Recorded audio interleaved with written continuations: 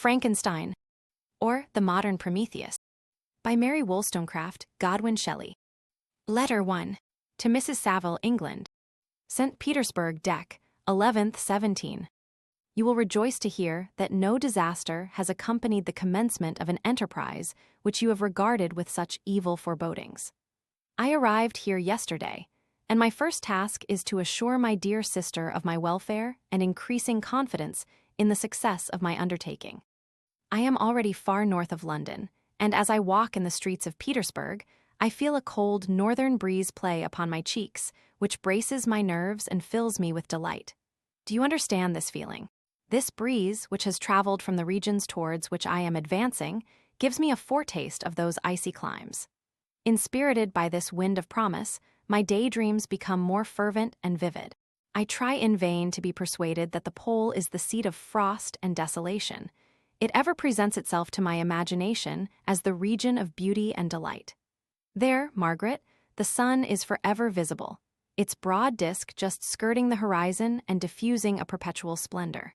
There, for with your leave, my sister, I will put some trust in preceding navigators.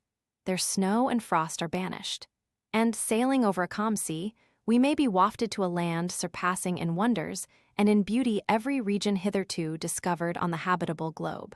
Its productions and features may be without example, as the phenomena of the heavenly bodies undoubtedly are in those undiscovered solitudes. What may not be expected in a country of eternal light?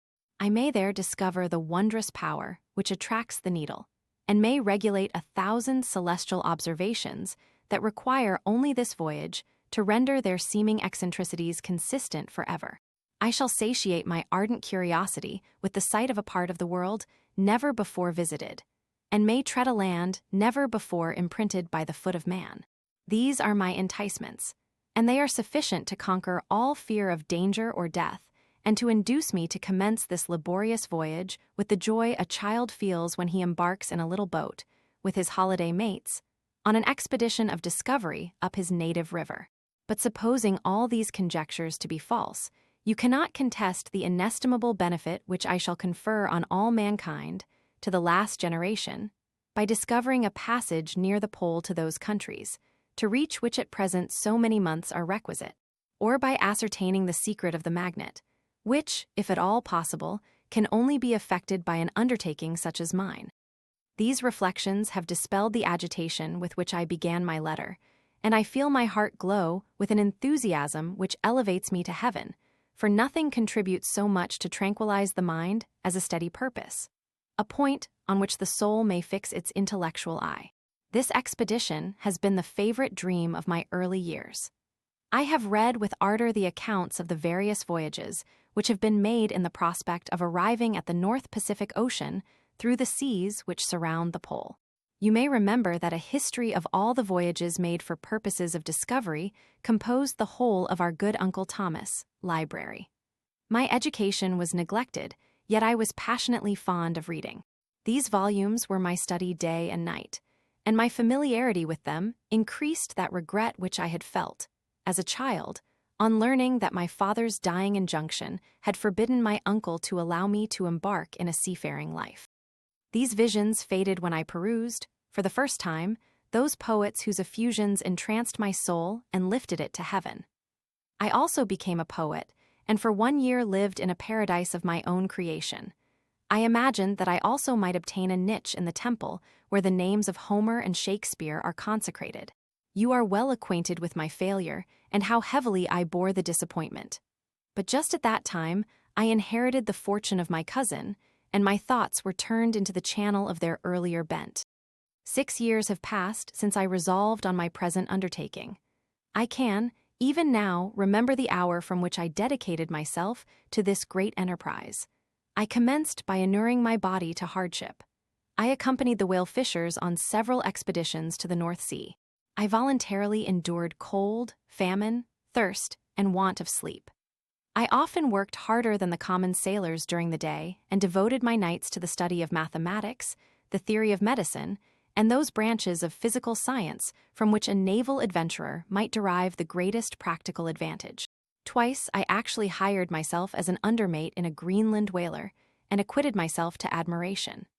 I must own, I felt a little proud when my captain offered me the second dignity in the vessel and entreated me to remain with the greatest earnestness. So valuable did he consider my services. And now, dear Margaret, do I not deserve to accomplish some great purpose? My life might have been passed in ease and luxury, but I preferred glory to every enticement that wealth placed in my path. Oh, that some encouraging voice would answer in the affirmative. My courage and my resolution is firm, but my hopes fluctuate, and my spirits are often depressed. I am about to proceed on a long and difficult voyage, the emergencies of which will demand all my fortitude. I am required not only to raise the spirits of others, but sometimes to sustain my own, when theirs are failing. This is the most favorable period for traveling in Russia. They fly quickly over the snow in their sledges, the motion is pleasant, and, in my opinion, far more agreeable than that of an English stagecoach. The cold is not excessive, if you are wrapped in furs, a dress which I have already adopted, for there is a great difference between walking the deck and remaining seated motionless for hours, when no exercise prevents the blood from actually freezing in your veins. I have no ambition to lose my life on the post road between St. Petersburg and Archangel. I shall depart for the latter town in a fortnight or 3 weeks, and my intention is to hire a ship there, which can easily be done by paying the insurance for the owner, and to engage as many sailors as I think necessary among those who are accustomed to the whale fishing. I do not intend to sail until the month of June, and when shall I return? Ah, dear sister, how can I answer this question? If I succeed, many, many months, perhaps years, will pass before you and I may meet. If I fail, you will see me again soon or never. Farewell, my dear, excellent Margaret. Heaven shower down blessings on you, and save me, that I may again and again testify my gratitude for all your love and kindness. Your affectionate brother, R. Walton. Letter 2. To Mrs. Saville, England. Archangel, 28th March 17. How slowly the time passes here, encompassed as I am by frost and snow. Yet a second step is taken towards my enterprise. I have hired a vessel, and am occupied in collecting my sailors. Those whom I have already engaged appear to be men on whom I can depend and are certainly possessed of dauntless courage. But I have one want which I have never yet been able to satisfy, and the absence of the object of which I now feel as a most severe evil. I have no friend, Margaret. When I am glowing with the enthusiasm of success, there will be none to participate my joy. If I am assailed by disappointment, no one will endeavor to sustain me in dejection. I shall commit my thoughts to paper, it is true, but that is a poor medium for the communication of feeling. I desire the company of a man who could sympathize with me, whose eyes would reply to mine. You may deem me romantic, my dear sister, but I bitterly feel the want of a friend. I have no one near me, gentle yet courageous, possessed of a cultivated as well as of a capacious mind, whose tastes are like my own, to approve or amend my plans. How would such a friend repair the faults of your poor brother? I am too ardent in execution and too impatient of difficulties. But it is a still greater evil to me that I am self-educated. For the first 14 years of my life, I ran wild on a common and read nothing but our Uncle Thomas, books of voyages. At that age, I became acquainted with the celebrated poets of our own country. But it was only when it had ceased to be in my power to derive its most important benefits from such a conviction that I perceived the necessity of becoming acquainted with more languages than that of my native country. Now I am 28, and am in reality more illiterate than many schoolboys of 15. It is true that I have thought more and that my daydreams are more extended and magnificent, but they want, as the painters call it, keeping. And I greatly need a friend who would have sense enough not to despise me as romantic, and affection enough for me to endeavor to regulate my mind. Well, these are useless complaints. I shall certainly find no friend on the wide ocean, nor even here in Archangel, among merchants and seamen. Yet some feelings, unallied to the dross of human nature, beat even in these rugged bosoms. My lieutenant, for instance, is a man of wonderful courage and enterprise. He is madly desirous of glory, or rather, to word my phrase more characteristically, of advancement in his profession. He is an Englishman, and in the midst of national and professional prejudices, unsoftened by cultivation, retains some of the noblest endowments of humanity. I first became acquainted with him on board a whale vessel. Finding that he was unemployed in the city, I easily engaged him to assist in my enterprise. The master is a person of an excellent disposition and is remarkable in the ship for his gentleness and the mildness of his discipline. This circumstance, added to his well-known integrity and dauntless courage, made me very desirous to engage him. A youth passed in solitude, my best years spent under your gentle and feminine fosterage, has so refined the groundwork of my character that I cannot overcome an intense distaste to the usual brutality exercised on board ship. I have never believed it to be necessary, and when I heard of a mariner equally noted for his kindliness of heart and the respect and obedience paid to him by his crew, I felt myself peculiarly fortunate in being able to secure his services. I heard of him first in rather a romantic manner, from a lady who owes to him the happiness of her life. This, briefly, is his story. Some years ago, he loved a young Russian lady of moderate fortune, and having amassed a considerable sum in prize money, the father of the girl consented to the match. He saw his mistress once before the destined ceremony, but she was bathed in tears and, throwing herself at his feet, entreated him to spare her, confessing at the same time that she loved another, but that he was poor, and that her father would never consent to the union. My generous friend reassured the suppliant, and on being informed of the name of her lover, instantly abandoned his pursuit. He had already bought a farm with his money, on which he had designed to pass the remainder of his life. But he bestowed the whole on his rival, together with the remains of his prize money to purchase stock, and then himself solicited the young woman's father to consent to her marriage with her lover.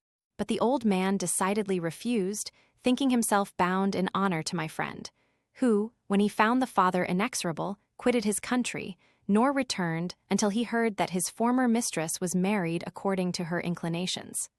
What a noble fellow, you will exclaim. He is so, but then he is wholly uneducated. He is as silent as a Turk, and a kind of ignorant carelessness attends him, which, while it renders his conduct the more astonishing, detracts from the interest and sympathy which otherwise he would command. Yet do not suppose, because I complain a little, or because I can conceive a consolation for my toils which I may never know, that I am wavering in my resolutions. Those are as fixed as fate, and my voyage is only now delayed until the weather shall permit my embarkation. The winter has been dreadfully severe, but the spring promises well, and it is considered as a remarkably early season, so that perhaps I may sail sooner than I expected. I shall do nothing rashly. You know me sufficiently to confide in my prudence and considerateness whenever the safety of others is committed to my care. I cannot describe to you my sensations on the near prospect of my undertaking. It is impossible to communicate to you a conception of the trembling sensation, half pleasurable and half fearful, with which I am preparing to depart. I am going to unexplored regions, to the land of mist and snow, but I shall kill no albatross. Therefore do not be alarmed for my safety, or if I should come back to you as worn and woeful as the ancient mariner. You will smile at my illusion, but I will disclose a secret. I have often attributed my attachment to, my passionate enthusiasm for, the dangerous mysteries of ocean to that production of the most imaginative of modern poets. There is something at work in my soul which I do not understand. I am practically industrious, painstaking, a workman to execute with perseverance and labor. But besides this, there is a love for the marvelous, a belief in the marvelous, intertwined in all my projects, which hurries me out of the common pathways of men, even to the wild sea and unvisited regions I am about to explore. But to return to dearer considerations. Shall I meet you again, after having traversed immense seas and returned by the most southern cape of Africa or America? I dare not expect such success, yet I cannot bear to look on the reverse of the picture. Continue for the present to write to me by every opportunity. I may receive your letters on some occasions when I need them most to support my spirits. I love you very tenderly. Remember me with affection, should you never hear from me again. Your affectionate brother, Robert Walton. Letter 3. To Mrs. Saville, England. July 7th, 17. My dear sister, I write a few lines in haste to say that I am safe and well advanced on my voyage. This letter will reach England by a merchantman now on its homeward voyage from Archangel, more fortunate than I, who may not see my native land, perhaps, for many years. I am, however, in good spirits.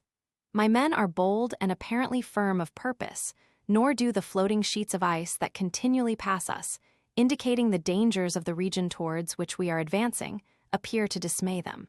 We have already reached a very high latitude, but it is the height of summer, and although not so warm as in England, the southern gales, which blow us speedily towards those shores which I so ardently desire to attain, breathe a degree of renovating warmth which I had not expected. No incidents have hitherto befallen us that would make a figure in a letter. 1 or 2 stiff gales and the springing of a leak are accidents which experienced navigators scarcely remember to record, and I shall be well content if nothing worse happened to us during our voyage. Adieu, my dear Margaret. Be assured that for my own sake, as well as yours, I will not rashly encounter danger. I will be cool, persevering, and prudent. But success shall crown my endeavors. Wherefore not? Thus far I have gone, tracing a secure way over the pathless seas, the very stars themselves being witnesses and testimonies of my triumph. Why not still proceed over the untamed yet obedient element? What can stop the determined heart and resolved will of man? My swelling heart involuntarily pours itself out thus, but I must finish. Heaven bless my beloved sister. R.W. Letter 4. To Mrs. Saville, England. August 5th, 17. So strange an accident has happened to us that I cannot forbear recording it, although it is very probable that you will see me before these papers can come into your possession.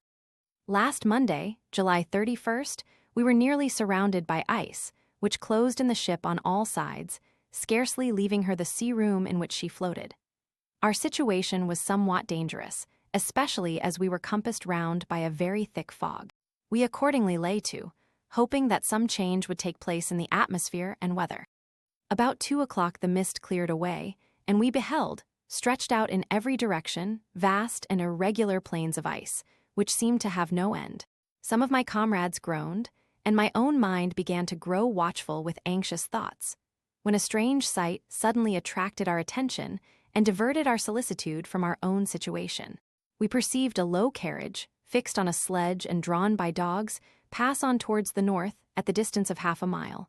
A being which had the shape of a man, but apparently of gigantic stature, sat in the sledge and guided the dogs. We watched the rapid progress of the traveler with our telescopes, until he was lost among the distant inequalities of the ice. This appearance excited our unqualified wonder. We were, as we believed, many hundred miles from any land, but this apparition seemed to denote that it was not, in reality, so distant as we had supposed. Shut in, however, by ice, it was impossible to follow his track, which we had observed with the greatest attention. About 2 hours after this occurrence we heard the ground sea, and before night the ice broke and freed our ship. We, however, lay to until the morning, fearing to encounter in the dark those large loose masses which float about after the breaking up of the ice. I profited of this time to rest for a few hours. In the morning, however, as soon as it was light, I went upon deck and found all the sailors busy on one side of the vessel, apparently talking to someone in the sea. It was, in fact, a sledge like that we had seen before, which had drifted towards us in the night on a large fragment of ice. Only one dog remained alive, but there was a human being within it whom the sailors were persuading to enter the vessel. He was not, as the other travelers seemed to be, a savage inhabitant of some undiscovered island, but a European. When I appeared on deck, the master said, "Here is our captain, and he will not allow you to perish on the open sea." On perceiving me, the stranger addressed me in English, although with a foreign accent. "Before I come on board your vessel," said he, "will you have the kindness to inform me whither you are bound?" You may conceive my astonishment on hearing such a question addressed to me from a man on the brink of destruction, and to whom I should have supposed that my vessel would have been a resource which he would not have exchanged for the most precious wealth the earth can afford. I replied, however, that we were on a voyage of discovery towards the northern pole. Upon hearing this, he appeared satisfied and consented to come on board. Good God! Margaret, if you had seen the man who thus capitulated for his safety, your surprise would have been boundless. His limbs were nearly frozen, and his body dreadfully emaciated by fatigue and suffering. I never saw a man in so wretched a condition. We attempted to carry him into the cabin, but as soon as he had quitted the fresh air, he fainted. We accordingly brought him back to the deck and restored him to animation by rubbing him with brandy and forcing him to swallow a small quantity. As soon as he showed signs of life, we wrapped him up in blankets and placed him near the chimney of the kitchen stove. By slow degrees, he recovered and ate a little soup, which restored him wonderfully. 2 days passed in this manner before he was able to speak, and I often feared that his sufferings had deprived him of understanding. When he had in some measure recovered, I removed him to my own cabin and attended on him as much as my duty would permit. I never saw a more interesting creature. His eyes have generally an expression of wildness, and even madness, but there are moments when, if anyone performs an act of kindness towards him or does him any the most trifling service, his whole countenance is lighted up, as it were, with a beam of benevolence and sweetness that I never saw equaled. But he is generally melancholy and despairing, and sometimes he gnashes his teeth, as if impatient of the weight of woes that oppresses him. When my guest was a little recovered, I had great trouble to keep off the men, who wished to ask him 1,000 questions. But I would not allow him to be tormented by their idle curiosity, in a state of body and mind whose restoration evidently depended upon entire repose. Once, however, the lieutenant asked why he had come so far upon the ice in so strange a vehicle. His countenance instantly assumed an aspect of the deepest gloom, and he replied, "To seek one who fled from me." "And did the man whom you pursued travel in the same fashion?" "Yes." "Then I fancy we have seen him, for the day before we picked you up we saw some dogs drawing a sledge, with a man in it, across the ice." This aroused the stranger's attention, and he asked a multitude of questions concerning the route which the demon, as he called him, had pursued. Soon after, when he was alone with me, he said, "I have, doubtless, excited your curiosity as well as that of these good people, but you are too considerate to make inquiries." "Certainly, it would indeed be very impertinent and inhuman in me to trouble you with any inquisitiveness of mine. And yet you rescued me from a strange and perilous situation. You have benevolently restored me to life." Soon after this, he inquired if I thought that the breaking up of the ice had destroyed the other sledge. I replied that I could not answer with any degree of certainty, for the ice had not broken until near midnight, and the traveler might have arrived at a place of safety before that time, but of this I could not judge. From this time, a new spirit of life animated the decaying frame of the stranger. He manifested the greatest eagerness to be upon deck to watch for the sledge which had before appeared, but I have persuaded him to remain in the cabin, for he is far too weak to sustain the rawness of the atmosphere. I have promised that someone should watch for him and give him instant notice if any new object should appear in sight. Such is my journal of what relates to this strange occurrence up to the present day. The stranger has gradually improved in health, but is very silent and appears uneasy when anyone except myself enters his cabin. Yet his manners are so conciliating and gentle that the sailors are all interested in him, although they have had very little communication with him. For my own part, I begin to love him as a brother, and his constant and deep grief fills me with sympathy and compassion. He must have been a noble creature in his better days, being even now in wreck so attractive and amiable. I said in one of my letters, my dear Margaret, that I should find no friend on the wide ocean. Yet I have found a man who, before his spirit had been broken by misery, I should have been happy to have possessed as the brother of my heart. I shall continue my journal concerning the stranger at intervals, should I have any fresh incidents to record. August 13th, 17. My affection for my guest increases every day. He excites at once my admiration and my pity to an astonishing degree. How can I see so noble a creature destroyed by misery without feeling the most poignant grief? He is so gentle, yet so wise. His mind is so cultivated, and when he speaks, although his words are culled with the choicest art, yet they flow with rapidity and unparalleled eloquence. He is now much recovered from his illness and is continually on the deck, apparently watching for the sledge that preceded his own. Yet, although unhappy, he is not so utterly occupied by his own misery, but that he interests himself deeply in the projects of others. He has frequently conversed with me on mine, which I have communicated to him without disguise. He entered attentively into all my arguments in favor of my eventual success, and into every minute detail of the measures I had taken to secure it. I was easily led by the sympathy which he evinced to use the language of my heart, to give utterance to the burning ardor of my soul, and to say, with all the fervor that warmed me, how gladly I would sacrifice my fortune, my existence, my every hope, to the furtherance of my enterprise. One man's life or death were but a small price to pay for the acquirement of the knowledge which I sought, for the dominion I should acquire and transmit over the elemental foes of our race. As I spoke, a dark gloom spread over my listener's countenance. At first I perceived that he tried to suppress his emotion. He placed his hands before his eyes, and my voice quivered and failed me as I beheld tears trickle fast from between his fingers. A groan burst from his heaving breast. I paused. At length he spoke in broken accents. "Unhappy man, do you share my madness? Have you drunk also of the intoxicating draught? Hear me, let me reveal my tale, and you will dash the cup from your lips." Such words, you may imagine, strongly excited my curiosity. But the paroxysm of grief that had seized the stranger overcame his weakened powers, and many hours of repose and tranquil conversation were necessary to restore his composure. Having conquered the violence of his feelings, he appeared to despise himself for being the slave of passion, and quelling the dark tyranny of despair, he led me again to converse concerning myself personally.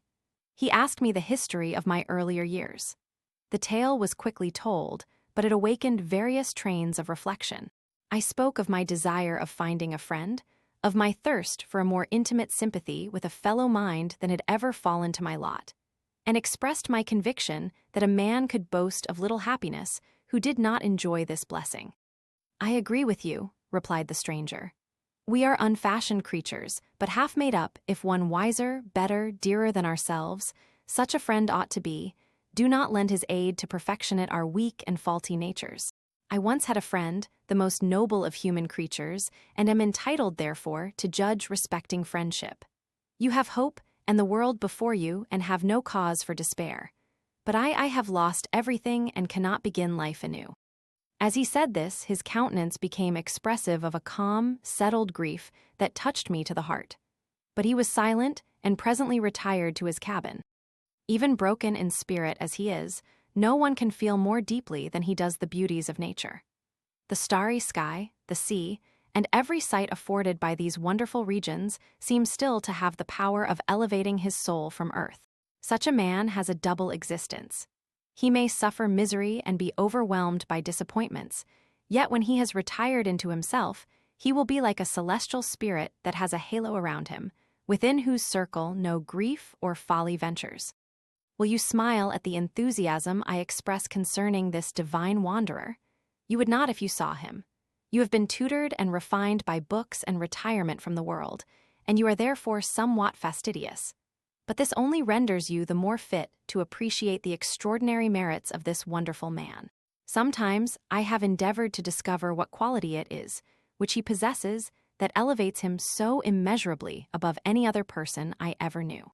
I believe it to be an intuitive discernment, a quick but never-failing power of judgment, a penetration into the causes of things, unequaled for clearness and precision.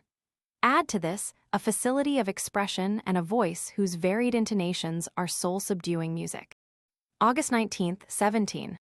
Yesterday the stranger said to me, "You may easily perceive, Captain Walton, that I have suffered great and unparalleled misfortunes. I had determined at one time that the memory of these evils should die with me, but you have won me to alter my determination. You seek for knowledge and wisdom, as I once did, and I ardently hope that the gratification of your wishes may not be a serpent to sting you, as mine has been. I do not know that the relation of my disasters will be useful to you.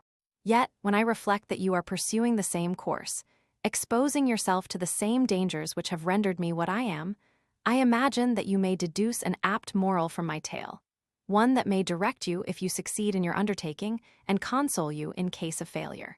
Prepare to hear of occurrences which are usually deemed marvelous. Were we among the tamer scenes of nature, I might fear to encounter your unbelief, perhaps your ridicule. But many things will appear possible in these wild and mysterious regions, which would provoke the laughter of those unacquainted with the ever-varied powers of nature. Nor can I doubt but that my tale, conveys in its series internal evidence of the truth of the events of which it is composed. You may easily imagine that I was much gratified by the offered communication, yet I could not endure that he should renew his grief by a recital of his misfortunes. I felt the greatest eagerness to hear the promised narrative, partly from curiosity and partly from a strong desire to ameliorate his fate if it were in my power. I expressed these feelings in my answer. "I thank you," he replied, "for your sympathy, but it is useless. My fate is nearly fulfilled. I wait but for one event, and then I shall repose in peace." "I understand your feeling," continued he, perceiving that I wished to interrupt him. "But you are mistaken, my friend, if thus you will allow me to name you.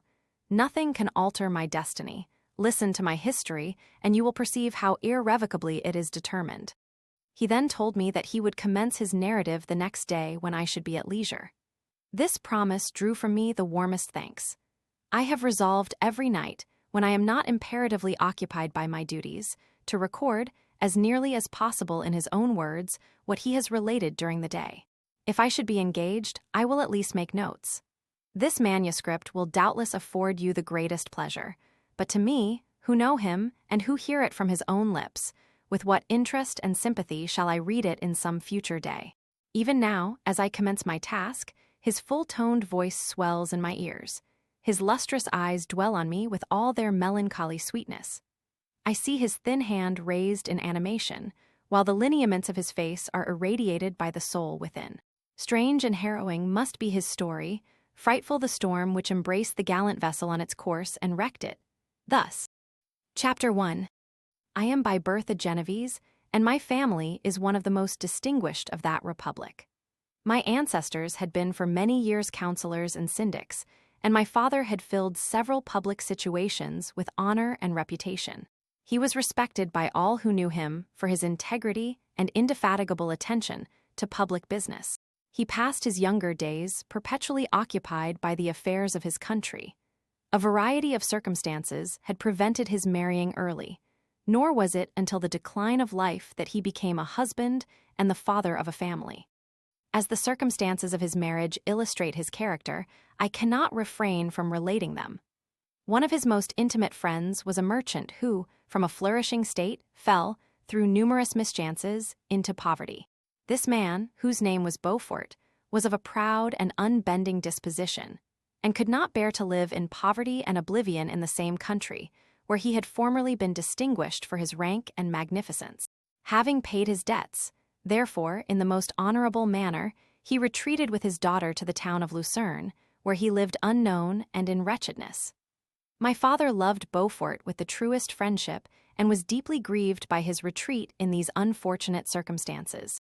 He bitterly deplored the false pride, which led his friend to a conduct so little worthy of the affection that united them. He lost no time in endeavoring to seek him out, with the hope of persuading him to begin the world again through his credit and assistance. Beaufort had taken effectual measures to conceal himself, and it was 10 months before my father discovered his abode. Overjoyed at this discovery, he hastened to the house, which was situated in a mean street near the Rus. But when he entered, misery and despair alone welcomed him. Beaufort had saved but a very small sum of money from the wreck of his fortunes, but it was sufficient to provide him with sustenance for some months, and in the meantime he hoped to procure some respectable employment in a merchant's house. The interval was, consequently, spent in inaction. His grief only became more deep and rankling when he had leisure for reflection, and at length it took so fast hold of his mind that at the end of 3 months he lay on a bed of sickness, incapable of any exertion. His daughter attended him with the greatest tenderness, but she saw with despair that their little fund was rapidly decreasing and that there was no other prospect of support. But Caroline Beaufort possessed a mind of an uncommon mold, and her courage rose to support her in her adversity. She procured plain work. She plaited straw and by various means contrived to earn a pittance scarcely sufficient to support life. Several months passed in this manner. Her father grew worse. Her time was more entirely occupied in attending him, her means of subsistence decreased, and in the 10th month her father died in her arms, leaving her an orphan and a beggar. This last blow overcame her, and she knelt by Beaufort's coffin weeping bitterly when my father entered the chamber. He came like a protecting spirit to the poor girl, who committed herself to his care. And after the interment of his friend, he conducted her to Geneva and placed her under the protection of a relation. 2 years after this event, Caroline became his wife. There was a considerable difference between the ages of my parents, but this circumstance seemed to unite them only closer in bonds of devoted affection. There was a sense of justice in my father's upright mind, which rendered it necessary that he should approve highly to love strongly.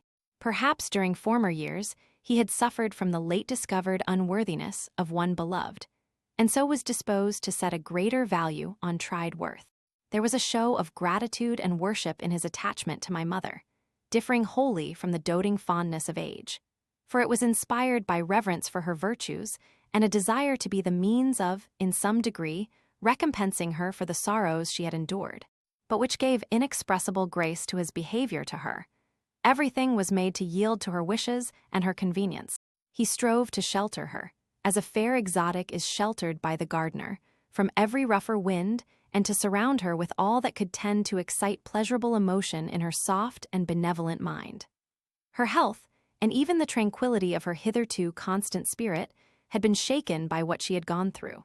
During the 2 years that had elapsed previous to their marriage, my father had gradually relinquished all his public functions, and immediately after their union they sought the pleasant climate of Italy, and the change of scene and interest attendant on a tour through that land of wonders, as a restorative for her weakened frame. From Italy they visited Germany and France. I, their eldest child, was born at Naples, and as an infant accompanied them in their rambles. I remained for several years their only child. Much as they were attached to each other, they seemed to draw inexhaustible stores of affection from a very mine of love to bestow them upon me. My mother's tender caresses and my father's smile of benevolent pleasure while regarding me are my first recollections.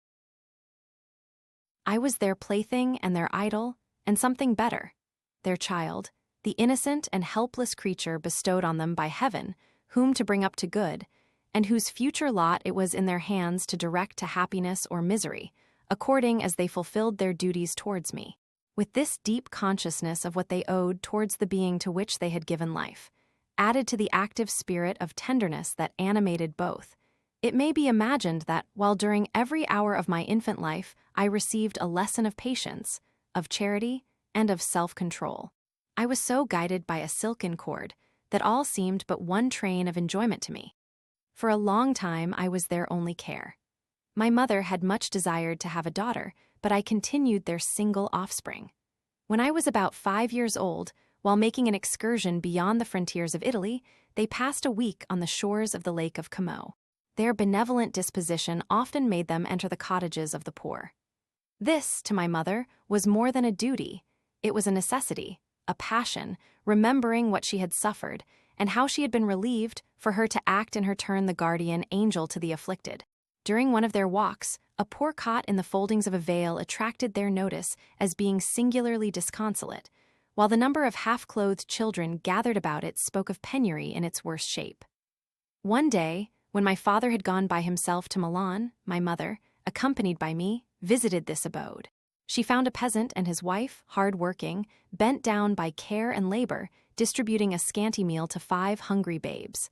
Among these there was one which attracted my mother far above all the rest. She appeared of a different stock. The 4 others were dark-eyed, hardy little vagrants. This child was thin and very fair. Her hair was the brightest living gold, and despite the poverty of her clothing, seemed to set a crown of distinction on her head. Her brow was clear and ample, her blue eyes cloudless, and her lips and the molding of her face so expressive of sensibility and sweetness that none could behold her without looking on her as of a distinct species, a being heaven-sent, and bearing a celestial stamp in all her features.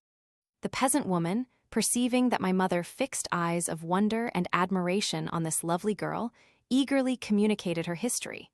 She was not her child, but the daughter of a Milanese nobleman. Her mother was a German and had died on giving her birth. The infant had been placed with these good people to nurse. They were better off then. They had not been long married, and their eldest child was but just born. The father of their charge was one of those Italians nursed in the memory of the antique glory of Italy, one among the Schiavi Agner Frementi, who exerted himself to obtain the liberty of his country. He became the victim of its weakness. Whether he had died or still lingered in the dungeons of Austria was not known. His property was confiscated. His child became an orphan and a beggar. She continued with her foster parents and bloomed in their rude abode, fairer than a garden rose among dark-leaved brambles.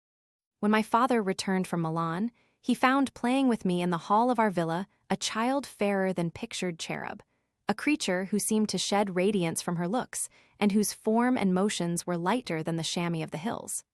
The apparition was soon explained. With his permission, my mother prevailed on her rustic guardians to yield their charge to her. They were fond of the sweet orphan. Her presence had seemed a blessing to them, but it would be unfair to her to keep her in poverty and want when Providence afforded her such powerful protection. They consulted their village priest, and the result was that Elizabeth Lavenza became the inmate of my parents' house, my more-than-sister, the beautiful and adored companion of all my occupations and my pleasures. Everyone loved Elizabeth. The passionate and almost reverential attachment with which all regarded her became, while I shared it, my pride and my delight. On the evening previous to her being brought to my home, my mother had said playfully, "I have a pretty present for my Victor. Tomorrow he shall have it." And when, on the morrow, she presented Elizabeth to me as her promised gift, I, with childish seriousness, interpreted her words literally and looked upon Elizabeth as mine to protect, love, and cherish. All praises bestowed on her I received as made to a possession of my own. We called each other familiarly by the name of cousin. No word, no expression could body forth the kind of relation in which she stood to me, my more-than-sister, since till death she was to be mine only.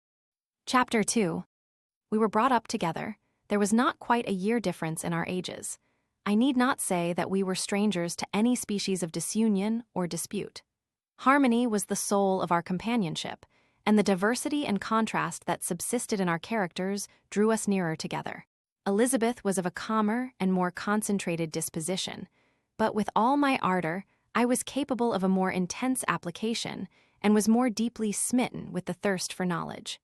She busied herself with following the aerial creations of the poets, and in the majestic and wondrous scenes which surrounded our Swiss home, the sublime shapes of the mountains, the changes of the seasons, tempest and calm, the silence of winter, and the life and turbulence of our alpine summers.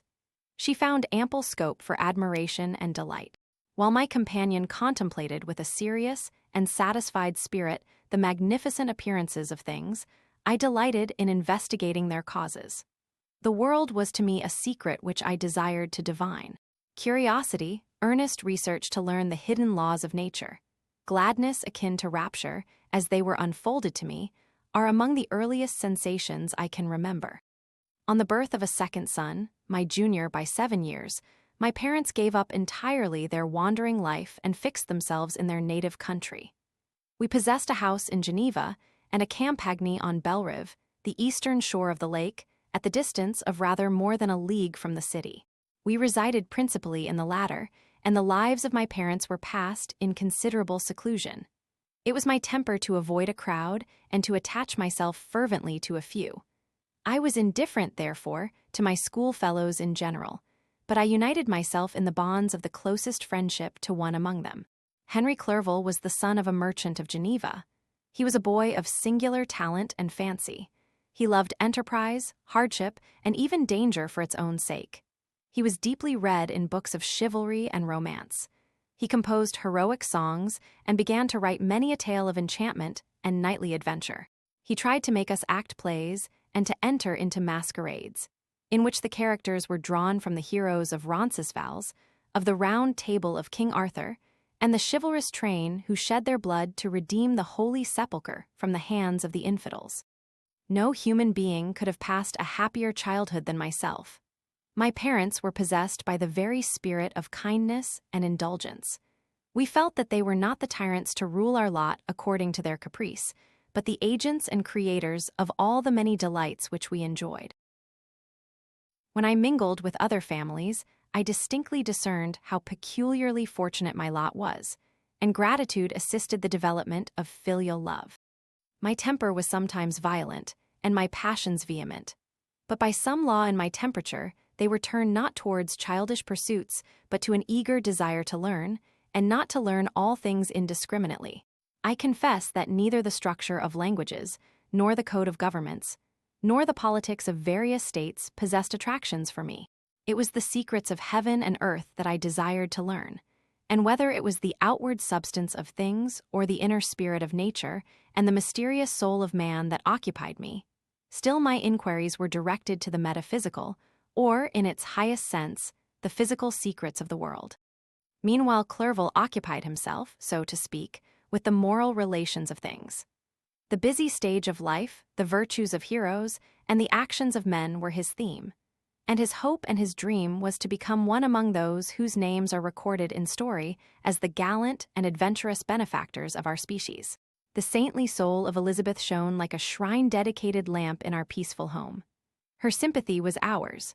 Her smile, her soft voice, the sweet glance of her celestial eyes were ever there to bless and animate us. She was the living spirit of love to soften and attract. I might have become sullen in my study, rough through the ardor of my nature, but that she was there to subdue me to a semblance of her own gentleness. And Clerval could aught ill entrench on the noble spirit of Clerval. Yet he might not have been so perfectly humane, so thoughtful in his generosity, so full of kindness and tenderness amidst his passion for adventurous exploit, had she not unfolded to him the real loveliness of beneficence and made the doing good the end and aim of his soaring ambition. I feel exquisite pleasure in dwelling on the recollections of childhood, before misfortune had tainted my mind and changed its bright visions of extensive usefulness into gloomy and narrow reflections upon self. Besides, in drawing the picture of my early days, I also record those events which led, by insensible steps, to my aftertale of misery. For when I would account to myself for the birth of that passion which afterwards ruled my destiny, I find it arise, like a mountain river, from ignoble and almost forgotten sources. But swelling as it proceeded, it became the torrent which, in its course, has swept away all my hopes and joys. Natural philosophy is the genius that has regulated my fate. I desire, therefore, in this narration, to state those facts which led to my predilection for that science. When I was 13 years of age, we all went on a party of pleasure to the baths near Thonon. The inclemency of the weather obliged us to remain a day confined to the inn.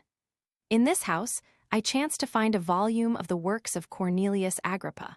I opened it with apathy. The theory which he attempts to demonstrate and the wonderful facts which he relates soon changed this feeling into enthusiasm. A new light seemed to dawn upon my mind, and bounding with joy, I communicated my discovery to my father. My father looked carelessly at the title page of my book and said, "Ah, Cornelius Agrippa, my dear Victor, do not waste your time upon this. It is sad trash." If, instead of this remark, my father had taken the pains to explain to me that the principles of Agrippa had been entirely exploded, and that a modern system of science had been introduced which possessed much greater powers than the ancient, because the powers of the latter were chimerical, while those of the former were real and practical. Under such circumstances, I should certainly have thrown Agrippa aside and have contented my imagination, warmed as it was, by returning with greater ardor to my former studies. It is even possible that the train of my ideas would never have received the fatal impulse that led to my ruin. But the cursory glance my father had taken of my volume by no means assured me that he was acquainted with its contents, and I continued to read with the greatest avidity. When I returned home, my first care was to procure the whole works of this author, and afterwards of Paracelsus and Albertus Magnus. I read and studied the wild fancies of these writers with delight. They appeared to me treasures known to few besides myself. I have described myself as always having been imbued with a fervent longing to penetrate the secrets of nature. In spite of the intense labor and wonderful discoveries of modern philosophers, I always came from my studies discontented and unsatisfied. Sir Isaac Newton is said to have avowed that he felt like a child picking up shells beside the great and unexplored ocean of truth. Those of his successors in each branch of natural philosophy with whom I was acquainted appeared even to my boy's apprehensions as tyros engaged in the same pursuit.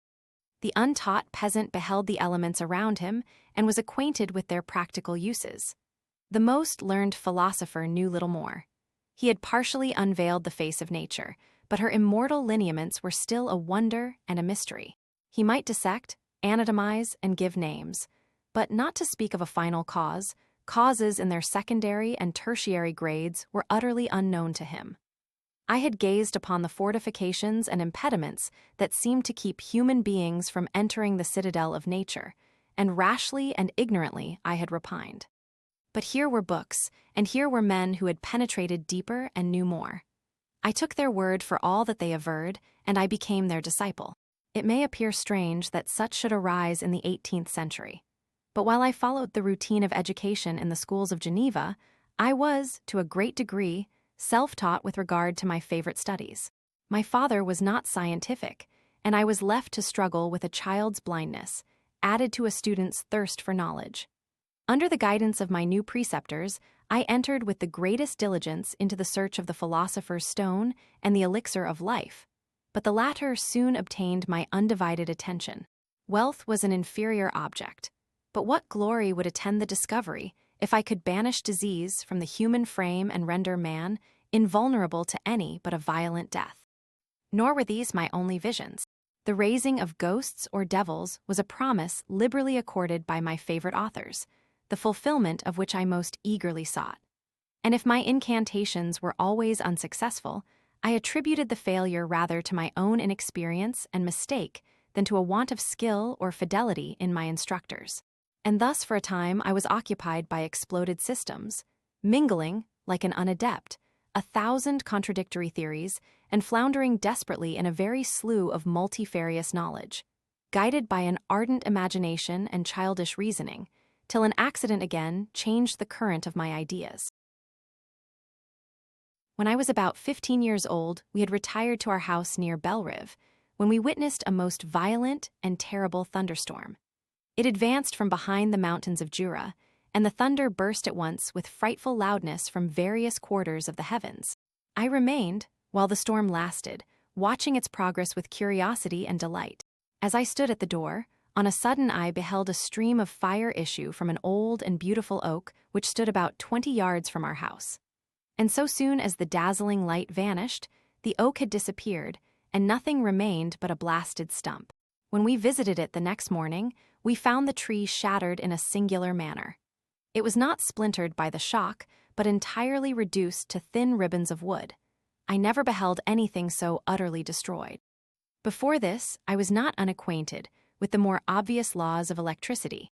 On this occasion, a man of great research in natural philosophy was with us, and excited by this catastrophe, he entered on the explanation of a theory which he had formed on the subject of electricity and galvanism, which was at once new and astonishing to me. All that he said threw greatly into the shade Cornelius Agrippa, Albertus Magnus, and Paracelsus, the lords of my imagination. But by some fatality, the overthrow of these men disinclined me to pursue my accustomed studies. It seemed to me as if nothing would or could ever be known. All that had so long engaged my attention suddenly grew despicable. By one of those caprices of the mind, which we are perhaps most subject to in early youth, I at once gave up my former occupations, set down natural history and all its progeny as a deformed and abortive creation, and entertained the greatest disdain for a would-be science which could never even step within the threshold of real knowledge. In this mood of mind, I betook myself to the mathematics and the branches of study appurtening to that science as being built upon secure foundations and so worthy of my consideration. Thus strangely are our souls constructed, and by such slight ligaments are we bound to prosperity or ruin.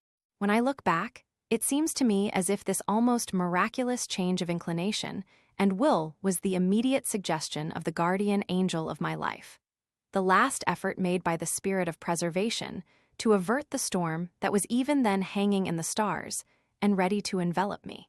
Her victory was announced by an unusual tranquility and gladness of soul, which followed the relinquishing of my ancient and latterly tormenting studies.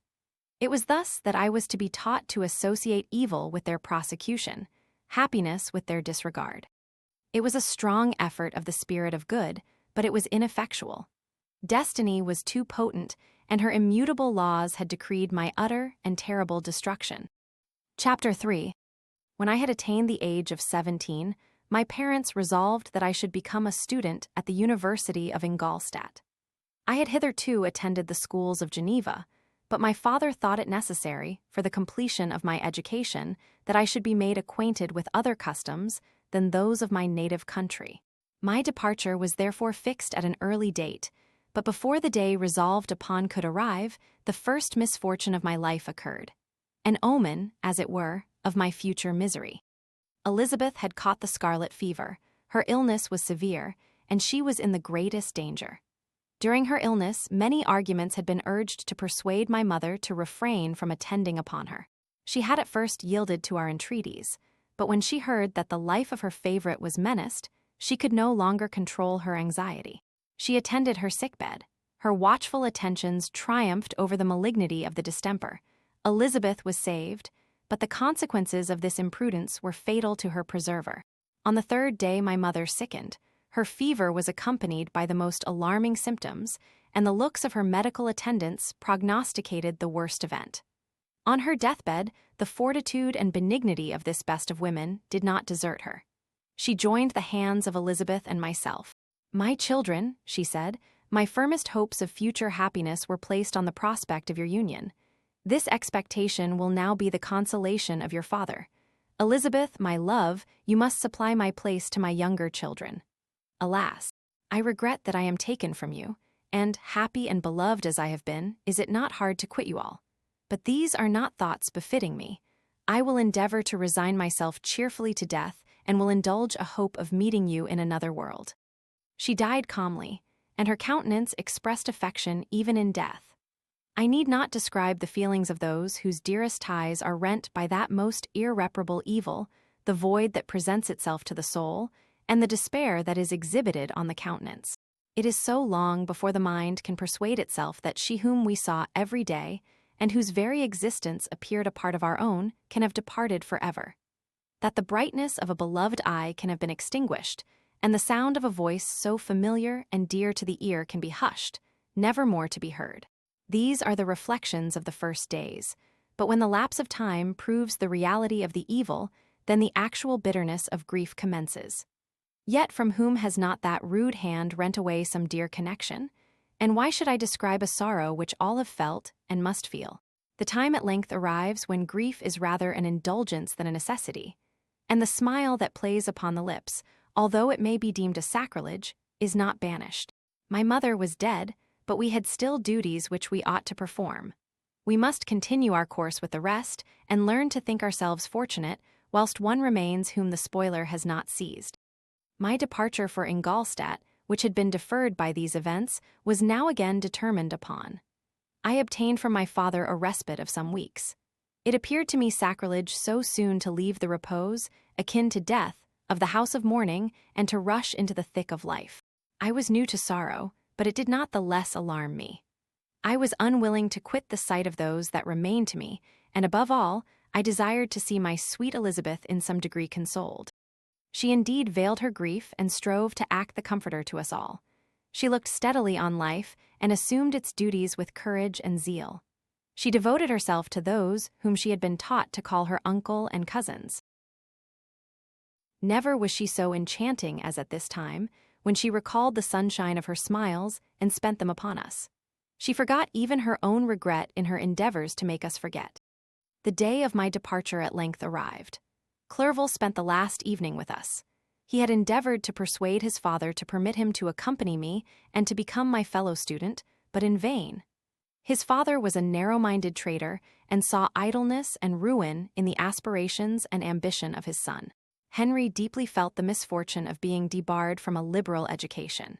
He said little, but when he spoke I read in his kindling eye, and in his animated glance, a restrained but firm resolve not to be chained to the miserable details of commerce.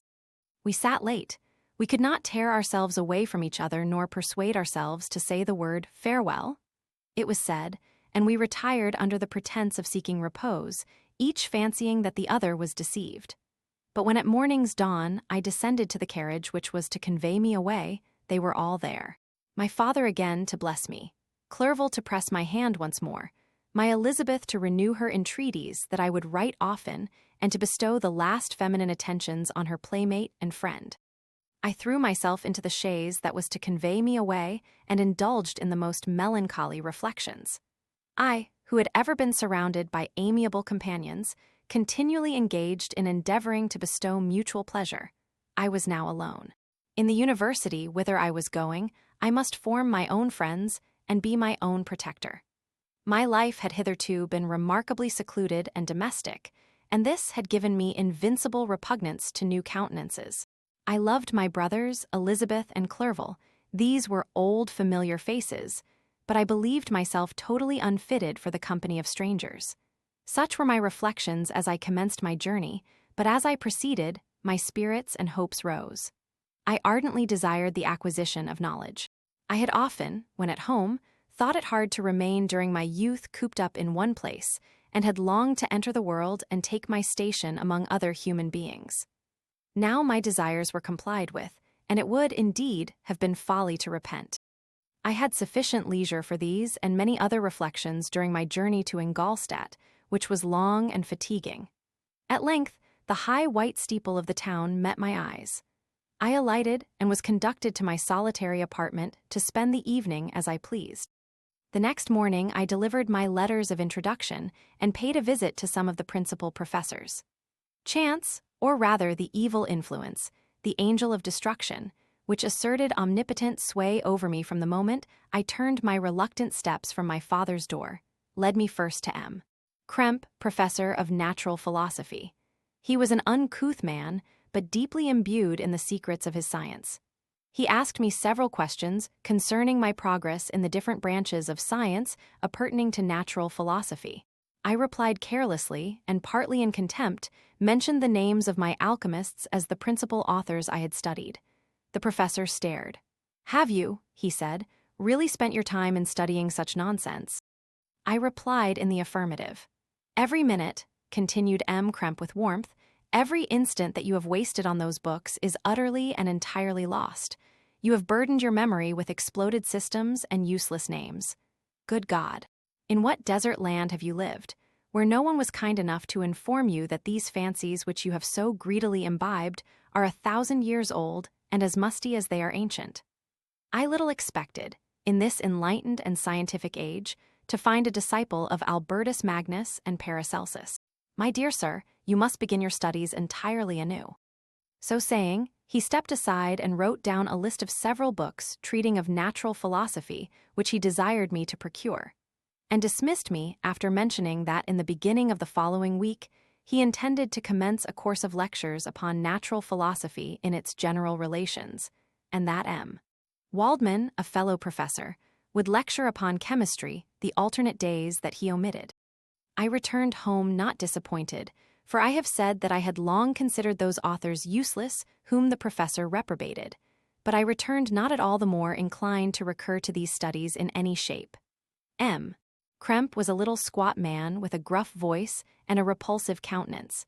The teacher, therefore, did not prepossess me in favor of his pursuits. In rather a too philosophical and connected a strain, perhaps, I have given an account of the conclusions I had come to concerning them in my early years.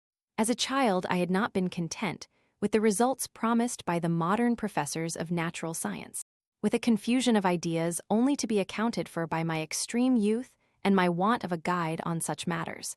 I had retrod the steps of knowledge along the paths of time, and exchanged the discoveries of recent inquirers for the dreams of forgotten alchemists. Besides, I had a contempt for the uses of modern natural philosophy. It was very different when the masters of the science sought immortality and power. Such views, although futile, were grand, but now the scene was changed. The ambition of the inquirer seemed to limit itself to the annihilation of those visions on which my interest in science was chiefly founded. I was required to exchange chimeras of boundless grandeur for realities of little worth. Such were my reflections during the first 2 or 3 days of my residence at Ingolstadt, which were chiefly spent in becoming acquainted with the localities and the principal residents in my new abode.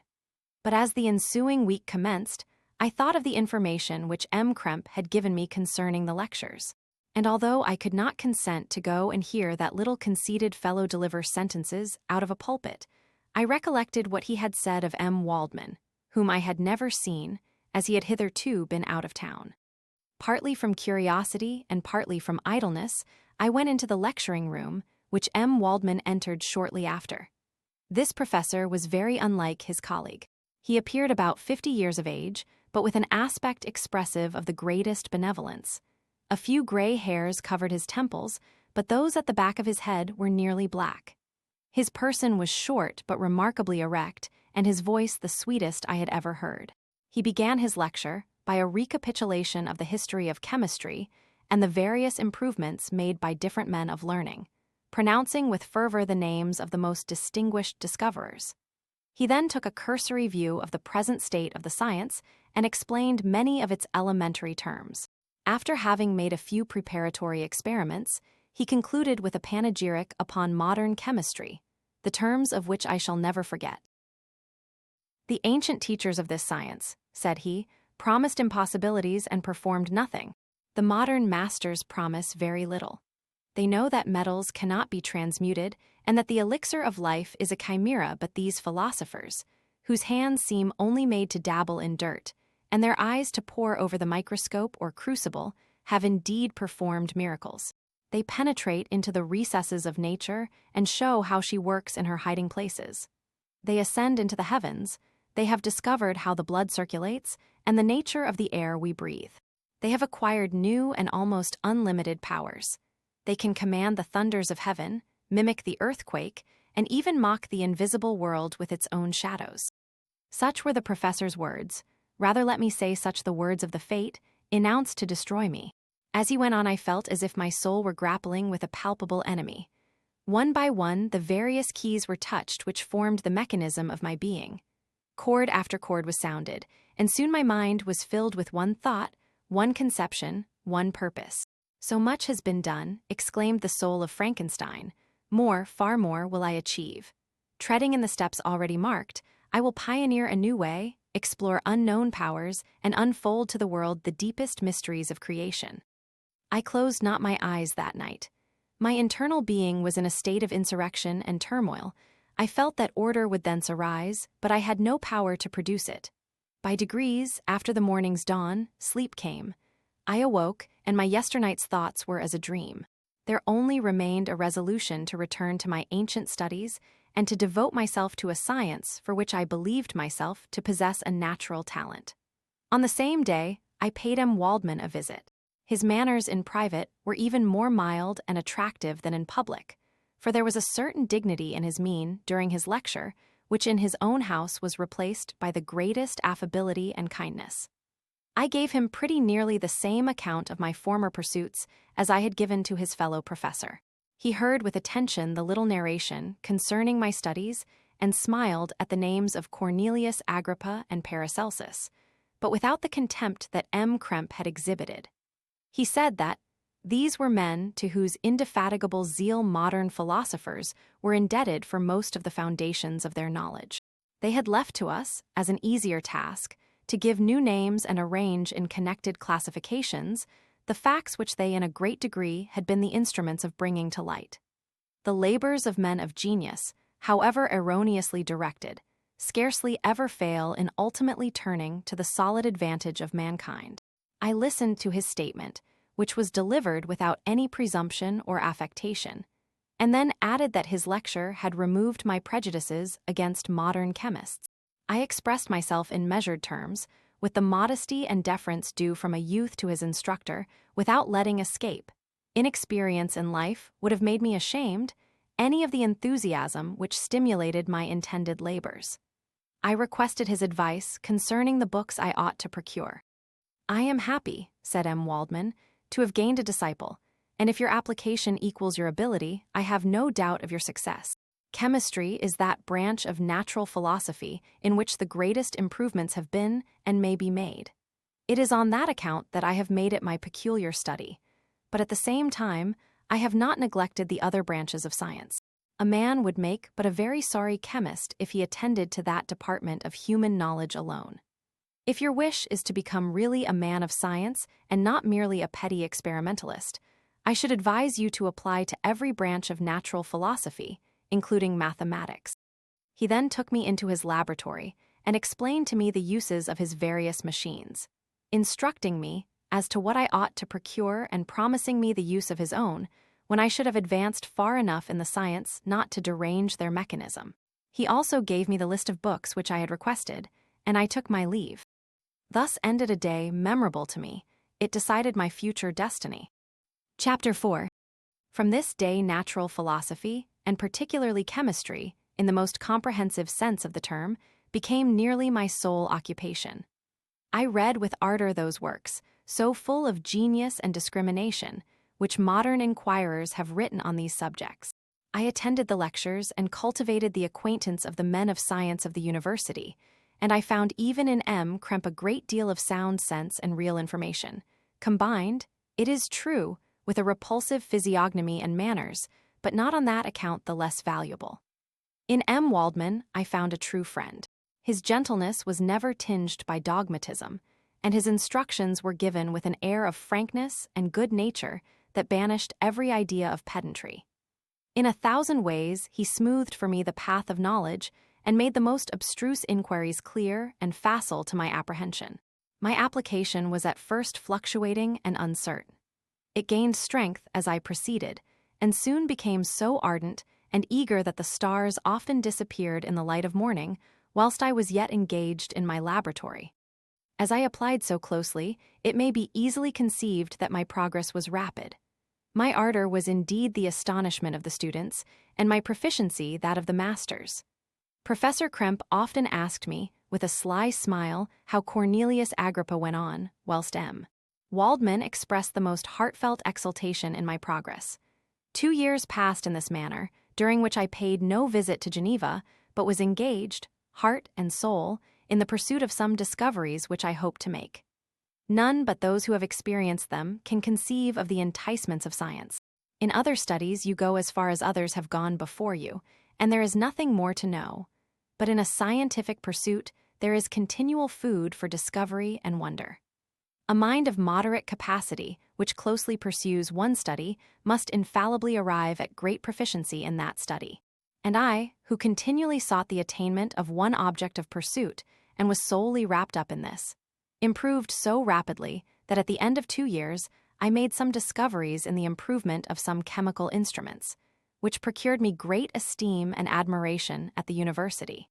When I had arrived at this point, and had become as well acquainted with the theory and practice of natural philosophy as depended on the lessons of any of the professors at Ingolstadt, my residence there being no longer conducive to my improvements, I thought of returning to my friends and my native town.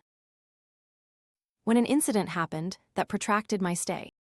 One of the phenomena which had peculiarly attracted my attention was the structure of the human frame, and, indeed, any animal endued with life. Whence, I often asked myself, did the principle of life proceed? It was a bold question, and one which has ever been considered as a mystery. Yet with how many things are we upon the brink of becoming acquainted, if cowardice or carelessness did not restrain our inquiries? I revolved these circumstances in my mind and determined thenceforth to apply myself more particularly to those branches of natural philosophy which relate to physiology. Unless I had been animated by an almost supernatural enthusiasm, my application to this study would have been irksome and almost intolerable. To examine the causes of life, we must first have recourse to death. I became acquainted with the science of anatomy, but this was not sufficient. I must also observe the natural decay and corruption of the human body. In my education, my father had taken the greatest precautions that my mind should be impressed with no supernatural horrors. I do not ever remember to have trembled at a tale of superstition, or to have feared the apparition of a spirit. Darkness had no effect upon my fancy, and a churchyard was to me merely the receptacle of bodies deprived of life, which, from being the seat of beauty and strength, had become food for the worm. Now I was led to examine the cause and progress of this decay, and forced to spend days and nights in vaults and charnel houses. My attention was fixed upon every object the most insupportable to the delicacy of the human feelings. I saw how the fine form of man was degraded and wasted. I beheld the corruption of death succeed to the blooming cheek of life. I saw how the worm inherited the wonders of the eye and brain. I paused, examining and analyzing all the minutiae of causation, as exemplified in the change from life to death, and death to life, until from the midst of this darkness, a sudden light broke in upon me.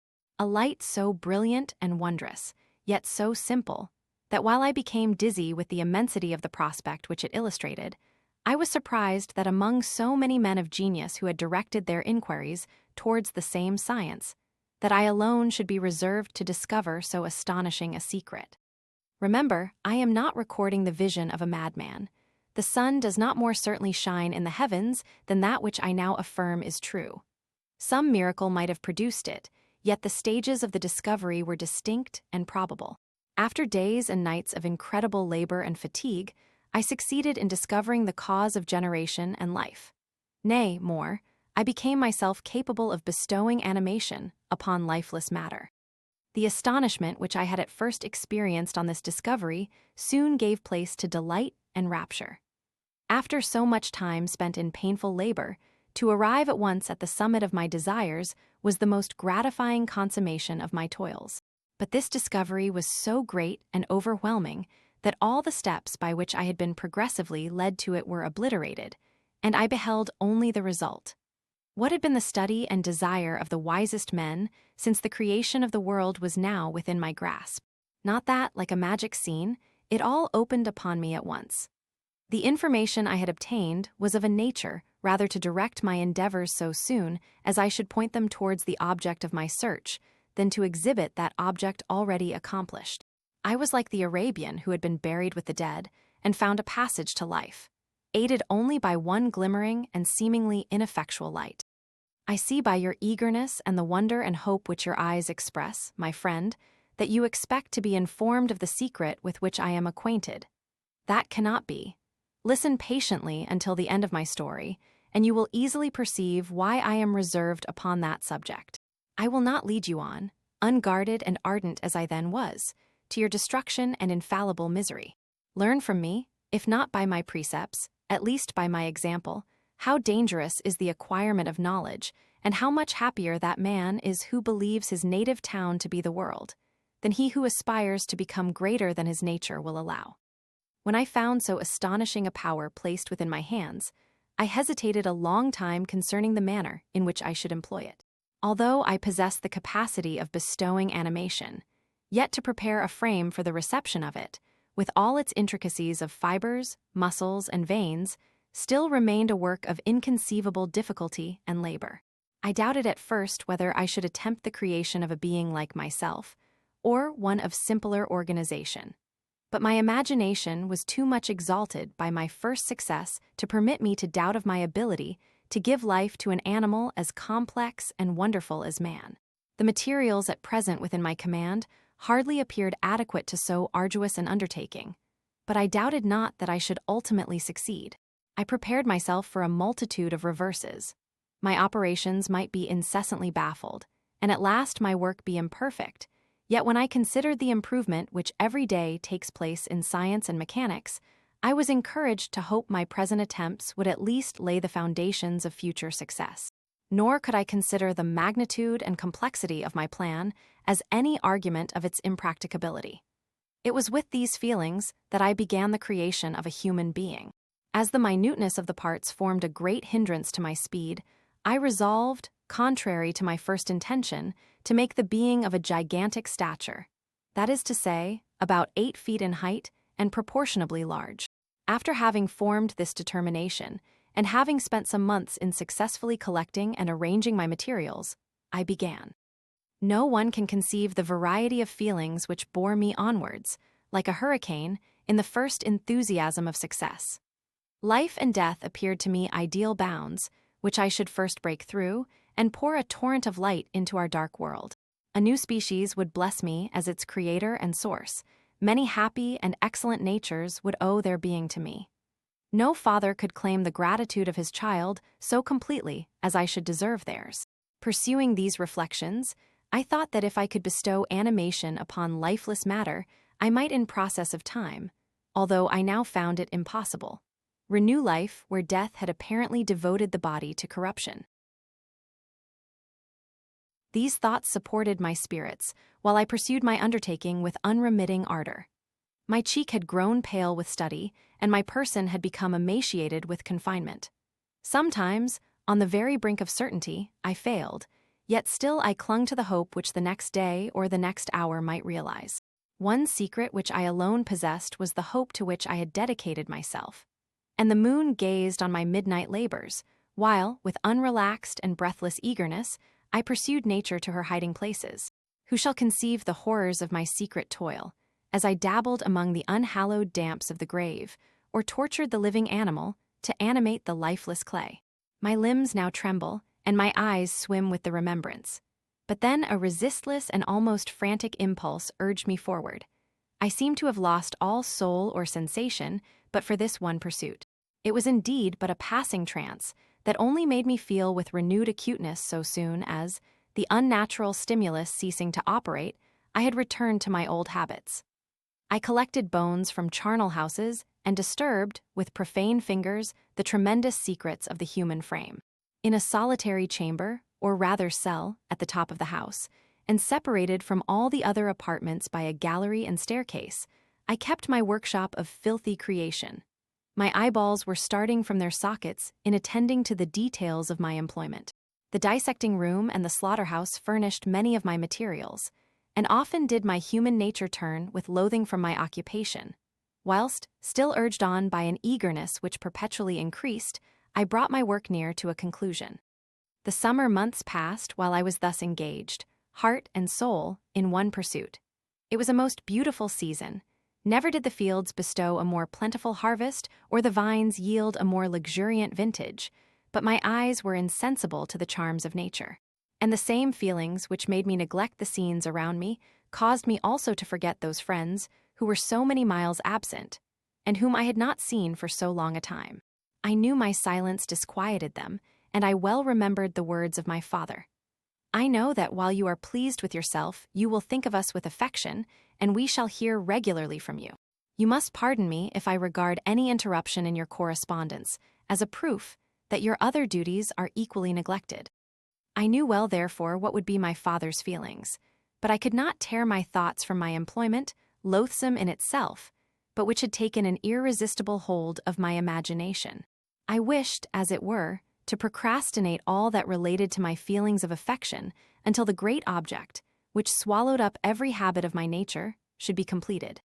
I then thought that my father would be unjust if he ascribed my neglect to vice or faultiness on my part, but I am now convinced that he was justified in conceiving that I should not be altogether free from blame. A human being in perfection ought always to preserve a calm and peaceful mind, and never to allow passion or a transitory desire to disturb his tranquility.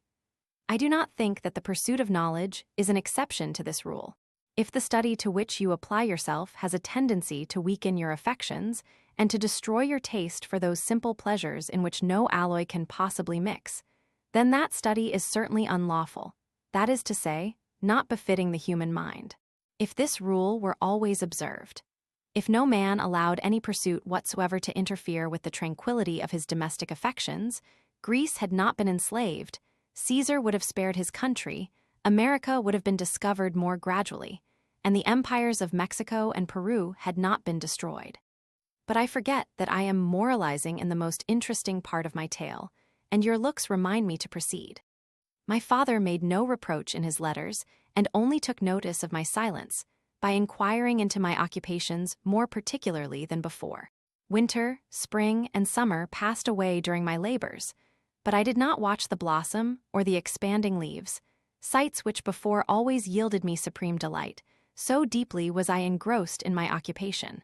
The leaves of that year had withered before my work drew near to a close, and now every day showed me more plainly how well I had succeeded.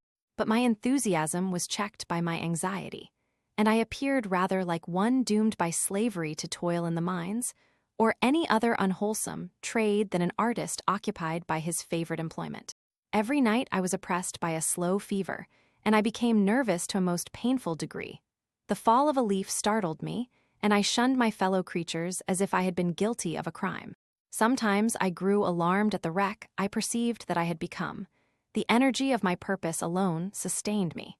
My labors would soon end, and I believed that exercise and amusement would then drive away incipient disease, and I promised myself both of these when my creation should be complete.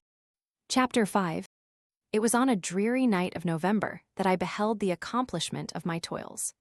With an anxiety that almost amounted to agony, I collected the instruments of life around me, that I might infuse a spark of being into the lifeless thing that lay at my feet. It was already 1 a.m. The rain pattered dismally against the panes, and my candle was nearly burnt out, when, by the glimmer of the half-extinguished light, I saw the dull yellow eye of the creature open. It breathed hard, and a convulsive motion agitated its limbs. How can I describe my emotions at this catastrophe, or how delineate the wretch whom, with such infinite pains and care, I had endeavored to form? His limbs were in proportion, and I had selected his features as beautiful. Beautiful? Great God! His yellow skin scarcely covered the work of muscles and arteries beneath.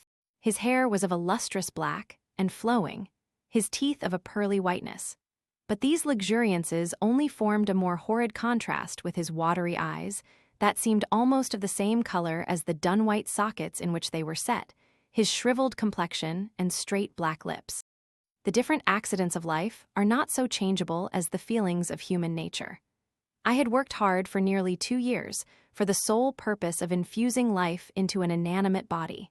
For this, I had deprived myself of rest and health. I had desired it with an ardor that far exceeded moderation. But now that I had finished, the beauty of the dream vanished, and breathless horror and disgust filled my heart. Unable to endure the aspect of the being I had created, I rushed out of the room and continued a long time traversing my bedchamber, unable to compose my mind to sleep. At length lassitude succeeded to the tumult I had before endured, and I threw myself on the bed in my clothes, endeavoring to seek a few moments of forgetfulness. But it was in vain. I slept, indeed, but I was disturbed by the wildest dreams. I thought I saw Elizabeth, in the bloom of health, walking in the streets of Ingolstadt. Delighted and surprised, I embraced her, but as I imprinted the first kiss on her lips, they became livid with the hue of death. Her features appeared to change, and I thought that I held the corpse of my dead mother in my arms. A shroud enveloped her form, and I saw the grave worms crawling in the folds of the flannel. I started from my sleep with horror. A cold dew covered my forehead, my teeth chattered, and every limb became convulsed. When, by the dim and yellow light of the moon, as it forced its way through the window shutters, I beheld the wretch, the miserable monster whom I had created. He held up the curtain of the bed, and his eyes, if eyes they may be called, were fixed on me. His jaws opened, and he muttered some inarticulate sounds, while a grin wrinkled his cheeks. He might have spoken, but I did not hear. One hand was stretched out, seemingly to detain me, but I escaped and rushed downstairs. I took refuge in the courtyard belonging to the house which I inhabited, where I remained during the rest of the night, walking up and down in the greatest agitation, listening attentively, catching and fearing each sound as if it were to announce the approach of the demoniacal corpse to which I had so miserably given life. Oh, no mortal could support the horror of that countenance. A mummy again endued with animation could not be so hideous as that wretch. I had gazed on him while unfinished. He was ugly then, but when those muscles and joints were rendered capable of motion, it became a thing such as even Dante could not have conceived. I passed the night wretchedly. Sometimes my pulse beat so quickly and hardly that I felt the palpitation of every artery. At others, I nearly sank to the ground through languor and extreme weakness. Mingled with this horror, I felt the bitterness of disappointment. Dreams that had been my food and pleasant rest for so long a space were now become a hell to me. And the change was so rapid, the overthrow so complete. Morning, dismal and wet, at length dawned, and discovered to my sleepless and aching eyes the church of Ingolstadt, its white steeple and clock, which indicated the 6th hour. The porter opened the gates of the court, which had that night been my asylum, and I issued into the streets, pacing them with quick steps, as if I sought to avoid the wretch whom I feared every turning of the street would present to my view. I did not dare return to the apartment which I inhabited, but felt impelled to hurry on, although drenched by the rain which poured from a black and comfortless sky. I continued walking in this manner for some time, endeavoring by bodily exercise to ease the load that weighed upon my mind. I traversed the streets without any clear conception of where I was or what I was doing. My heart palpitated in the sickness of fear, and I hurried on with irregular steps, not daring to look about me. Like one who, on a lonely road, doth walk in fear and dread, and having once turned round, walks on, and turns no more his head, because he knows a frightful fiend doth close behind him tread. Coleridge S. Ancient Mariner. Continuing thus, I came at length opposite to the inn at which the various diligences and carriages usually stopped. Here I paused, I knew not why, but I remained some minutes with my eyes fixed on a coach that was coming towards me from the other end of the street. As it drew nearer, I observed that it was the Swiss diligence. It stopped just where I was standing, and on the door being opened, I perceived Henry Clerval, who, on seeing me, instantly sprung out. "My dear Frankenstein," exclaimed he, "how glad I am to see you! How fortunate that you should be here, at the very moment of my alighting." Nothing could equal my delight on seeing Clerval. His presence brought back to my thoughts my father, Elizabeth, and all those scenes of home so dear to my recollection. I grasped his hand, and in a moment forgot my horror and misfortune. I felt suddenly, and for the first time during many months, calm and serene joy. I welcomed my friend, therefore, in the most cordial manner, and we walked towards my college. Clerval continued talking for some time about our mutual friends and his own good fortune in being permitted to come to Ingolstadt.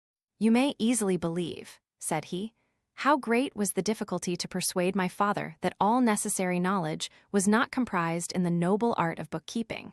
And, indeed, I believe I left him incredulous to the last, for his constant answer to my unwearied entreaties was the same as that of the Dutch schoolmaster in the Vicar of Wakefield. 'I have 10,000 florins a year without Greek, I eat heartily without Greek.' But his affection for me at length overcame his dislike of learning, and he has permitted me to undertake a voyage of discovery to the land of knowledge. It gives me the greatest delight to see you, but tell me how you left my father, brothers, and Elizabeth." "Very well and very happy, only a little uneasy that they hear from you so seldom. By the by, I mean to lecture you a little upon their account myself. But my dear Frankenstein," continued he, stopping short and gazing full in my face, "I did not before remark how very ill you appear, so thin and pale. You look as if you had been watching for several nights." "You have guessed right. I have lately been so deeply engaged in one occupation that I have not allowed myself sufficient rest, as you see. But I sincerely hope, that all these employments are now at an end, and that I am at length free." I trembled excessively. I could not endure to think of, and far less to allude to, the occurrences of the preceding night. I walked with a quick pace, and we soon arrived at my college. I then reflected, and the thought made me shiver, that the creature whom I had left in my apartment might still be there, alive and walking about. I dreaded to behold this monster, but I feared still more that Henry should see him. Entreating him, therefore, to remain a few minutes at the bottom of the stairs, I darted up towards my own room. My hand was already on the lock of the door before I recollected myself. I then paused, and a cold shivering came over me. I threw the door forcibly open, as children are accustomed to do when they expect a spectre to stand in waiting for them on the other side, but nothing appeared. I stepped fearfully in. The apartment was empty, and my bedroom was also freed from its hideous guest. I could hardly believe that so great a good fortune could have befallen me, but when I became assured that my enemy had indeed fled, I clapped my hands for joy and ran down to Clerval. We ascended into my room, and the servant presently brought breakfast, but I was unable to contain myself. It was not joy only that possessed me. I felt my flesh tingle with excess of sensitiveness, and my pulse beat rapidly. I was unable to remain for a single instant in the same place. I jumped over the chairs, clapped my hands, and laughed aloud. Clerval at first attributed my unusual spirits to joy on his arrival, but when he observed me more attentively, he saw a wildness in my eyes for which he could not account, and my loud, unrestrained, heartless laughter frightened and astonished him. "My dear Victor," cried he, "what for God's sake is the matter? Do not laugh in that manner. How ill you are! What is the cause of all this?" "Do not ask me," cried I, putting my hands before my eyes, for I thought I saw the dreaded spectre glide into the room. "He can tell. Oh, save me, save me!" I imagined that the monster seized me. I struggled furiously and fell down in a fit. Poor Clerval, what must have been his feelings? A meeting, which he anticipated with such joy, so strangely turned to bitterness. But I was not the witness of his grief, for I was lifeless and did not recover my senses for a long, long time. This was the commencement of a nervous fever, which confined me for several months. During all that time, Henry was my only nurse. I afterwards learned that, knowing my father's advanced age and unfitness for so long a journey, and how wretched my sickness would make Elizabeth, he spared them this grief by concealing the extent of my disorder. He knew that I could not have a more kind and attentive nurse than himself, and, firm in the hope he felt of my recovery, he did not doubt that, instead of doing harm, he performed the kindest action that he could towards them. But I was in reality very ill, and surely nothing but the unbounded and unremitting attentions of my friend could have restored me to life. The form of the monster on whom I had bestowed existence was forever before my eyes, and I raved incessantly concerning him. Doubtless my words surprised Henry. He at first believed them to be the wanderings of my disturbed imagination, but the pertinacity with which I continually recurred to the same subject persuaded him that my disorder indeed owed its origin to some uncommon and terrible event. By very slow degrees, and with frequent relapses that alarmed and grieved my friend, I recovered. I remember the first time I became capable of observing outward objects with any kind of pleasure.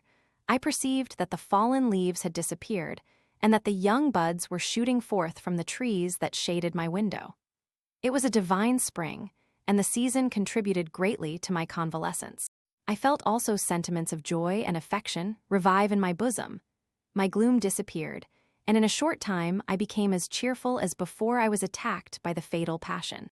"Dearest Clerval," exclaimed I, "how kind, how very good you are to me. This whole winter, instead of being spent in study, as you promised yourself, has been consumed in my sick room. How shall I ever repay you? I feel the greatest remorse for the disappointment of which I have been the occasion, but you will forgive me. You will repay me entirely if you do not discompose yourself, but get well as fast as you can. And since you appear in such good spirits, I may speak to you on one subject, may I not?" I trembled. One subject. What could it be? Could he allude to an object on whom I dared not even think? "Compose yourself," said Clerval, who observed my change of color. "I will not mention it if it agitates you. But your father and cousin would be very happy if they received a letter from you in your own handwriting. They hardly know how ill you have been and are uneasy at your long silence. Is that all, my dear Henry? How could you suppose that my first thought would not fly towards those dear friends whom I love and who are so deserving of my love? If this is your present temper, my friend, you will perhaps be glad to see a letter that has been lying here some days for you. It is from your cousin, I believe." Chapter 6. Clerval then put the following letter into my hands. It was from my own Elizabeth.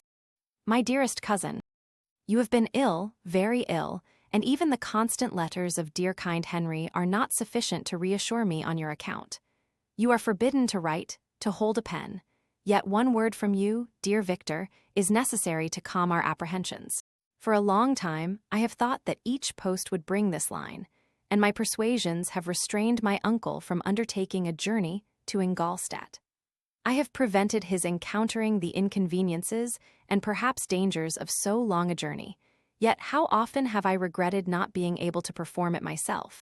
I figure to myself that the task of attending on your sickbed has devolved on some mercenary old nurse, who could never guess your wishes nor minister to them with the care and affection of your poor cousin.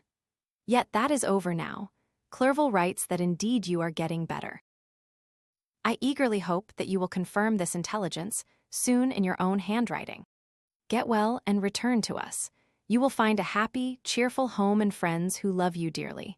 Your father's health is vigorous, and he asks but to see you, but to be assured that you are well, and not a care will ever cloud his benevolent countenance.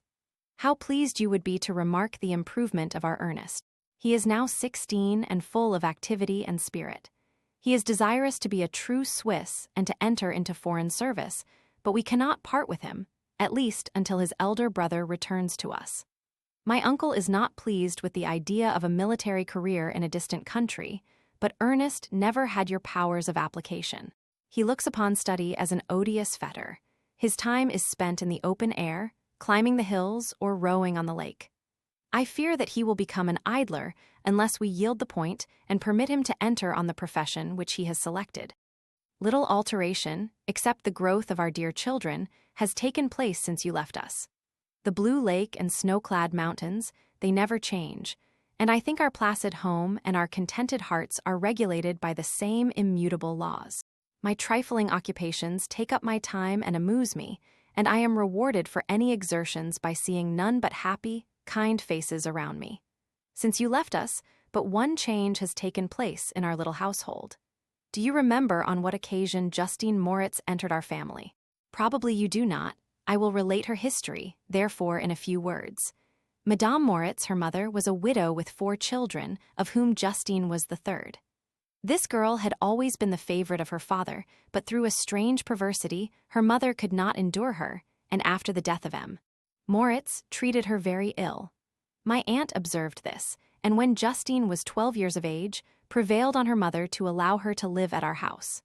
The republican institutions of our country have produced simpler and happier manners than those which prevail in the great monarchies that surround it. Hence, there is less distinction between the several classes of its inhabitants, and the lower orders, being neither so poor nor so despised, their manners are more refined and moral. A servant in Geneva does not mean the same thing as a servant in France and England.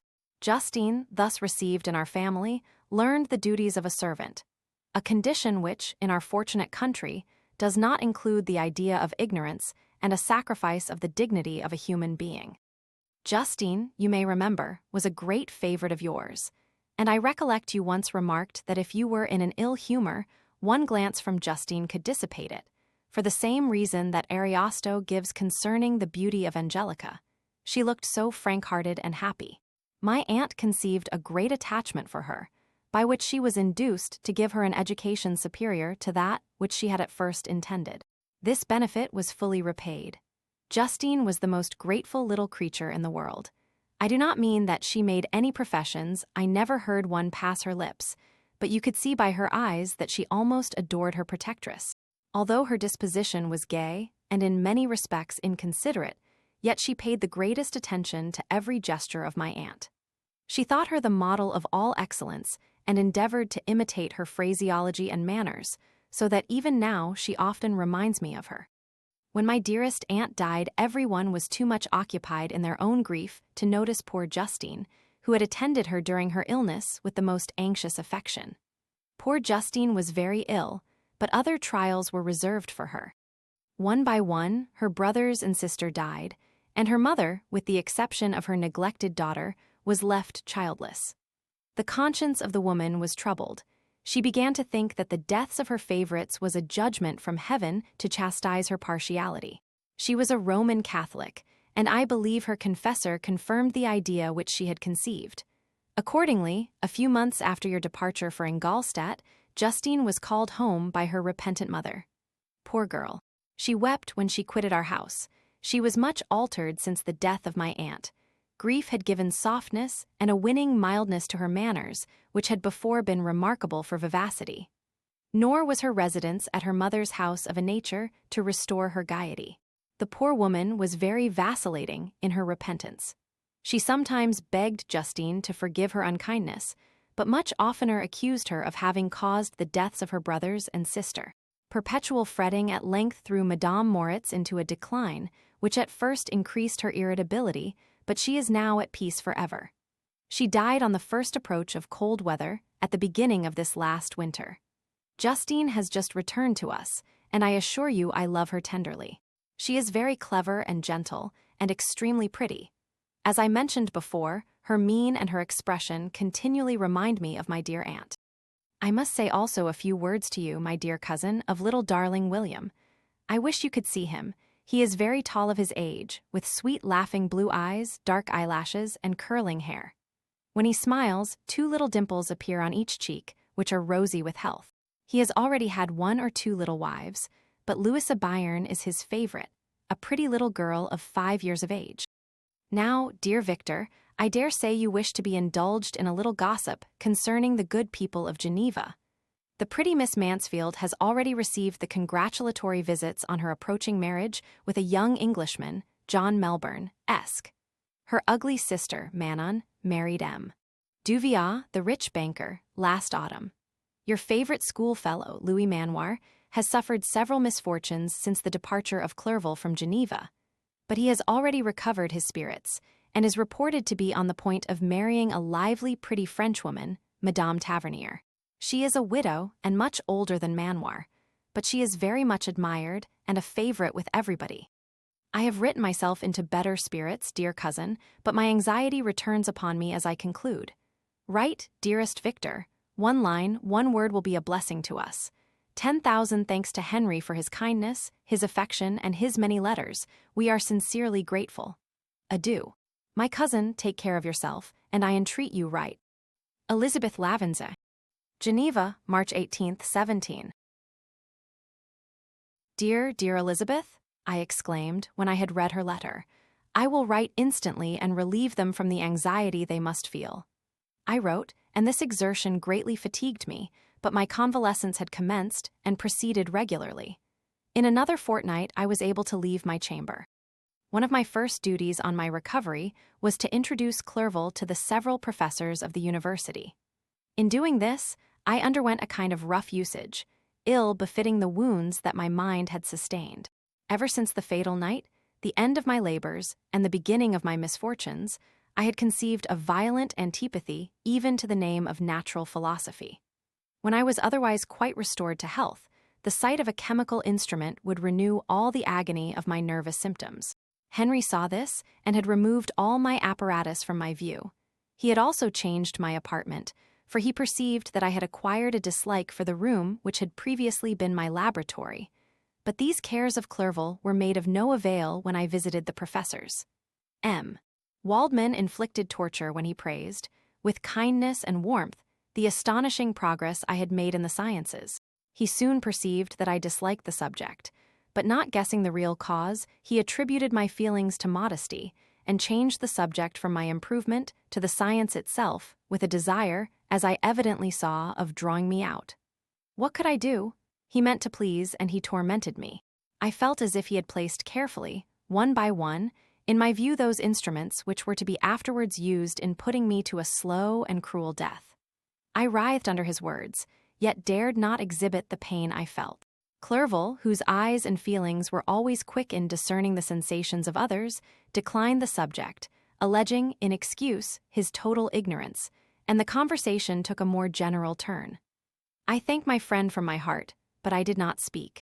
I saw plainly that he was surprised, but he never attempted to draw my secret from me, and although I loved him with a mixture of affection and reverence that knew no bounds, yet I could never persuade myself to confide in him that event which was so often present to my recollection, but which I feared the detail to another would only impress more deeply. M. Krempe was not equally docile, and in my condition at that time, of almost insupportable sensitiveness, his harsh, blunt encomiums gave me even more pain than the benevolent approbation of M. Waldman. D.N. the fellow, cried he. Why, M. Clerval, I assure you he has outstripped us all. I stare if you please, but it is nevertheless true. A youngster who, but a few years ago, believed in Cornelius Agrippa as firmly as in the gospel, has now set himself at the head of the university, and if he is not soon pulled down, we shall all be out of countenance. I, continued he, observing my face expressive of suffering, M. Frankenstein is modest, an excellent quality in a young man. Young men should be diffident of themselves, you know, M. Clerval, I was myself when young, but that wears out in a very short time. M. Krempe had now commenced an eulogy on himself, which happily turned the conversation from a subject that was so annoying to me. Clerval had never sympathized in my tastes for natural science, and his literary pursuits differed wholly from those which had occupied me. He came to the university with the design of making himself complete master of the Oriental languages, and thus he should open a field for the plan of life he had marked out for himself.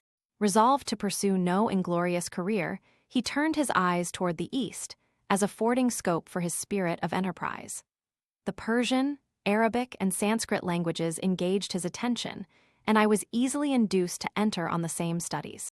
Idleness had ever been irksome to me, and now that I wished to fly from reflection and hated my former studies, I felt great relief in being the fellow pupil with my friend, and found not only instruction but consolation in the works of the Orientalists. I did not, like him, attempt a critical knowledge of their dialects, for I did not contemplate making any other use of them than temporary amusement. I read merely to understand their meaning, and they well repaid my labors. Their melancholy is soothing, and their joy elevating, to a degree I never experienced in studying the authors of any other country. When you read their writings, life appears to consist in a warm sun and a garden of roses, in the smiles and frowns of a fair enemy, and the fire that consumes your own heart. How different from the manly and heroical poetry of Greece and Rome. Summer passed away in these occupations, and my return to Geneva was fixed for the latter end of autumn. But being delayed by several accidents, winter and snow arrived, the roads were deemed impassable, and my journey was retarded until the ensuing spring. I felt this delay very bitterly, for I longed to see my native town and my beloved friends. My return had only been delayed so long, from an unwillingness to leave Clerval in a strange place, before he had become acquainted with any of its inhabitants. The winter, however, was spent cheerfully, and although the spring was uncommonly late, when it came its beauty compensated for its dilatoriness. The month of May had already commenced, and I expected the letter daily which was to fix the date of my departure, when Henry proposed a pedestrian tour in the environs of Ingolstadt, that I might bid a personal farewell to the country I had so long inhabited. I acceded with pleasure to this proposition. I was fond of exercise, and Clerval had always been my favorite companion in the ramble of this nature that I had taken among the scenes of my native country. We passed a fortnight in these perambulations. My health and spirits had long been restored, and they gained additional strength from the salubrious air I breathed, the natural incidents of our progress, and the conversation of my friend. Study had before secluded me from the intercourse of my fellow creatures, and rendered me unsocial, but Clerval called forth the better feelings of my heart. He again taught me to love the aspect of nature and the cheerful faces of children. Excellent friend, how sincerely you did love me, and endeavor to elevate my mind until it was on a level with your own. A selfish pursuit had cramped and narrowed me, until your gentleness and affection warmed and opened my senses. I became the same happy creature who, a few years ago, loved and beloved by all, had no sorrow or care. When happy, inanimate nature had the power of bestowing on me the most delightful sensations. A serene sky and verdant fields filled me with ecstasy. The present season was indeed divine. The flowers of spring bloomed in the hedges, while those of summer were already in bud. I was undisturbed by thoughts which during the preceding year had pressed upon me, notwithstanding my endeavors to throw them off, with an invincible burden. Henry rejoiced in my gaiety and sincerely sympathized in my feelings.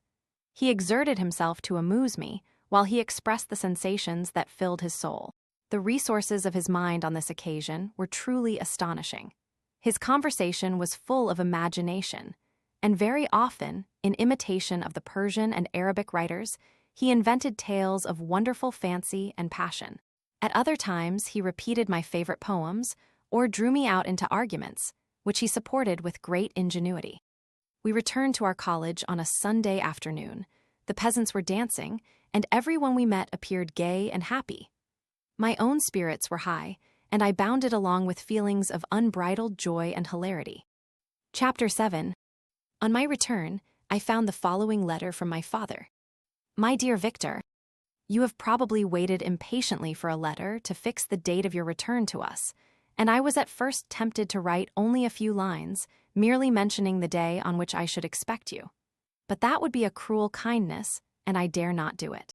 What would be your surprise, my son, when you expected a happy and glad welcome, to behold, on the contrary, tears and wretchedness? And how, Victor, can I relate our misfortune? Absence cannot have rendered you callous to our joys and griefs, and how shall I inflict pain on my long-absent son? I wish to prepare you for the woeful news, but I know it is impossible. Even now your eye skims over the page to seek the words which are to convey to you the horrible tidings. William is dead. That sweet child, whose smiles delighted and warmed my heart, who was so gentle yet so gay. Victor, he is murdered. I will not attempt to console you, but will simply relate the circumstances of the transaction. Last Thursday, May 7th, I, my niece, and your 2 brothers went to walk in Plainpalais. The evening was warm and serene, and we prolonged our walk farther than usual. It was already dusk before we thought of returning, and then we discovered that William and Ernest, who had gone on before, were not to be found. We accordingly rested on a seat until they should return. Presently Ernest came and inquired if we had seen his brother. He said that he had been playing with him, that William had run away to hide himself, and that he vainly sought for him, and afterwards waited for a long time, but that he did not return. This account rather alarmed us, and we continued to search for him until night fell, when Elizabeth conjectured that he might have returned to the house. He was not there. We returned again with torches, for I could not rest when I thought that my sweet boy had lost himself and was exposed to all the damps and dews of night. Elizabeth also suffered extreme anguish. About 5 in the morning, I discovered my lovely boy, whom the night before I had seen blooming and active in health, stretched on the grass livid and motionless. The print of the murderer's finger was on his neck. He was conveyed home, and the anguish that was visible in my countenance betrayed the secret to Elizabeth. She was very earnest to see the corpse. At first I attempted to prevent her, but she persisted, and entering the room where it lay, hastily examined the neck of the victim, and clasping her hands exclaimed, "Oh God, I have murdered my darling child." She fainted and was restored with extreme difficulty. When she again lived, it was only to weep and sigh. She told me that same evening William had teased her to let him wear a very valuable miniature that she possessed of your mother. This picture is gone, and was doubtless the temptation which urged the murderer to the deed. We have no trace of him at present, although our exertions to discover him are unremitted, but they will not restore my beloved William. Come, dearest Victor, you alone can console Elizabeth. She weeps continually and accuses herself unjustly as the cause of his death. Her words pierce my heart. We are all unhappy, but will not that be an additional motive for you, my son, to return and be our comforter, your dear mother? Alas, Victor, I now say, thank God she did not live to witness the cruel, miserable death of her youngest darling. Come, Victor, not brooding thoughts of vengeance against the assassin, but with feelings of peace and gentleness, that will heal, instead of festering, the wounds of our minds. Enter the house of mourning, my friend, but with kindness and affection for those who love you, and not with hatred for your enemies. Your affectionate and afflicted father. Alphonse Frankenstein. Geneva, May 12, 17. Clerval, who had watched my countenance as I read this letter, was surprised to observe the despair that succeeded the joy I at first expressed on receiving news from my friends. I threw the letter on the table and covered my face with my hands. "My dear Frankenstein," exclaimed Henry, when he perceived me weep with bitterness, "are you always to be unhappy? My dear friend, what has happened?"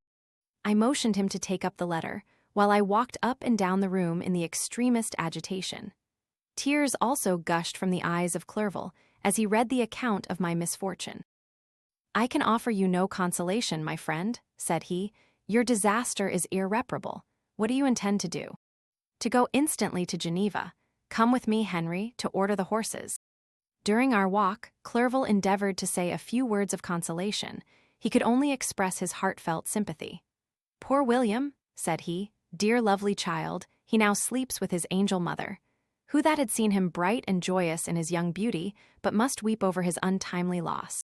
To die so miserably, to feel the murderer's grasp, how much more a murder that could destroy radiant innocence? Poor little fellow, one only consolation have we, his friends mourn and weep, but he is at rest. The pang is over, his sufferings are at an end forever. A sod covers his gentle form, and he knows no pain. He can no longer be a subject for pity. We must reserve that for his miserable survivors." Clerval spoke thus as we hurried through the streets. The words impressed themselves on my mind, and I remembered them afterwards in solitude. But now, as soon as the horses arrived, I hurried into a cabriolet and bade farewell to my friend. My journey was very melancholy. At first I wished to hurry on, for I longed to console and sympathize with my loved and sorrowing friends, but when I drew near my native town, I slackened my progress. I could hardly sustain the multitude of feelings that crowded into my mind. I passed through scenes familiar to my youth, but which I had not seen for nearly 6 years. How altered everything might be during that time. One sudden and desolating change had taken place, but 1,000 little circumstances might have by degrees worked other alterations, which, although they were done more tranquilly, might not be the less decisive. Fear overcame me. I dared no advance, dreading 1,000 nameless evils that made me tremble, although I was unable to define them. I remained 2 days at Lausanne in this painful state of mind. I contemplated the lake. The waters were placid, all around was calm, and the snowy mountains, the palaces of nature, were not changed. By degrees, the calm and heavenly scene restored me, and I continued my journey towards Geneva. The road ran by the side of the lake, which became narrower as I approached my native town. I discovered more distinctly the black sides of Jura and the bright summit of Mont Blanc. I wept like a child. Dear mountains, my own beautiful lake, how do you welcome your wanderer? Your summits are clear, the sky and lake are blue and placid. Is this to prognosticate peace or to mock at my unhappiness? I fear, my friend, that I shall render myself tedious by dwelling on these preliminary circumstances, but they were days of comparative happiness, and I think of them with pleasure. My country, my beloved country, who but a native can tell the delight I took in again beholding thy streams, thy mountains, and, more than all, thy lovely lake. Yet as I drew nearer home, grief and fear again overcame me. Night also closed around, and when I could hardly see the dark mountains, I felt still more gloomily. The picture appeared a vast and dim scene of evil, and I foresaw obscurely that I was destined to become the most wretched of human beings. Alas, I prophesied truly, and failed only in one single circumstance, that in all the misery I imagined and dreaded, I did not conceive the 100th part of the anguish I was destined to endure. It was completely dark when I arrived in the environs of Geneva. The gates of the town were already shut, and I was obliged to pass the night at Secherin, a village at the distance of half a league from the city. The sky was serene, and, as I was unable to rest, I resolved to visit the spot where my poor William had been murdered. As I could not pass through the town, I was obliged to cross the lake in a boat to arrive at Plainpalais. During this short voyage, I saw the lightning playing on the summit of Mont Blanc in the most beautiful figures. The storm appeared to approach rapidly, and on landing, I ascended a low hill that I might observe its progress. It advanced, the heavens were clouded, and I soon felt the rain coming slowly in large drops, but its violence quickly increased. I quitted my seat and walked on, although the darkness and storm increased every minute, and the thunder burst with a terrific crash over my head. It was echoed from Salers, the Juras, and the Alps of Savoy. Vivid flashes of lightning dazzled my eyes, illuminating the lake, making it appear like a vast sheet of fire. Then, for an instant, everything seemed of a pitchy darkness, until the eye recovered itself from the preceding flash.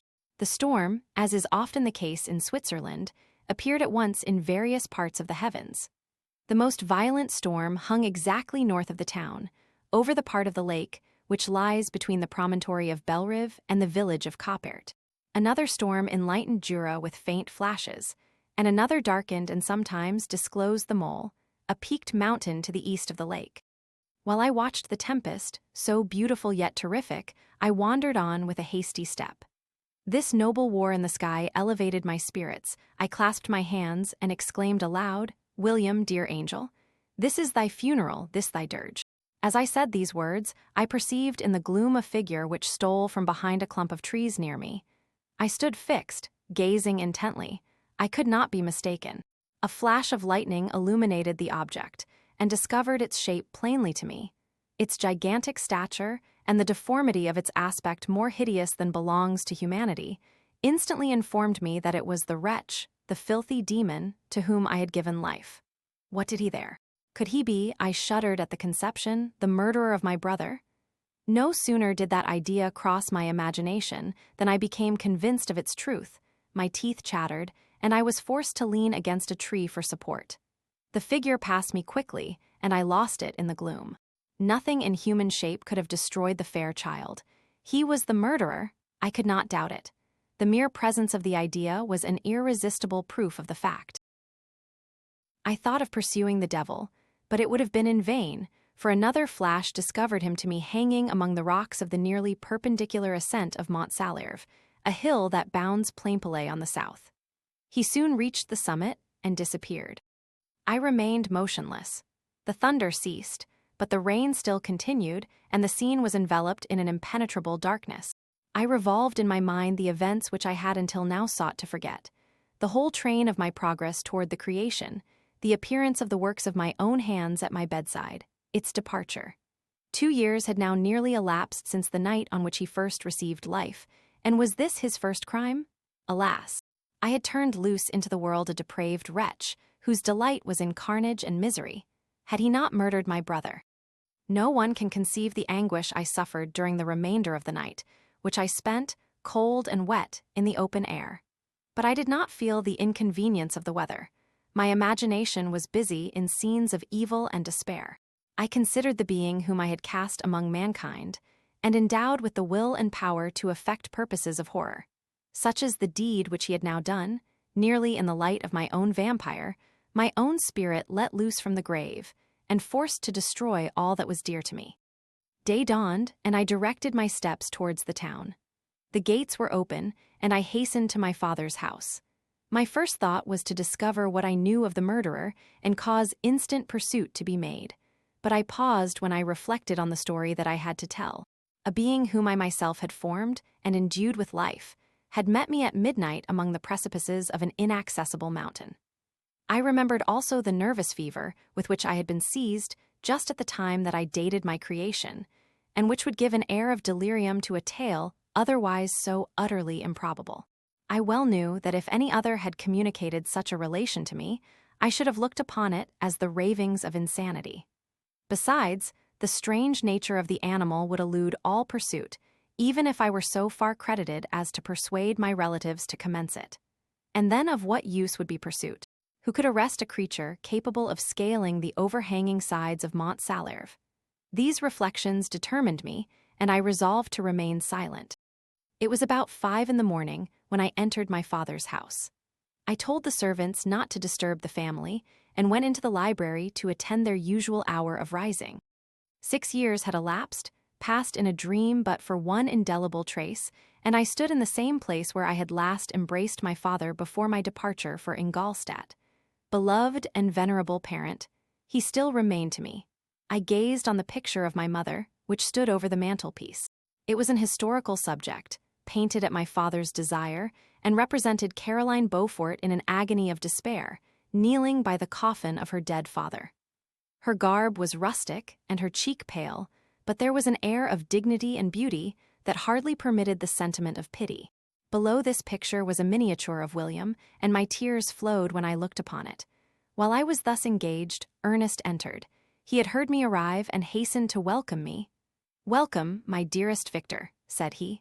"Ah, I wish you had come 3 months ago, and then you would have found us all joyous and delighted. You come to us now to share a misery which nothing can alleviate.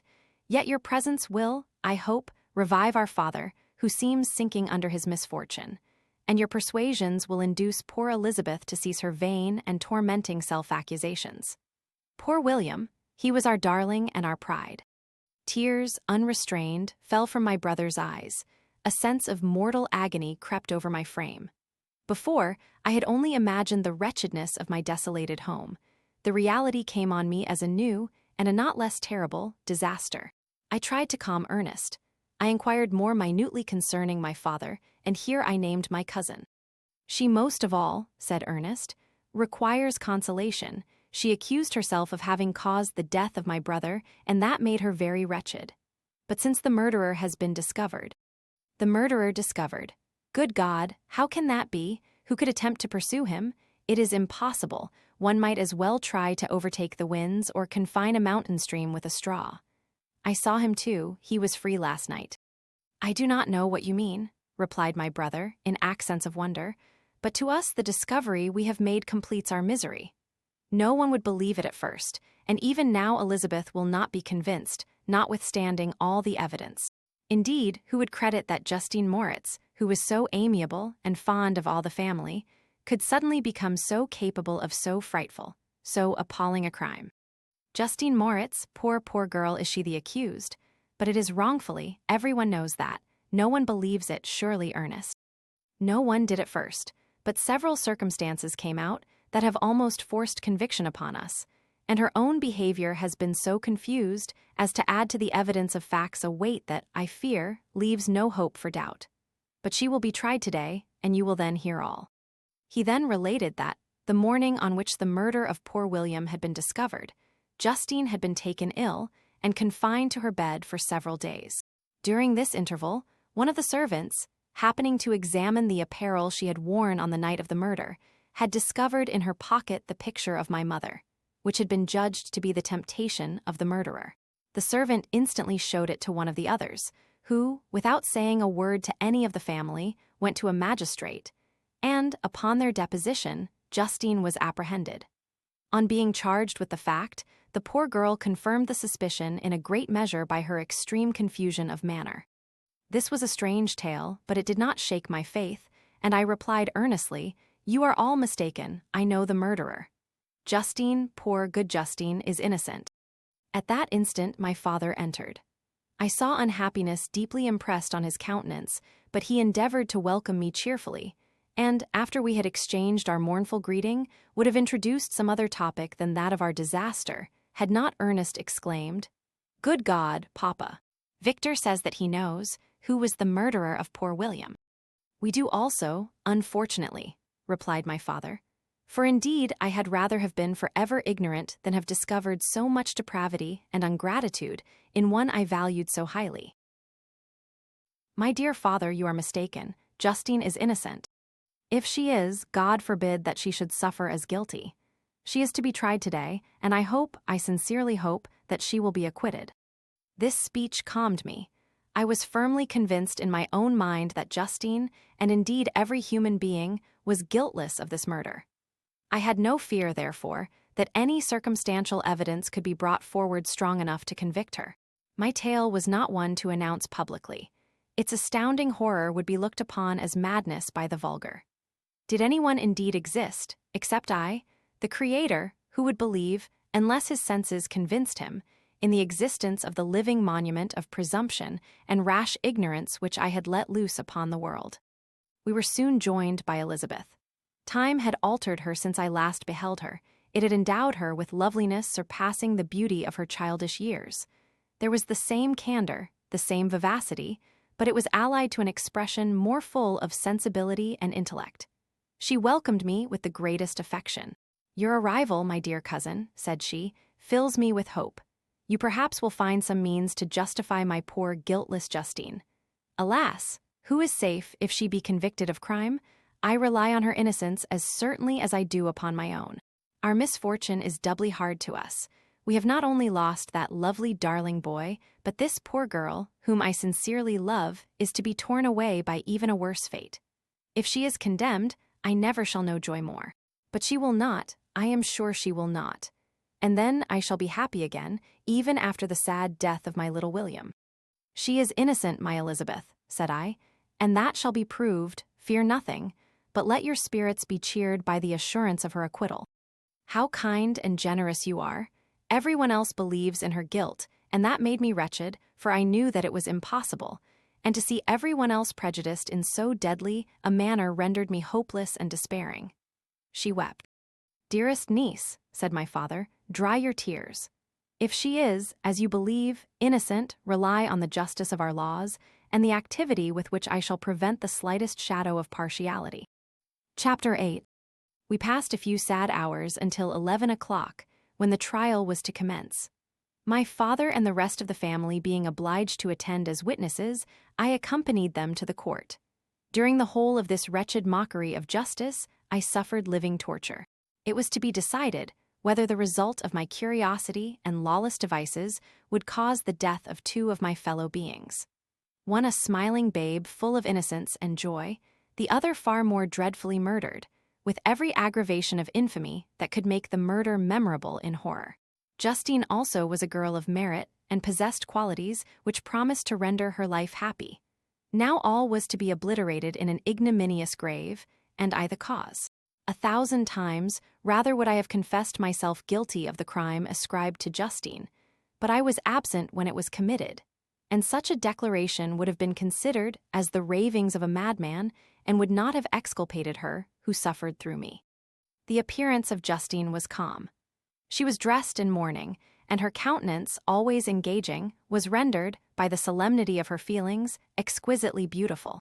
Yet she appeared confident in innocence, and did not tremble, although gazed on and execrated by thousands, for all the kindness which her beauty might otherwise have excited was obliterated in the minds of the spectators by the imagination of the enormity she was supposed to have committed.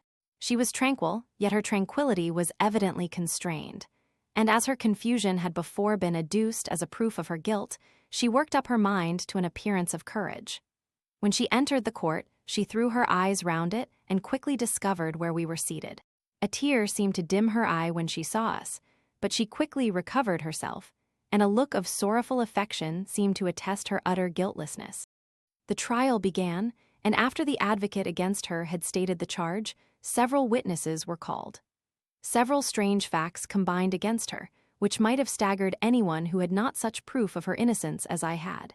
She had been out the whole of the night on which the murder had been committed, and towards morning had been perceived by a market woman not far from the spot where the body of the murdered child had been afterwards found. The woman asked her what she did there, but she looked very strangely and only returned a confused and unintelligible answer. She returned to the house about 8 o'clock, and when one inquired where she had passed the night, she replied that she had been looking for the child and demanded earnestly if anything had been heard concerning him. When shown the body, she fell into violent hysterics and kept her bed for several days.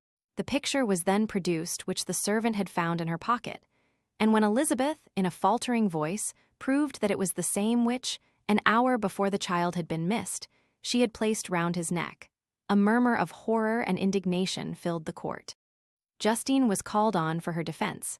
As the trial had proceeded, her countenance had altered. Surprise, horror, and misery were strongly expressed. Sometimes she struggled with her tears, but when she was desired to plead, she collected her powers and spoke in an audible although variable voice. "God knows," she said, "how entirely I am innocent, but I do not pretend that my protestations should acquit me. I rest my innocence on a plain and simple explanation of the facts which have been adduced against me, and I hope the character I have always borne will incline my judges to a favorable interpretation where any circumstance appears doubtful or suspicious." She then related that, by the permission of Elizabeth, she had passed the evening of the night on which the murder had been committed at the house of an aunt at Chairn, a village situated at about a league from Geneva. On her return, at about 9 o'clock, she met a man who asked her if she had seen anything of the child who was lost. She was alarmed by this account and passed several hours in looking for him, when the gates of Geneva were shut, and she was forced to remain several hours of the night in a barn belonging to a cottage, being unwilling to call up the inhabitants, to whom she was well known. Most of the night she spent here watching. Towards morning she believed that she slept for a few minutes. Some steps disturbed her, and she awoke. It was dawn, and she quitted her asylum that she might again endeavor to find my brother. If she had gone near the spot where his body lay, it was without her knowledge. That she had been bewildered when questioned by the market woman was not surprising, since she had passed a sleepless night and the fate of poor William was yet uncertain. Concerning the picture, she could give no account. "I know," continued the unhappy victim, "how heavily and fatally this one circumstance weighs against me, but I have no power of explaining it, and when I have expressed my utter ignorance, I am only left to conjecture concerning the probabilities by which it might have been placed in my pocket. But here also I am checked. I believe that I have no enemy on earth, and none surely would have been so wicked as to destroy me wantonly. Did the murderer place it there? I know of no opportunity afforded him for so doing, or, if I had, why should he have stolen the jewel, to part with it again so soon? I commit my cause to the justice of my judges, yet I see no room for hope. I beg permission to have a few witnesses examined concerning my character, and if their testimony shall not overweigh my supposed guilt, I must be condemned, although I would pledge my salvation on my innocence. Several witnesses were called who had known her for many years, and they spoke well of her. But fear and hatred of the crime of which they supposed her guilty rendered them timorous and unwilling to come forward. Elizabeth saw even this last resource. her excellent dispositions and irreproachable conduct, about to fail the accused, when, although violently agitated, she desired permission to address the court.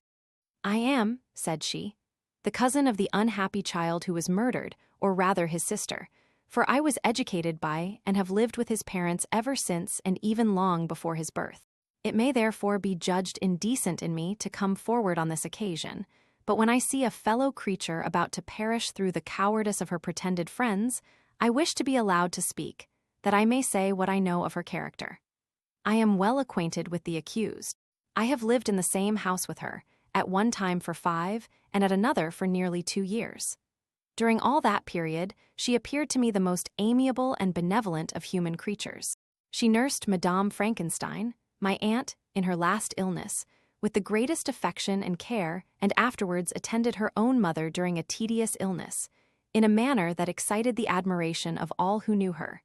After which she again lived in my uncle's house, where she was beloved by all the family. She was warmly attached to the child who is now dead and acted towards him like a most affectionate mother. For my own part, I do not hesitate to say that, notwithstanding all the evidence produced against her, I believe and rely on her perfect innocence. She had no temptation for such an action. As to the bauble on which the chief proof rests, if she had earnestly desired it, I should have willingly given it to her. So much do I esteem and value her." A murmur of approbation followed Elizabeth's simple and powerful appeal, but it was excited by her generous interference and not in favor of poor Justine, on whom the public indignation was turned with renewed violence, charging her with the blackest ingratitude. She herself wept as Elizabeth spoke, but she did not answer. My own agitation and anguish was extreme during the whole trial. I believed in her innocence. I knew it. Could the demon who had, I did not for a minute doubt, murdered my brother also in his hellish sport, have betrayed the innocent to death and ignominy? I could not sustain the horror of my situation, and when I perceived that the popular voice and the countenances of the judges had already condemned my unhappy victim, I rushed out of the court in agony. The tortures of the accused did not equal mine. She was sustained by innocence, but the fangs of remorse tore my bosom and would not forego their hold. I passed a night of unmingled wretchedness. In the morning I went to the court, my lips and throat were parched. I dared not ask the fatal question, but I was known, and the officer guessed the cause of my visit. The ballots had been thrown, they were all black, and Justine was condemned. I cannot pretend to describe what I then felt. I had before experienced sensations of horror, and I have endeavored to bestow upon them adequate expressions, but words cannot convey an idea of the heart-sickening despair that I then endured. The person to whom I addressed myself added that Justine had already confessed her guilt. "That evidence," he observed, "was hardly required in so glaring a case, but I am glad of it, and indeed, none of our judges like to condemn a criminal upon circumstantial evidence, be it ever so decisive." This was strange and unexpected intelligence. What could it mean? Had my eyes deceived me? And was I really as mad as the whole world would believe me to be if I disclosed the object of my suspicions? I hastened to return home, and Elizabeth eagerly demanded the result. "My cousin," replied I, "it is decided as you may have expected. All judges had rather that 10 innocent should suffer than that 1 guilty should escape. But she has confessed." This was a dire blow to poor Elizabeth, who had relied with firmness upon Justine's innocence. "Alas," said she, "how shall I ever again believe in human goodness? Justine, whom I loved and esteemed as my sister, how could she put on those smiles of innocence only to betray? Her mild eyes seemed incapable of any severity or guile, and yet she has committed a murder." Soon after we heard that the poor victim had expressed a desire to see my cousin. My father wished her not to go, but said that he left it to her own judgment and feelings to decide. "Yes," said Elizabeth, "I will go, although she is guilty, and you, Victor, shall accompany me. I cannot go alone." The idea of this visit was torture to me, yet I could not refuse. We entered the gloomy prison chamber and beheld Justine sitting on some straw at the farther end. Her hands were manacled, and her head rested on her knees. She rose on seeing us enter, and when we were left alone with her, she threw herself at the feet of Elizabeth, weeping bitterly. My cousin wept also. "Oh, Justine," said she, Why did you rob me of my last consolation? I relied on your innocence, and although I was then very wretched, I was not so miserable as I am now. And do you also believe that I am so very, very wicked? Do you also join with my enemies to crush me, to condemn me as a murderer?" Her voice was suffocated with sobs. "Rise, my poor girl," said Elizabeth. "Why do you kneel if you are innocent? I am not one of your enemies. I believed you guiltless, notwithstanding every evidence, until I heard that you had yourself declared your guilt. That report, you say, is false. And be assured, dear Justine, that nothing can shake my confidence in you for a moment but your own confession. I did confess, but I confessed a lie. I confessed that I might obtain absolution, but now that falsehood lies heavier at my heart than all my other sins. The God of heaven forgive me. Ever since I was condemned, my confessor has besieged me. He threatened and menaced, until I almost began to think that I was the monster that he said I was. He threatened excommunication and hell fire in my last moments if I continued obdurate. Dear lady, I had none to support me. All looked on me as a wretch doomed to ignominy and perdition. What could I do? In an evil hour I subscribed to a lie, and now only am I truly miserable." She paused, weeping, and then continued, "I thought with horror, my sweet lady, that you should believe your Justine, whom your blessed aunt had so highly honored, and whom you loved, was a creature capable of a crime which none but the devil himself could have perpetrated. Dear William, dearest blessed child, I soon shall see you again in heaven, where we shall all be happy, and that consoles me, going as I am to suffer ignominy and death. Oh, Justine, forgive me for having for one moment distrusted you. Why did you confess? But do not mourn, dear girl, do not fear. I will prove your innocence. I will melt the stony hearts of your enemies by my tears and prayers. You shall not die. You, my playfellow, my companion, my sister, perish on the scaffold. No, no, I never could survive so horrible a misfortune." Justine shook her head mournfully. "I do not fear to die," she said. "That pang is past. God raises my weakness and gives me courage to endure the worst. I leave a sad and bitter world, and if you remember me and think of me as of one unjustly condemned, I am resigned to the fate awaiting me. Learn from me, dear lady, to submit in patience to the will of heaven." During this conversation, I had retired to a corner of the prison room where I could conceal the horrid anguish that possessed me. Despair? Who dared talk of that? The poor victim, who on the morrow was to pass the awful boundary between life and death, felt not, as I did, such deep and bitter agony. I gnashed my teeth and ground them together, uttering a groan that came from my inmost soul. Justine started. When she saw who it was, she approached me and said, "Dear sir, you are very kind to visit me. You, I hope, do not believe that I am guilty." I could not answer. "No, Justine," said Elizabeth. "He is more convinced of your innocence than I was, for even when he heard that you had confessed, he did not credit it. I truly thank him. In these last moments, I feel the sincerest gratitude towards those who think of me with kindness. How sweet is the affection of others to such a wretch as I am. It removes more than half my misfortune, and I feel as if I could die in peace now that my innocence is acknowledged by you, dear lady, and your cousin." Thus the poor sufferer tried to comfort others and herself. She indeed gained the resignation she desired. But I, the true murderer, felt the never-dying worm alive in my bosom, which allowed of no hope or consolation. Elizabeth also wept and was unhappy, but hers also was the misery of innocence, which, like a cloud that passes over the fair moon, for a while hides, but cannot tarnish its brightness. Anguish and despair had penetrated into the core of my heart. I bore a hell within me which nothing could extinguish. We stayed several hours with Justine, and it was with great difficulty that Elizabeth could tear herself away. "I wish," cried she, "that I were to die with you. I cannot live in this world of misery." Justine assumed an air of cheerfulness, while she with difficulty repressed her bitter tears. She embraced Elizabeth and said in a voice of half-suppressed emotion, "Farewell, sweet lady, dearest Elizabeth, my beloved and only friend. May heaven, in its bounty, bless and preserve you. May this be the last misfortune that you will ever suffer. Live and be happy and make others so." And on the morrow Justine died. Elizabeth's heartrending eloquence failed to move the judges from their settled conviction in the criminality of the saintly sufferer. My passionate and indignant appeals were lost upon them. And when I received their cold answers and heard the harsh, unfeeling reasoning of these men, my purposed avowal died away on my lips. Thus I might proclaim myself a madman, but not revoke the sentence passed upon my wretched victim. She perished on the scaffold as a murderess. From the tortures of my own heart, I turned to contemplate the deep and voiceless grief of my Elizabeth. This also was my doing, and my father's woe, and the desolation of that late so smiling home all was the work of my thrice accursed hands. Ye weep, unhappy ones, but these are not your last tears. Again shall you raise the funeral wail, and the sound of your lamentations shall again and again be heard.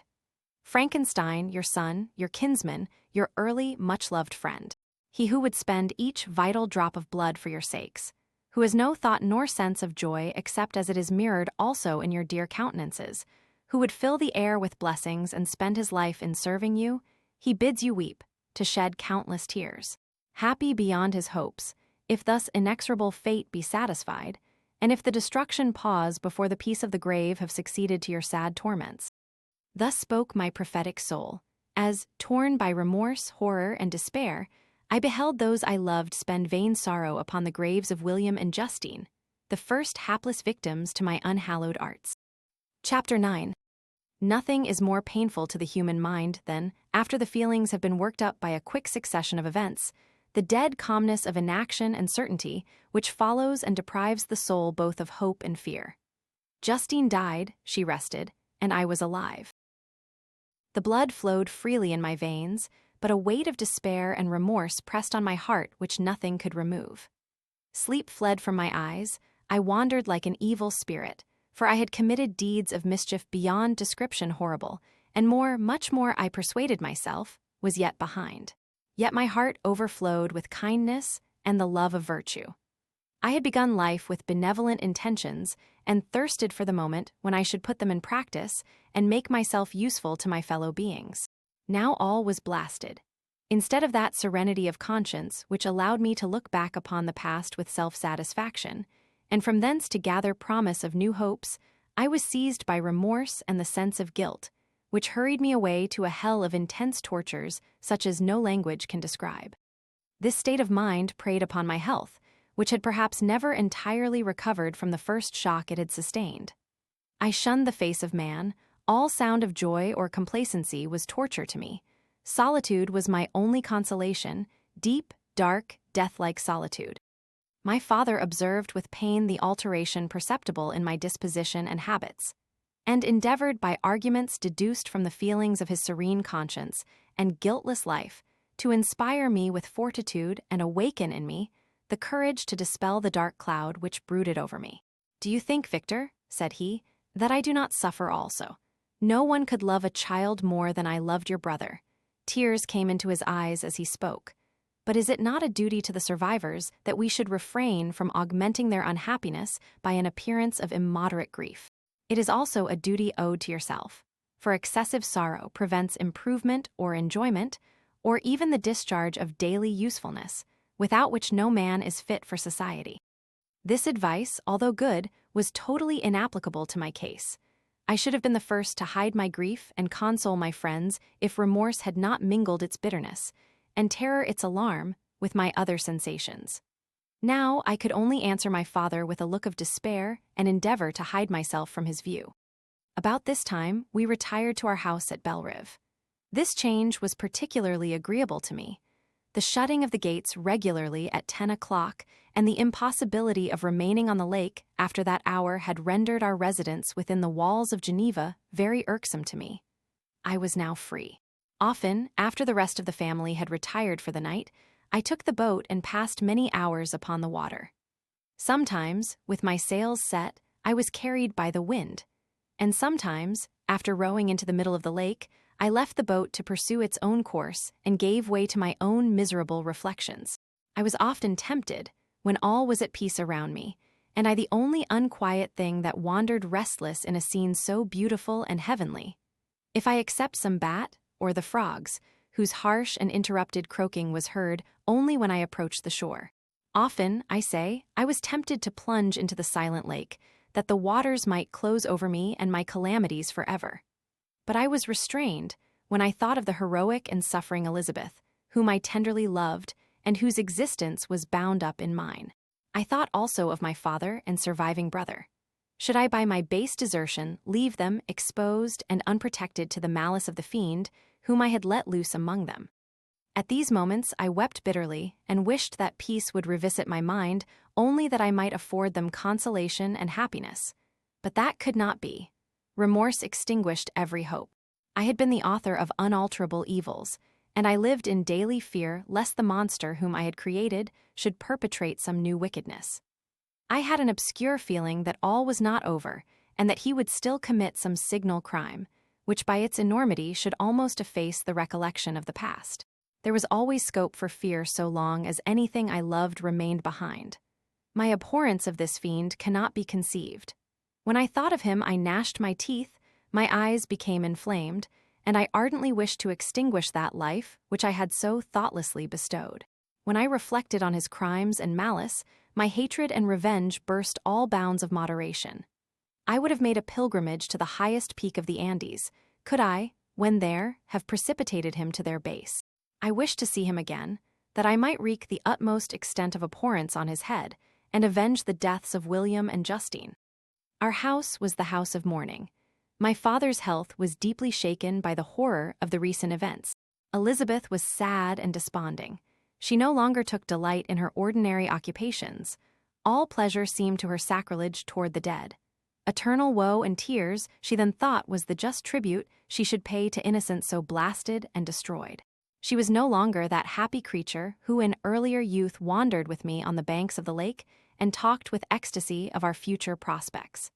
The first of those sorrows which are sent to wean us from the earth had visited her, and its dimming influence quenched her dearest smiles. "When I reflect, my dear cousin," said she, "on the miserable death of Justine Moritz, I no longer see the world and its works as they before appeared to me. Before, I looked upon the accounts of vice and injustice that I read in books or heard from others as tales of ancient days or imaginary evils. At least they were remote and more familiar to reason than to the imagination. But now misery has come home, and men appear to me as monsters thirsting for each other's blood. Yet I am certainly unjust. Everybody believed that poor girl to be guilty, and if she could have committed the crime for which she suffered, assuredly she would have been the most depraved of human creatures. For the sake of a few jewels, to have murdered the son of her benefactor and friend, a child whom she had nursed from its birth, and appeared to love as if it had been her own. I could not consent to the death of any human being, but certainly I should have thought such a creature unfit to remain in the society of men. But she was innocent. I feel she was innocent. You are of the same opinion, and that confirms me. Alas! Victor, when falsehood can look so like the truth, who can assure themselves of certain happiness. I feel as if I were walking on the edge of a precipice, towards which thousands are crowding and endeavoring to plunge me into the abyss. William and Justine were assassinated, and the murderer escapes. He walks about the world free and perhaps respected. But even if I were condemned to suffer on the scaffold for the same crimes, I would not change places with such a wretch. I listened to this discourse with the extremest agony. I not indeed, but in effect, was the true murderer. Elizabeth read my anguish in my countenance, and kindly taking my hand, said, "My dearest friend, you must calm yourself. These events have affected me, God knows how deeply, but I am not so wretched as you are. There is an expression of despair, and sometimes of revenge, in your countenance that makes me tremble. Dear Victor, banish these dark passions. Remember the friends around you, who center all their hopes in you. Have we lost the power of rendering you happy? Ah! While we love, while we are true to each other, here in this land of peace and beauty, your native country, we may reap every tranquil blessing. What can disturb our peace?" And could not such words from her, whom I fondly prized before every other gift of fortune suffice to chase away the fiend that lurked in my heart? Even as she spoke, I drew near to her, as if in terror, lest at that very moment the destroyer had been near to rob me of her. Thus not the tenderness of friendship, nor the beauty of earth, nor of heaven, could redeem my soul from woe. The very accents of love were ineffectual. I was encompassed by a cloud which no beneficial influence could penetrate. The wounded deer dragging its fainting limbs to some untrodden brake, there to gaze upon the arrow which had pierced it, and to die, was but a type of me. Sometimes I could cope with the sullen despair that overwhelmed me, but sometimes the whirlwind passions of my soul drove me to seek, by bodily exercise and by change of place, some relief from my intolerable sensations. It was during an access of this kind that I suddenly left my home, and bending my steps towards the near alpine valleys, sought in the magnificence, the eternity of such scenes, to forget myself and my ephemeral, because human, sorrows. My wanderings were directed towards the valley of Chamonix.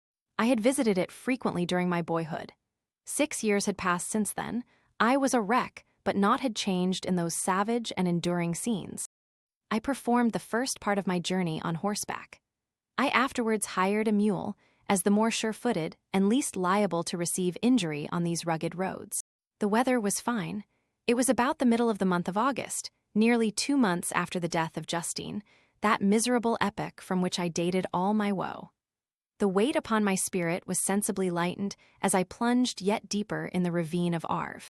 The immense mountains and precipices that overhung me on every side, the sound of the river raging among the rocks, and the dashing of the waterfalls around spoke of a power mighty as omnipotence, and I ceased to fear or to bend before any being less almighty than that which had created and ruled the elements, here displayed in their most terrific guise. Still, as I ascended higher, the valley assumed a more magnificent and astonishing character. Ruined castles hanging on the precipices of piny mountains, the impetuous Arve, and cottages every here and there peeping forth from among the trees formed a scene of singular beauty. But it was augmented and rendered sublime by the mighty Alps, whose white and shining pyramids and domes towered above all, as belonging to another earth, the habitations of another race of beings. I passed the bridge of Palisier, where the ravine, which the river forms, opened before me, and I began to ascend the mountain that overhangs it. Soon after, I entered the valley of Chamonix. This valley is more wonderful and sublime, but not so beautiful and picturesque as that of Servox, through which I had just passed. The high and snowy mountains were its immediate boundaries, but I saw no more ruined castles and fertile fields. Immense glaciers approached the road. I heard the rumbling thunder of the falling avalanche and marked the smoke of its passage. Mont Blanc, the supreme and magnificent Mont Blanc, raised itself from the surrounding aiguilles, and its tremendous dome overlooked the valley. A tingling, long-lost sense of pleasure often came across me during this journey. Some turn in the road, some new object suddenly perceived and recognized, reminded me of days gone by and were associated with the light-hearted gaiety of boyhood. The very winds whispered in soothing accents, and maternal nature bade me weep no more. Then again, the kindly influence ceased to act. I found myself fettered again to grief and indulging in all the misery of reflection. Then I spurred on my animal, striving so to forget the world, my fears, and more than all myself, or, in a more desperate fashion, I alighted and threw myself on the grass, weighed down by horror and despair. At length I arrived at the village of Chamonix. Exhaustion succeeded to the extreme fatigue both of body and of mind which I had endured. For a short space of time, I remained at the window, watching the pallid lightnings that played above Mont Blanc and listening to the rushing of the Arve, which pursued its noisy way beneath. The same lulling sounds acted as a lullaby to my too keen sensations. When I placed my head upon my pillow, sleep crept over me. I felt it as it came and blessed the giver of oblivion. Chapter 10. I spent the following day roaming through the valley. I stood beside the sources of the Arveren, which take their rise in a glacier that with slow pace is advancing down from the summit of the hills to barricade the valley. The abrupt sides of vast mountains were before me. The icy wall of the glacier overhung me. A few shattered pines were scattered around, and the solemn silence of this glorious presence chamber of imperial nature was broken only by the brawling waves or the fall of some vast fragment. The thunder sound of the avalanche or the cracking reverberated along the mountains of the accumulated ice, which, through the silent working of immutable laws, was ever and anon rent and torn, as if it had been but a plaything in their hands. These sublime and magnificent scenes afforded me the greatest consolation that I was capable of receiving. They elevated me from all littleness of feeling, and although they did not remove my grief, they subdued and tranquilized it. In some degree, also, they diverted my mind from the thoughts over which it had brooded for the last month. I retired to rest at night. My slumbers, as it were, waited on and ministered to by the assemblance of grand shapes which I had contemplated during the day. They congregated round me: the unstained snowy mountain-top, the glittering pinnacle, the pine woods and ragged bare ravine, the eagle soaring amidst the clouds. They all gathered round me and bade me be at peace. Where had they fled when the next morning I awoke? All of soul-inspiriting fled with sleep, and dark melancholy clouded every thought. The rain was pouring in torrents, and thick mists hid the summits of the mountains, so that I even saw not the faces of those mighty friends. Still I would penetrate their misty veil and seek them in their cloudy retreats. What were rain and storm to me? My mule was brought to the door, and I resolved to ascend to the summit of Montanvert. I remembered the effect that the view of the tremendous and ever-moving glacier had produced upon my mind when I first saw it. It had then filled me with a sublime ecstasy that gave wings to the soul and allowed it to soar from the obscure world to light and joy. The sight of the awful and majestic in nature had indeed always the effect of solemnizing my mind and causing me to forget the passing cares of life.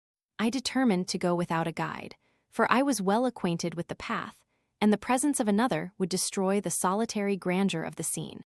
The ascent is precipitous, but the path is cut into continual and short windings, which enable you to surmount the perpendicularity of the mountain. It is a scene terrifically desolate.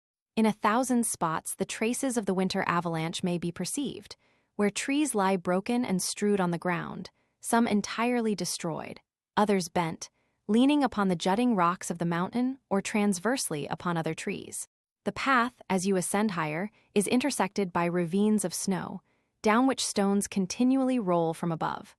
One of them is particularly dangerous, as the slightest sound, such as even speaking in a loud voice, produces a concussion of air sufficient to draw destruction upon the head of the speaker. The pines are not tall or luxuriant, but they are somber and add an air of severity to the scene. I looked on the valley beneath. Vast mists were rising from the rivers which ran through it and curling in thick wreaths around the opposite mountains, whose summits were hid in the uniform clouds, while rain poured from the dark sky and added to the melancholy impression I received from the objects around me. Alas, why does man boast of sensibilities superior to those apparent in the brute? It only renders them more necessary beings. If our impulses were confined to hunger, thirst, and desire, we might be nearly free. But now we are moved by every wind that blows and a chance word or scene that word may convey to us. We rest, a dream has power to poison sleep. We rise, one wandering thought pollutes the day. We feel, conceive, or reason, laugh or weep, embrace fond woe, or cast our cares away. It is the same, for be it joy or sorrow, the path of its departure still is free. Man's yesterday may ne'er be like his morrow, naught may endure but mutability. It was nearly noon when I arrived at the top of the ascent. For some time I sat upon the rock that overlooks the sea of ice. A mist covered both that and the surrounding mountains. Presently a breeze dissipated the cloud, and I descended upon the glacier. The surface is very uneven, rising like the waves of a troubled sea, descending low, and interspersed by rifts that sink deep. The field of ice is almost a league in width, but I spent nearly 2 hours in crossing it. The opposite mountain is a bare perpendicular rock. From the side where I now stood Montanvert was exactly opposite, at the distance of a league, and above it rose Mont Blanc in awful majesty. I remained in a recess of the rock, gazing on this wonderful and stupendous scene. The sea, or rather the vast river of ice, wound among its dependent mountains, whose aerial summits hung over its recesses. Their icy and glittering peaks shone in the sunlight over the clouds. My heart, which was before sorrowful, now swelled with something like joy. I exclaimed, "Wandering spirits, if indeed ye wander, and do not rest in your narrow beds, allow me this faint happiness, or take me, as your companion, away from the joys of life." As I said this, I suddenly beheld the figure of a man, at some distance, advancing towards me with superhuman speed. He bounded over the crevices in the ice, among which I had walked with caution. His stature, also, as he approached, seemed to exceed that of man. I was troubled. A mist came over my eyes, and I felt a faintness seize me, but I was quickly restored by the cold gale of the mountains. I perceived, as the shape came nearer, sight tremendous and abhorred. that it was the wretch whom I had created. I trembled with rage and horror, resolving to wait his approach and then close with him in mortal combat. He approached. His countenance bespoke bitter anguish, combined with disdain and malignity, while its unearthly ugliness rendered it almost too horrible for human eyes. But I scarcely observed this. Rage and hatred had at first deprived me of utterance, and I recovered only to overwhelm him with words expressive of furious detestation and contempt. "Devil," I exclaimed, "do you dare approach me? And do not you fear the fierce vengeance of my arm wreaked on your miserable head? Begone, vile insect, or rather stay, that I may trample you to dust. And oh, that I could, with the extinction of your miserable existence, restore those victims whom you have so diabolically murdered." "I expected this reception," said the demon. "All men hate the wretched. How then must I be hated, who am miserable beyond all living things? Yet you, my Creator, detest and spurn me, thy creature, to whom thou art bound by ties only dissoluble by the annihilation of one of us. You purpose to kill me. How dare you sport thus with life? Do your duty towards me, and I will do mine towards you and the rest of mankind. If you will comply with my conditions, I will leave them and you at peace. But if you refuse, I will glut the maw of death, until it be satiated with the blood of your remaining friends. Abhorred monster, fiend that thou art, the tortures of hell are too mild a vengeance for thy crimes. Wretched devil, you reproach me with your creation. Come on, then, that I may extinguish the spark which I so negligently bestowed." My rage was without bounds. I sprang on him, impelled by all the feelings which can arm one being against the existence of another. He easily eluded me and said, "Be calm, I entreat you to hear me before you give vent to your hatred on my devoted head. Have I not suffered enough that you seek to increase my misery? Life, although it may only be an accumulation of anguish, is dear to me, and I will defend it. Remember, thou hast made me more powerful than thyself. My height is superior to thine, my joints more supple. But I will not be tempted to set myself in opposition to thee. I am thy creature, and I will be even mild and docile to my natural lord and king if thou wilt also perform thy part, the which thou owest me. O Frankenstein, be not equitable to every other and trample upon me alone, to whom thy justice and even thy clemency and affection is most due.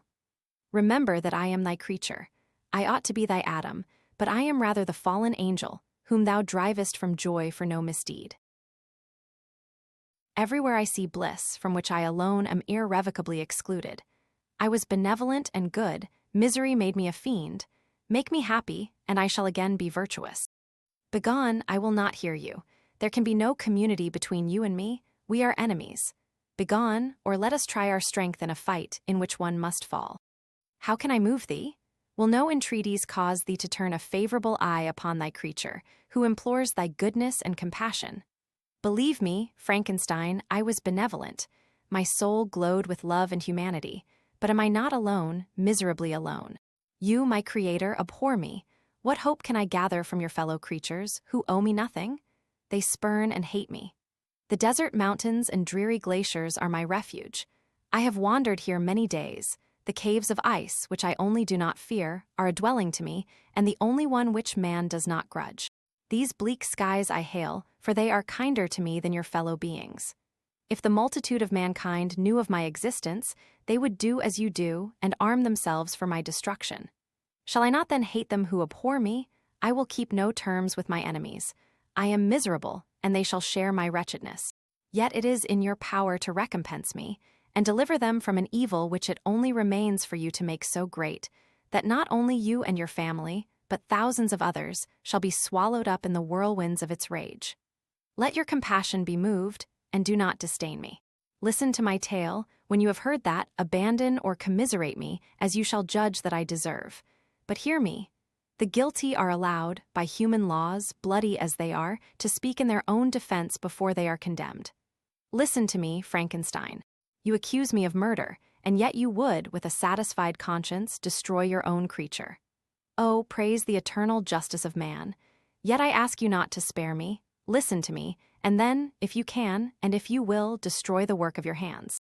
Why do you call to my remembrance, I rejoined, circumstances of which I shudder to reflect, that I have been the miserable origin and author?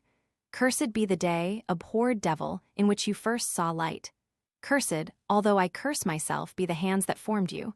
You have made me wretched beyond expression. You have left me no power to consider whether I am just to you or not. Begone, relieve me from the sight of your detested form. Thus I relieve thee, my Creator, he said, and placed his hated hands before my eyes, which I flung from me with violence. Thus I take from thee a sight which you abhor. Still thou canst listen to me and grant me thy compassion. By the virtues that I once possessed, I demand this from you. Hear my tale. It is long and strange, and the temperature of this place is not fitting to your fine sensations. Come to the hut upon the mountain. The sun is yet high in the heavens.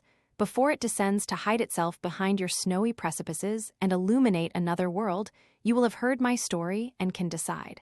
On you it rests, whether I quit forever the neighborhood of man and lead a harmless life, or become the scourge of your fellow creatures and the author of your own speedy ruin.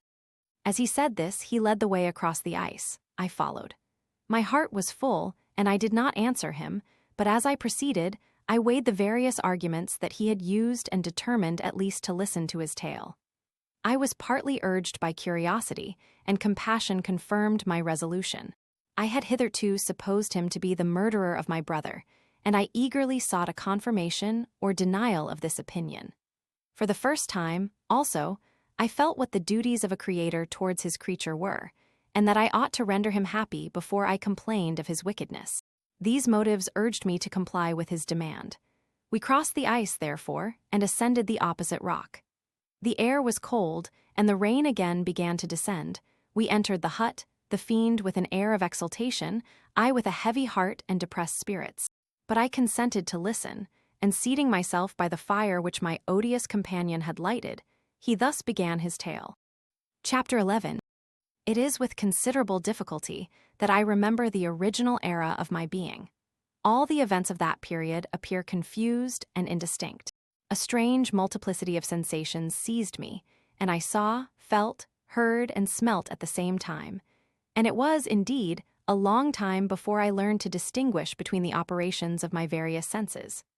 By degrees, I remember, a stronger light pressed upon my nerves, so that I was obliged to shut my eyes.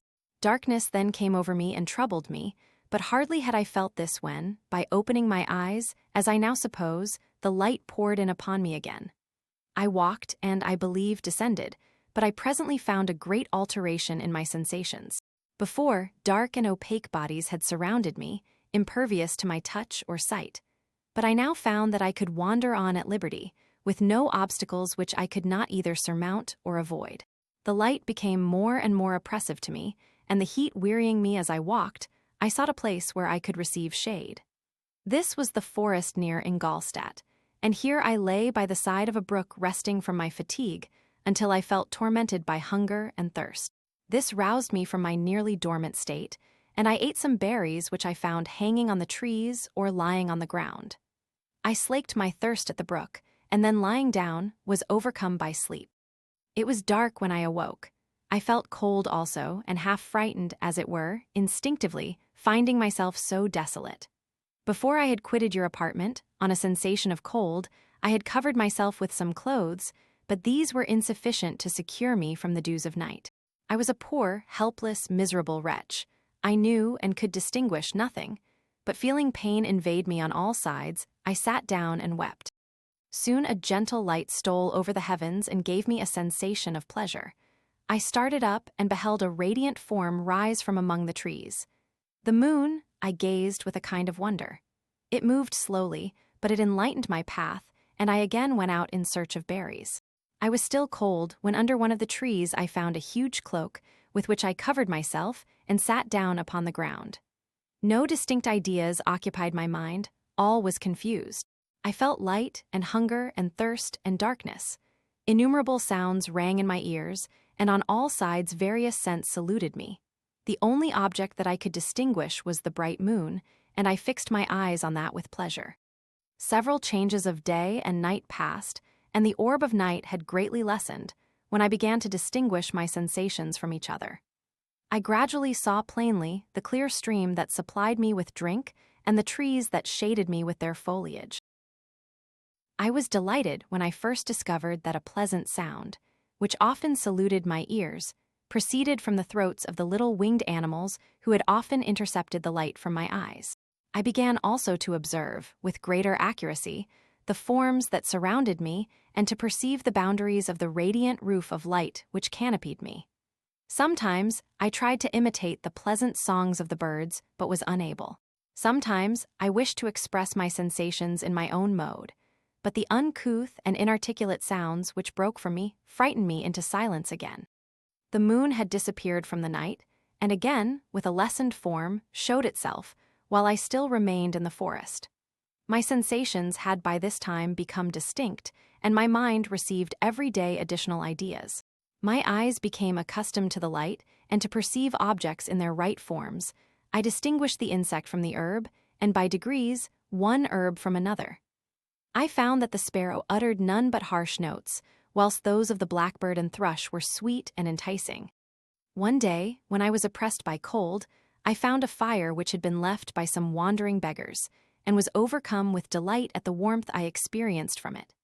In my joy, I thrust my hand into the live embers, but quickly drew it out again with a cry of pain. How strange, I thought, that the same cause should produce such opposite effects. I examined the materials of the fire, and to my joy found it to be composed of wood. I quickly collected some branches, but they were wet and would not burn. I was pained at this and sat still watching the operation of the fire. The wet wood which I had placed near the heat dried, and itself became inflamed.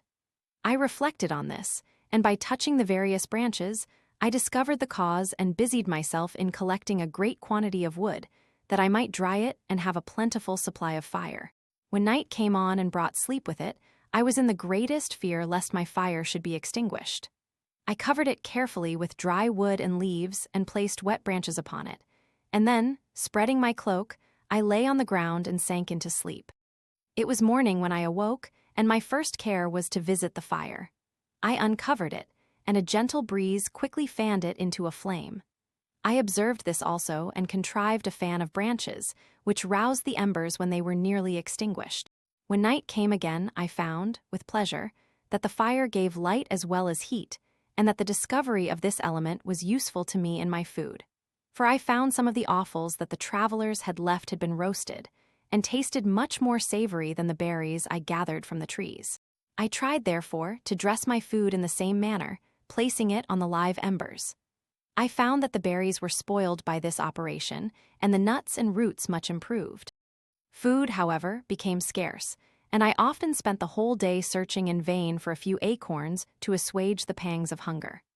When I found this, I resolved to quit the place that I had hitherto inhabited, to seek for one where the few wants I experienced would be more easily satisfied.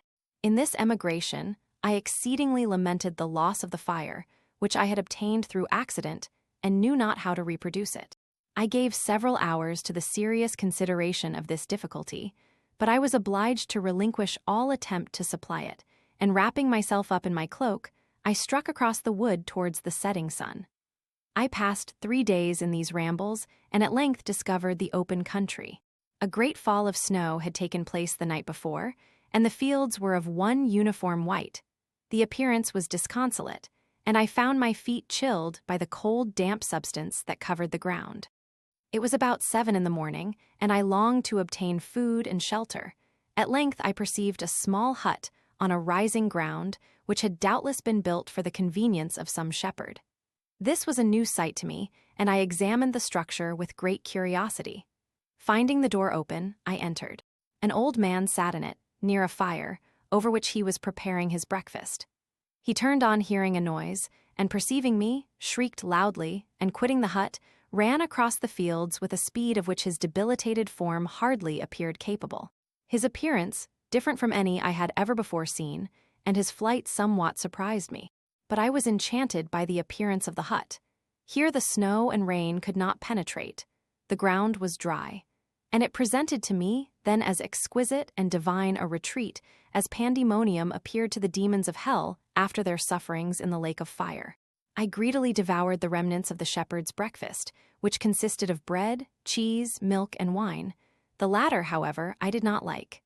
Then, overcome by fatigue, I lay down among some straw and fell asleep. It was noon when I awoke, and allured by the warmth of the sun, which shone brightly on the white ground, I determined to recommence my travels.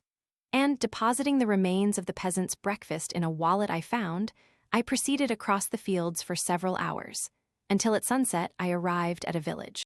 How miraculous did this appear! The huts, the neater cottages, and stately houses engaged my admiration by turns. The vegetables in the gardens, the milk and cheese that I saw placed at the windows of some of the cottages, allured my appetite.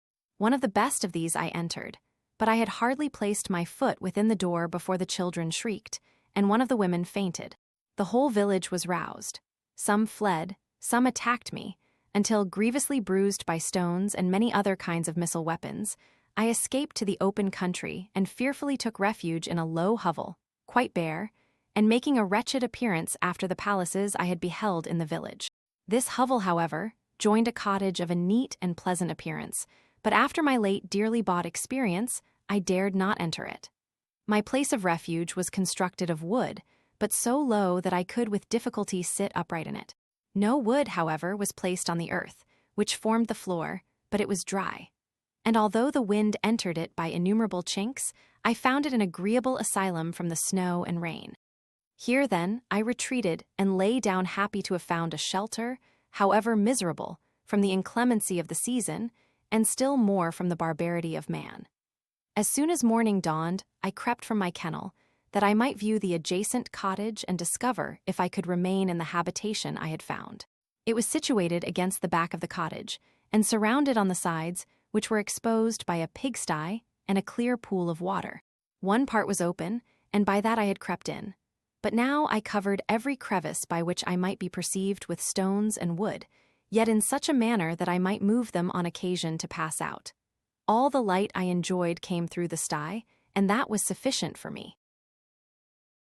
Having thus arranged my dwelling and carpeted it with clean straw, I retired, for I saw the figure of a man at a distance, and I remembered too well my treatment the night before to trust myself in his power. I had first, however, provided for my sustenance for that day by a loaf of coarse bread, which I purloined, and a cup with which I could drink more conveniently than from my hand of the pure water which flowed by my retreat. The floor was a little raised, so that it was kept perfectly dry, and by its vicinity to the chimney of the cottage it was tolerably warm. Being thus provided, I resolved to reside in this hovel until something should occur which might alter my determination. It was indeed a paradise compared to the bleak forest, my former residence, the rain-dropping branches, and dank earth.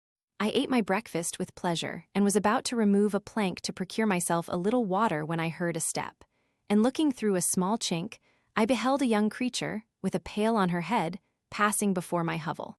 The girl was young and of gentle demeanor, unlike what I have since found cottagers and farmhouse servants to be. Yet she was meanly dressed, a coarse blue petticoat and a linen jacket being her only garb. Her fair hair was plaited but not adorned. She looked patient yet sad. I lost sight of her, and in about a quarter of an hour she returned bearing the pail, which was now partly filled with milk. As she walked along, seemingly incommoded by the burden, a young man met her, whose countenance expressed a deeper despondence.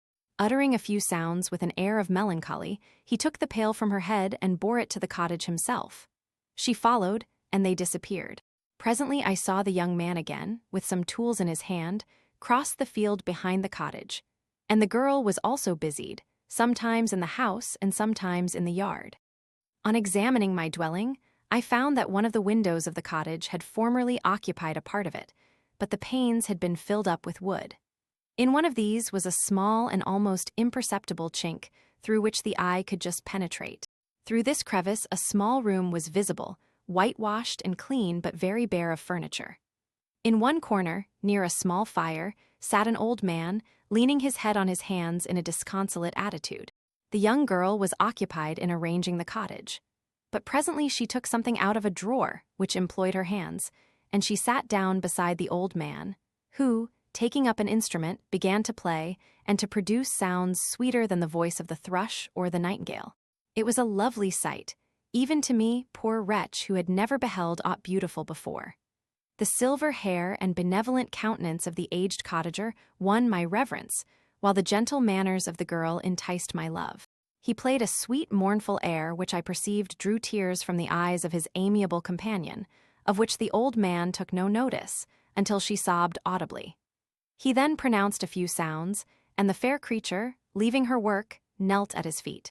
He raised her and smiled with such kindness and affection that I felt sensations of a peculiar and overpowering nature.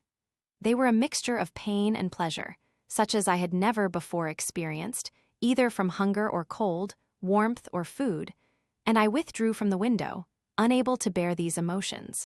Soon after this, the young man returned, bearing on his shoulders a load of wood. The girl met him at the door, helped to relieve him of his burden, and taking some of the fuel into the cottage, placed it on the fire. Then she and the youth went apart into a nook of the cottage, and he showed her a large loaf and a piece of cheese. She seemed pleased and went into the garden for some roots and plants, which she placed in water and then upon the fire. She afterwards continued her work, whilst the young man went into the garden and appeared busily employed in digging and pulling up roots. After he had been employed thus about an hour, the young woman joined him, and they entered the cottage together. The old man had in the meantime been pensive, but on the appearance of his companions he assumed a more cheerful air, and they sat down to eat. The meal was quickly dispatched. The young woman was again occupied in arranging the cottage. The old man walked before the cottage in the sun for a few minutes, leaning on the arm of the youth. Nothing could exceed in beauty the contrast between these two excellent creatures. One was old, with silver hairs and a countenance beaming with benevolence and love. The younger was slight and graceful in his figure, and his features were molded with the finest symmetry, yet his eyes and attitude expressed the utmost sadness and despondency. The old man returned to the cottage, and the youth, with tools different from those he had used in the morning, directed his steps across the fields. Night quickly shut in, but to my extreme wonder, I found that the cottagers had a means of prolonging light by the use of tapers, and was delighted to find that the setting of the sun did not put an end to the pleasure I experienced in watching my human neighbors. In the evening, the young girl and her companion were employed in various occupations which I did not understand, and the old man again took up the instrument which produced the divine sounds that had enchanted me in the morning. So soon as he had finished, the youth began, not to play, but to utter sounds that were monotonous, and neither resembling the harmony of the old man's instrument nor the songs of the birds. I since found that he read aloud, but at that time I knew nothing of the science of words or letters. The family, after having been thus occupied for a short time, extinguished their lights and retired, as I conjectured, to rest. Chapter 12. I lay on my straw, but I could not sleep. I thought of the occurrences of the day. What chiefly struck me was the gentle manners of these people, and I longed to join them, but dared not. I remembered too well the treatment I had suffered the night before from the barbarous villagers, and resolved, whatever course of conduct I might hereafter think it right to pursue, that for the present I would remain quietly in my hovel, watching and endeavoring to discover the motives which influenced their actions. The cottagers arose the next morning before the sun. The young woman arranged the cottage and prepared the food, and the youth departed after the first meal. This day was passed in the same routine as that which preceded it.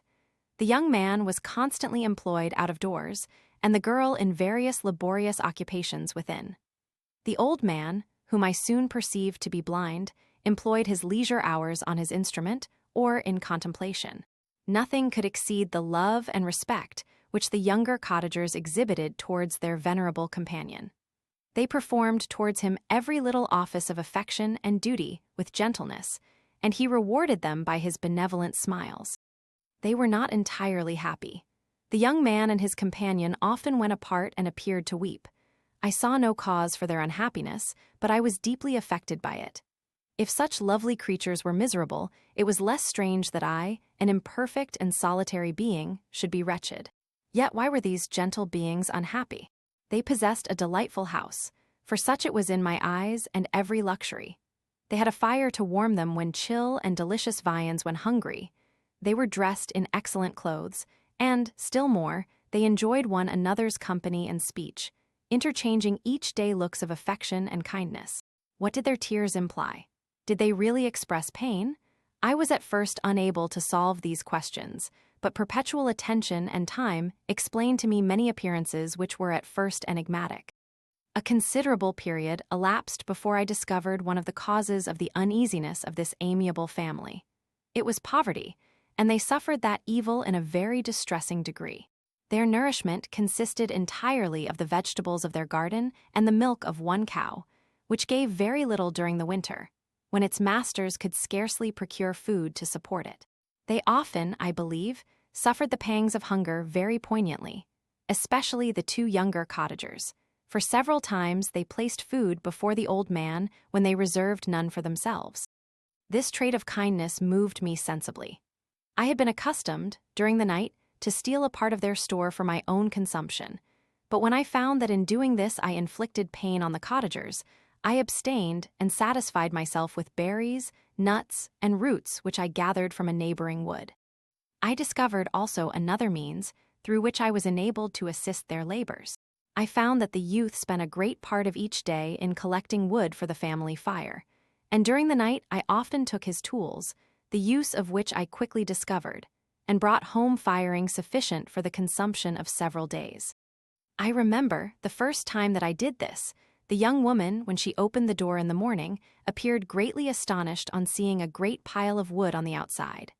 She uttered some words in a loud voice, and the youth joined her, who also expressed surprise. I observed with pleasure that he did not go to the forest that day, but spent it in repairing the cottage and cultivating the garden. By degrees, I made a discovery of still greater moment. I found that these people possessed a method of communicating their experience and feelings to one another by articulate sounds.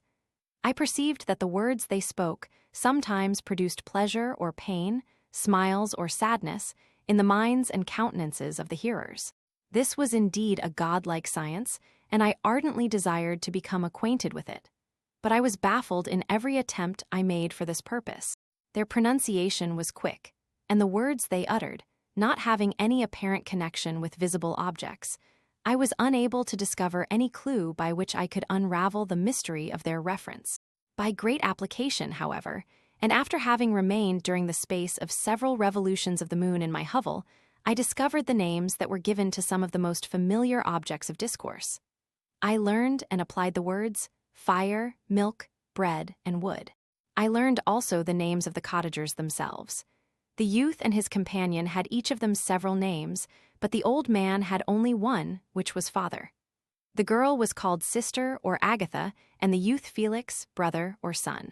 I cannot describe the delight I felt when I learned the ideas appropriated to each of these sounds and was able to pronounce them. I distinguished several other words without being able as yet to understand or apply them, such as good, dearest, unhappy. I spent the winter in this manner. The gentle manners and beauty of the cottagers greatly endeared them to me. When they were unhappy, I felt depressed. When they rejoiced, I sympathized in their joys. I saw few human beings besides them, and if any other happened to enter the cottage, their harsh manners and rude gait only enhanced to me the superior accomplishments of my friends. The old man, I could perceive, often endeavored to encourage his children, as sometimes I found that he called them to cast off their melancholy. He would talk in a cheerful accent, with an expression of goodness that bestowed pleasure even upon me. Agatha listened with respect, her eyes sometimes filled with tears, which she endeavored to wipe away unperceived. But I generally found that her countenance and tone were more cheerful after having listened to the exhortations of her father. It was not thus with Felix. He was always the saddest of the group, and even to my unpracticed senses, he appeared to have suffered more deeply than his friends. But if his countenance was more sorrowful, his voice was more cheerful than that of his sister, especially when he addressed the old man. I could mention innumerable instances which, although slight, marked the dispositions of these amiable cottagers. In the midst of poverty and want, Felix carried with pleasure to his sister the first little white flower that peeped out from beneath the snowy ground. Early in the morning, before she had risen, he cleared away the snow that obstructed her path to the milk-house, drew water from the well, and brought the wood from the outhouse, where, to his perpetual astonishment, he found his store always replenished by an invisible hand. In the day, I believe, he worked sometimes for a neighboring farmer, because he often went forth and did not return until dinner, yet brought no wood with him. At other times he worked in the garden, but as there was little to do in the frosty season, he read to the old man and Agatha. This reading had puzzled me extremely at first, but by degrees I discovered that he uttered many of the same sounds when he read as when he talked. I conjectured, therefore, that he found on the paper signs for speech which he understood, and I ardently longed to comprehend these also. But how was that possible when I did not even understand the sounds for which they stood as signs? I improved, however, sensibly in this science, but not sufficiently to follow up any kind of conversation, although I applied my whole mind to the endeavor, for I easily perceived that, although I eagerly longed to discover myself to the cottagers, I ought not to make the attempt until I had first become master of their language, which knowledge might enable me to make them overlook the deformity of my figure.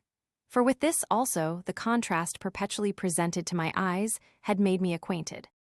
I had admired the perfect forms of my cottagers, their grace, beauty, and delicate complexions, but how was I terrified when I viewed myself in a transparent pool? At first I started back, unable to believe that it was indeed I who was reflected in the mirror. And when I became fully convinced that I was in reality the monster that I am, I was filled with the bitterest sensations of despondence and mortification. Alas, I did not yet entirely know the fatal effects of this miserable deformity. As the sun became warmer and the light of day longer, the snow vanished, and I beheld the bare trees and the black earth. From this time Felix was more employed, and the heart-moving indications of impending famine disappeared. Their food, as I afterwards found, was coarse, but it was wholesome, and they procured a sufficiency of it. Several new kinds of plants sprang up in the garden, which they dressed, and these signs of comfort increased daily as the season advanced. The old man, leaning on his son, walked each day at noon, when it did not rain, as I found it was called when the heavens poured forth its waters. This frequently took place, but a high wind quickly dried the earth, and the season became far more pleasant than it had been. My mode of life in my hovel was uniform. During the morning I attended the motions of the cottagers, and when they were dispersed in various occupations, I slept. The remainder of the day was spent in observing my friends. When they had retired to rest, if there was any moon or the night was starlight, I went into the woods and collected my own food and fuel for the cottage. When I returned, as often as it was necessary, I cleared their path from the snow and performed those offices that I had seen done by Felix. I afterwards found that these labors, performed by an invisible hand, greatly astonished them, and once or twice I heard them, on these occasions, utter the words good spirit, wonderful. But I did not then understand the signification of these terms. My thoughts now became more active, and I longed to discover the motives and feelings of these lovely creatures. I was inquisitive to know why Felix appeared so miserable and Agatha so sad. I thought, foolish wretch, that it might be in my power to restore happiness to these deserving people. When I slept or was absent, the forms of the venerable blind father, the gentle Agatha, and the excellent Felix flitted before me. I looked upon them as superior beings who would be the arbiters of my future destiny. I formed in my imagination 1,000 pictures of presenting myself to them and their reception of me. I imagined that they would be disgusted, until, by my gentle demeanor and conciliating words, I should first win their favor and afterwards their love. These thoughts exhilarated me and led me to apply with fresh ardor to the acquiring the art of language. My organs were indeed harsh, but supple, and although my voice was very unlike the soft music of their tones, yet I pronounced such words as I understood with tolerable ease. It was as the ass and the lapdog. Yet surely the gentle ass whose intentions were affectionate, although his manners were rude, deserved better treatment than blows and execration. The pleasant showers and genial warmth of spring greatly altered the aspect of the earth. Men who before this change seemed to have been hid in caves dispersed themselves and were employed in various arts of cultivation. The birds sang in more cheerful notes, and the leaves began to bud forth on the trees. Happy, happy earth, fit habitation for gods, which so short a time before was bleak, damp, and unwholesome. My spirits were elevated by the enchanting appearance of nature. The past was blotted from my memory, the present was tranquil, and the future gilded by bright rays of hope and anticipations of joy. Chapter 13. I now hasten to the more moving part of my story. I shall relate events that impressed me with feelings which, from what I had been, have made me what I am. Spring advanced rapidly, the weather became fine, and the skies cloudless. It surprised me that what before was desert and gloomy should now bloom with the most beautiful flowers and verdure. My senses were gratified and refreshed by 1,000 scents of delight and 1,000 sights of beauty. It was on one of these days, when my cottagers periodically rested from labor, the old man played on his guitar, and the children listened to him, that I observed the countenance of Felix was melancholy beyond expression.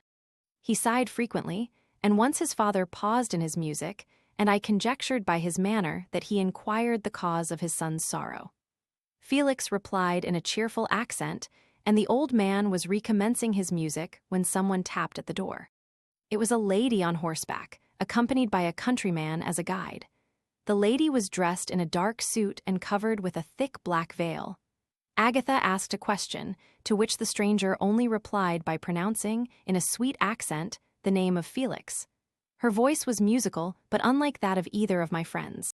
On hearing this word, Felix came up hastily to the lady, who, when she saw him, threw up her veil, and I beheld a countenance of angelic beauty and expression. Her hair of a shining raven black and curiously braided. Her eyes were dark, but gentle, although animated. Her features of a regular proportion, and her complexion wondrously fair, each cheek tinged with a lovely pink. Felix seemed ravished with delight when he saw her. Every trait of sorrow vanished from his face, and it instantly expressed a degree of ecstatic joy, of which I could hardly have believed it capable. His eyes sparkled, as his cheek flushed with pleasure. And at that moment I thought him as beautiful as the stranger. She appeared affected by different feelings. Wiping a few tears from her lovely eyes, she held out her hand to Felix, who kissed it rapturously and called her, as well as I could distinguish, his sweet Arabian. She did not appear to understand him, but smiled. He assisted her to dismount, and dismissing her guide, conducted her into the cottage. Some conversation took place between him and his father, and the young stranger knelt at the old man's feet and would have kissed his hand, but he raised her and embraced her affectionately. I soon perceived that, although the stranger uttered articulate sounds and appeared to have a language of her own, she was neither understood by nor herself understood the cottagers. They made many signs which I did not comprehend, but I saw that her presence diffused gladness through the cottage, dispelling their sorrow as the sun dissipates the morning mists. Felix seemed peculiarly happy, and with smiles of delight welcomed his Arabian. Agatha, the ever-gentle Agatha, kissed the hands of the lovely stranger, and pointing to her brother, made signs which appeared to me to mean that he had been sorrowful until she came. Some hours passed thus, while they, by their countenances, expressed joy, the cause of which I did not comprehend. Presently I found, by the frequent recurrence of some sound which the stranger repeated after them, that she was endeavoring to learn their language. And the idea instantly occurred to me that I should make use of the same instructions to the same end. The stranger learned about 20 words at the first lesson.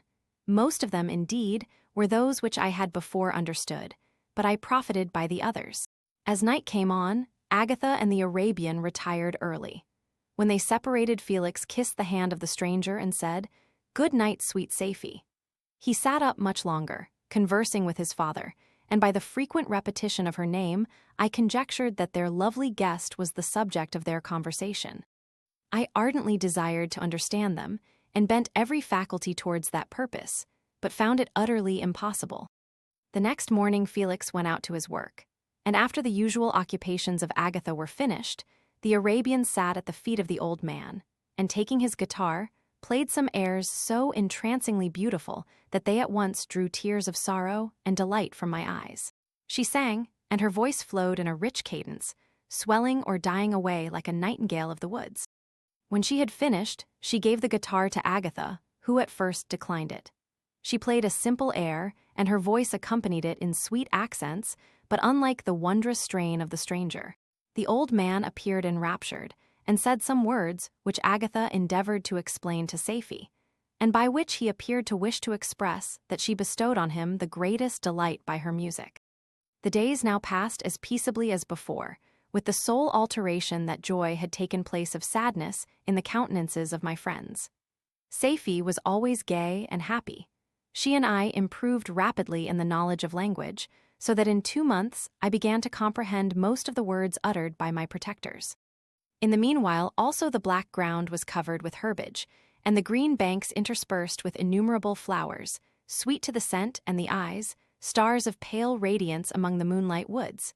The sun became warmer, the nights clear and balmy, and my nocturnal rambles were an extreme pleasure to me, although they were considerably shortened by the late setting and early rising of the sun, for I never ventured abroad during daylight, fearful of meeting with the same treatment I had formerly endured in the first village which I entered. My days were spent in close attention, that I might more speedily master the language, and I may boast that I improved more rapidly than the Arabian, who understood very little and conversed in broken accents, whilst I comprehended and could imitate almost every word that was spoken.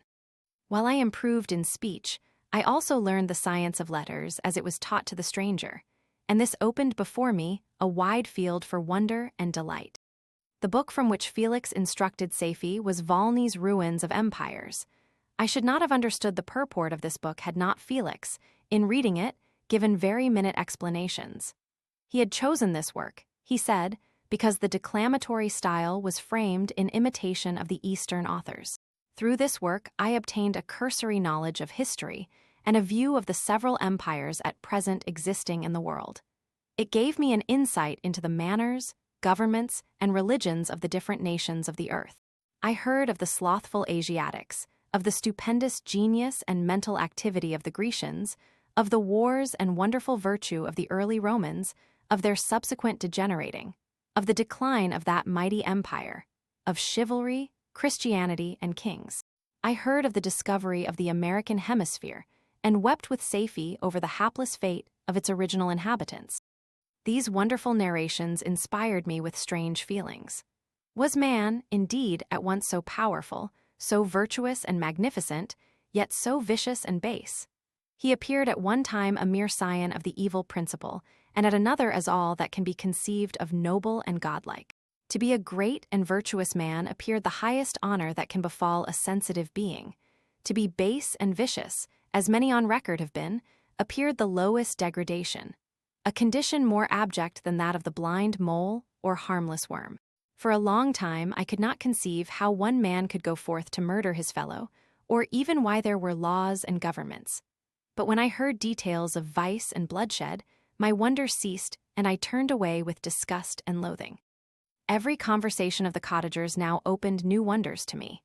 While I listened to the instructions which Felix bestowed upon the Arabian, the strange system of human society was explained to me. I heard of the division of property, of immense wealth and squalid poverty, of rank, descent, and noble blood. The words induced me to turn towards myself. I learned that the possessions most esteemed by your fellow creatures were high and unsullied descent united with riches. A man might be respected with only one of these advantages, but without either he was considered, except in very rare instances, as a vagabond and a slave, doomed to waste his powers for the profits of the chosen few. And what was I? Of my creation and creator I was absolutely ignorant, but I knew that I possessed no money, no friends, no kind of property. I was, besides, endued with a figure hideously deformed and loathsome. I was not even of the same nature as man. I was more agile than they and could subsist upon coarser diet. I bore the extremes of heat and cold with less injury to my frame. My stature far exceeded theirs. When I looked around I saw and heard of none like me. Was I, then, a monster, a blot upon the earth, from which all men fled and whom all men disowned? I cannot describe to you the agony that these reflections inflicted upon me. I tried to dispel them, but sorrow only increased with knowledge. Oh, that I had forever remained in my native wood, nor known nor felt beyond the sensations of hunger, thirst, and heat. Of what a strange nature is knowledge! It clings to the mind when it has once seized on it like a lichen on the rock. I wished sometimes to shake off all thought and feeling, but I learned that there was but one means to overcome the sensation of pain, and that was death, a state which I feared yet did not understand. I admired virtue and good feelings, and loved the gentle manners and amiable qualities of my cottagers. But I was shut out from intercourse with them, except through means which I obtained by stealth, when I was unseen and unknown, and which rather increased than satisfied the desire I had of becoming one among my fellows. The gentle words of Agatha and the animated smiles of the charming Arabian were not for me. The mild exhortations of the old man and the lively conversation of the loved Felix were not for me. Miserable, unhappy wretch. Other lessons were impressed upon me even more deeply. I heard of the difference of sexes, and the birth and growth of children, how the father doted on the smiles of the infant, and the lively sallies of the older child, how all the life and cares of the mother were wrapped up in the precious charge, how the mind of youth expanded and gained knowledge of brother, sister, and all the various relationships which bind one human being to another in mutual bonds. But where were my friends and relations? No father had watched my infant days, no mother had blessed me with smiles and caresses, or if they had, all my past life was now a blot, a blind vacancy in which I distinguished nothing. From my earliest remembrance I had been as I then was in height and proportion. I had never yet seen a being resembling me or who claimed any intercourse with me. What was I? The question again recurred, to be answered only with groans. I will soon explain to what these feelings tended, but allow me now to return to the cottagers, whose story excited in me such various feelings of indignation, delight, and wonder, but which all terminated in additional love and reverence for my protectors, for so I loved, in an innocent, half-painful self-deceit. To call them. Chapter 14. Some time elapsed before I learned the history of my friends. It was one which could not fail to impress itself deeply on my mind, unfolding as it did a number of circumstances, each interesting and wonderful to one so utterly inexperienced as I was. The name of the old man was de Lacy. He was descended from a good family in France, where he had lived for many years in affluence, respected by his superiors and beloved by his equals. His son was bred in the service of his country, and Agatha had ranked with ladies of the highest distinction. A few months before my arrival, they had lived in a large and luxurious city called Paris, surrounded by friends and possessed of every enjoyment which virtue, refinement of intellect, or taste, accompanied by a moderate fortune, could afford. The father of Safie had been the cause of their ruin. He was a Turkish merchant and had inhabited Paris for many years, when, for some reason which I could not learn, he became obnoxious to the government. He was seized and cast into prison the very day that Safie arrived from Constantinople to join him. He was tried and condemned to death. The injustice of his sentence was very flagrant. All Paris was indignant, and it was judged that his religion and wealth rather than the crime alleged against him had been the cause of his condemnation. Felix had accidentally been present at the trial.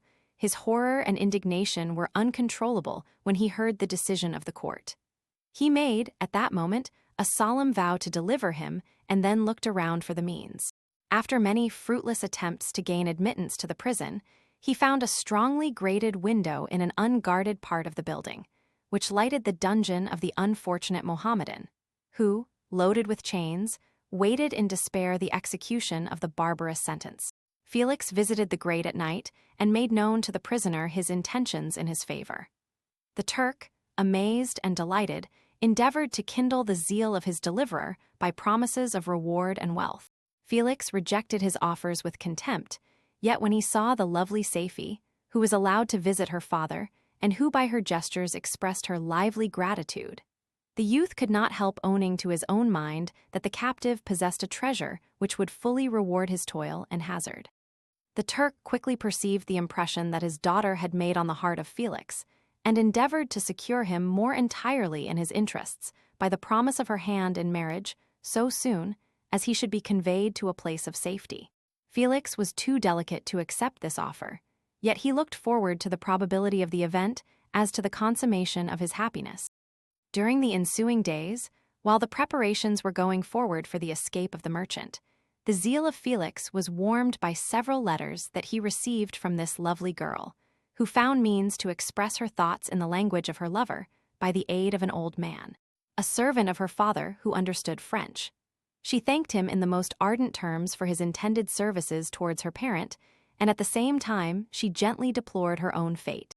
I have copies of these letters, for I found means, during my residence in the hovel, to procure the implements of writing. And the letters were often in the hands of Felix or Agatha. Before I depart, I will give them to you. They will prove the truth of my tale. But at present, as the sun is already far declined, I shall only have time to repeat the substance of them to you. Saifi related that her mother was a Christian Arab, seized and made a slave by the Turks. Recommended by her beauty, she had won the heart of the father of Saifi, who married her. The young girl spoke in high and enthusiastic terms of her mother, who, born in freedom, spurned the bondage to which she was now reduced. She instructed her daughter in the tenets of her religion, and taught her to aspire to higher powers of intellect and an independence of spirit forbidden to the female followers of Mohammed. This lady died, but her lessons were indelibly impressed on the mind of Saifi, who sickened at the prospect of again returning to Asia and being immured within the walls of a harem, allowed only to occupy herself with infantile amusements, ill-suited to the temper of her soul, now accustomed to grand ideas and a noble emulation for virtue. The prospect of marrying a Christian and remaining in a country where women were allowed to take a rank in society was enchanting to her. The day for the execution of the Turk was fixed, but on the night previous to it, he quitted his prison and before morning was distant many leagues from Paris. Felix had procured passports in the name of his father, sister, and himself. He had previously communicated his plan to the former, who aided the deceit by quitting his house, under the pretense of a journey, and concealed himself, with his daughter, in an obscure part of Paris. Felix conducted the fugitives through France to Lyon and across Mont-Cenis to Leghorn, where the merchant had decided to wait a favorable opportunity of passing into some part of the Turkish dominions. Saifi resolved to remain with her father until the moment of his departure, before which time the Turk renewed his promise that she should be united to his deliverer. And Felix remained with them in expectation of that event. And in the meantime, he enjoyed the society of the Arabian, who exhibited towards him the simplest and tenderest affection. They conversed with one another through the means of an interpreter, and sometimes with the interpretation of looks, and Saifi sang to him the divine airs of her native country. The Turk allowed this intimacy to take place and encouraged the hopes of the youthful lovers, while in his heart he had formed far other plans. He loathed the idea that his daughter should be united to a Christian, but he feared the resentment of Felix if he should appear lukewarm, for he knew that he was still in the power of his deliverer if he should choose to betray him to the Italian state which they inhabited. He revolved 1,000 plans by which he should be enabled to prolong the deceit until it might be no longer necessary, and secretly to take his daughter with him when he departed. His plans were facilitated by the news which arrived from Paris. The government of France were greatly enraged at the escape of their victim and spared no pains to detect and punish his deliverer. The plot of Felix was quickly discovered, and de Lacy and Agatha were thrown into prison. The news reached Felix and roused him from his dream of pleasure. His blind and aged father and his gentle sister lay in a noisome dungeon, while he enjoyed the free air and the society of her whom he loved. This idea was torture to him. He quickly arranged with the Turk that if the latter should find a favorable opportunity for escape, before Felix could return to Italy, Saifi should remain as a boarder at a convent at Leghorn. And then, quitting the lovely Arabian, he hastened to Paris and delivered himself up to the vengeance of the law, hoping to free de Lacy and Agatha by this proceeding. He did not succeed. They remained confined for 5 months before the trial took place, the result of which deprived them of their fortune and condemned them to a perpetual exile from their native country. They found a miserable asylum in the cottage in Germany, where I discovered them. Felix soon learned that the treacherous Turk, for whom he and his family endured such unheard-of oppression, on discovering that his deliverer was thus reduced to poverty and ruin, became a traitor to good feeling and honor, and had quitted Italy with his daughter, insultingly sending Felix a pittance of money to aid him, as he said, in some plan of future maintenance.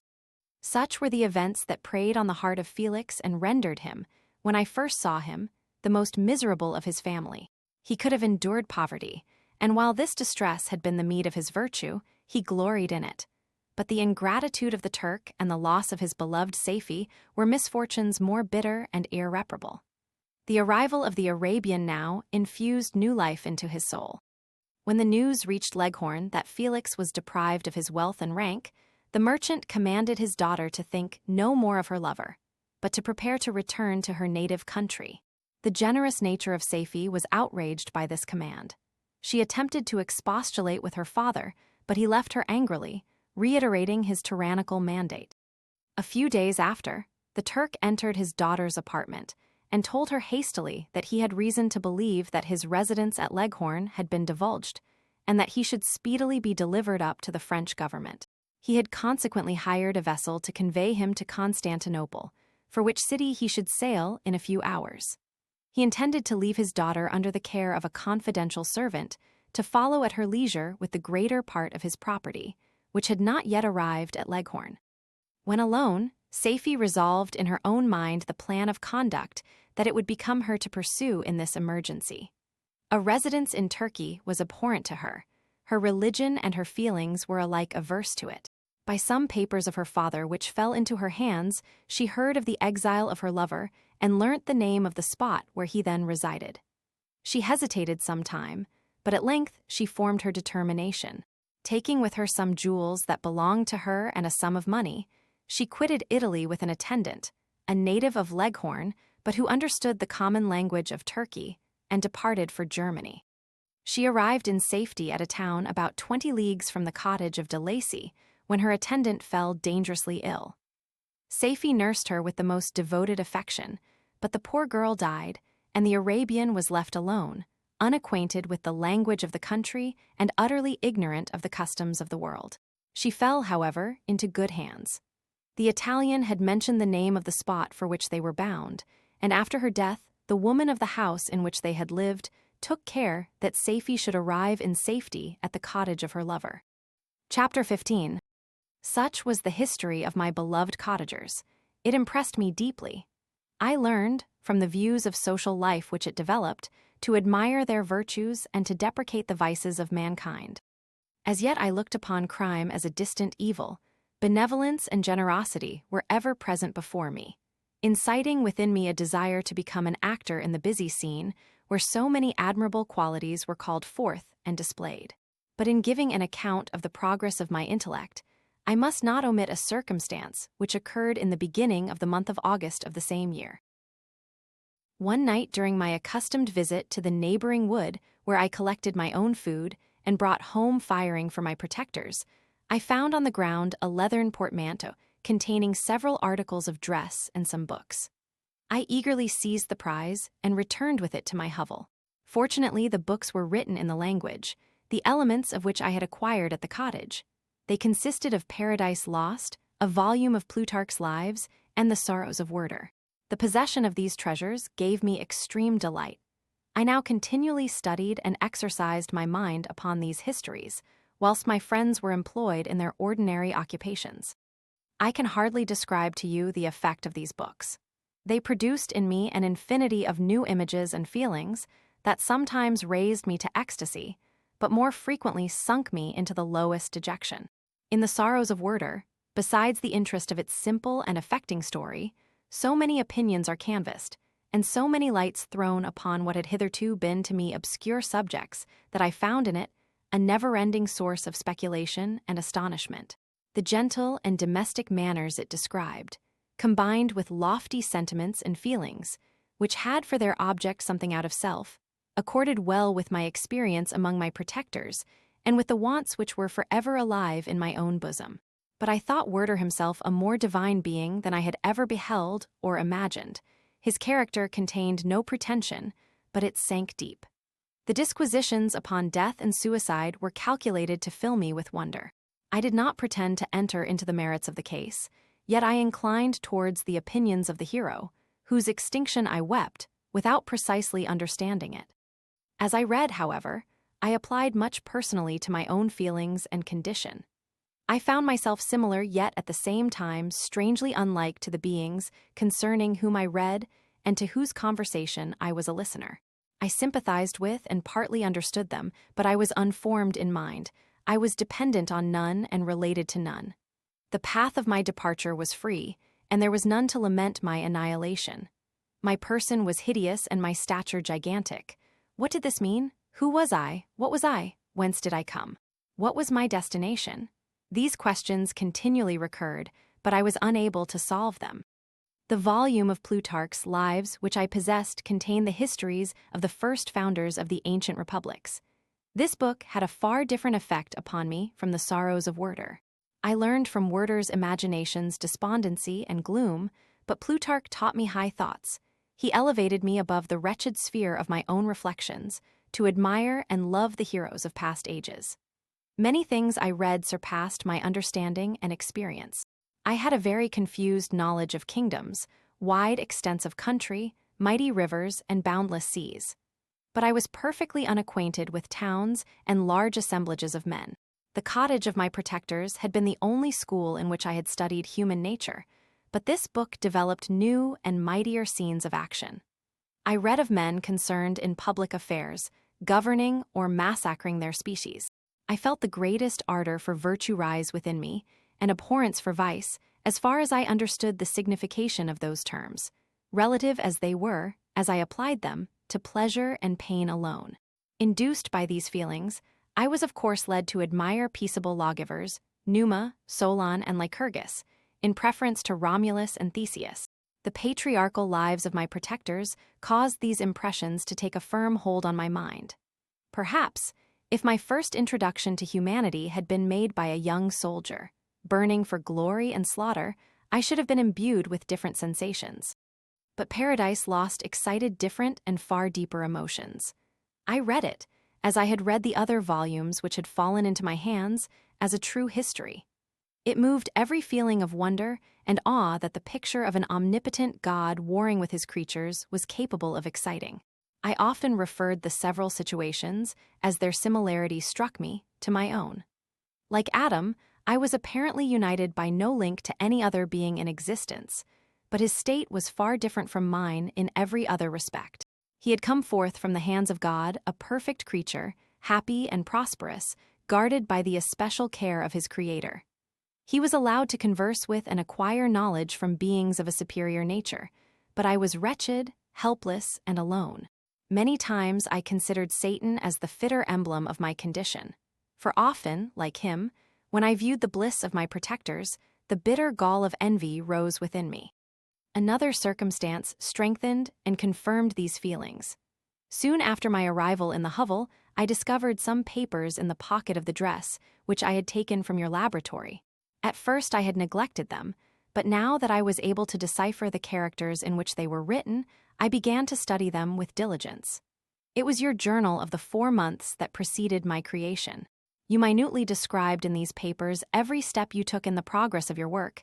This history was mingled with accounts of domestic occurrences.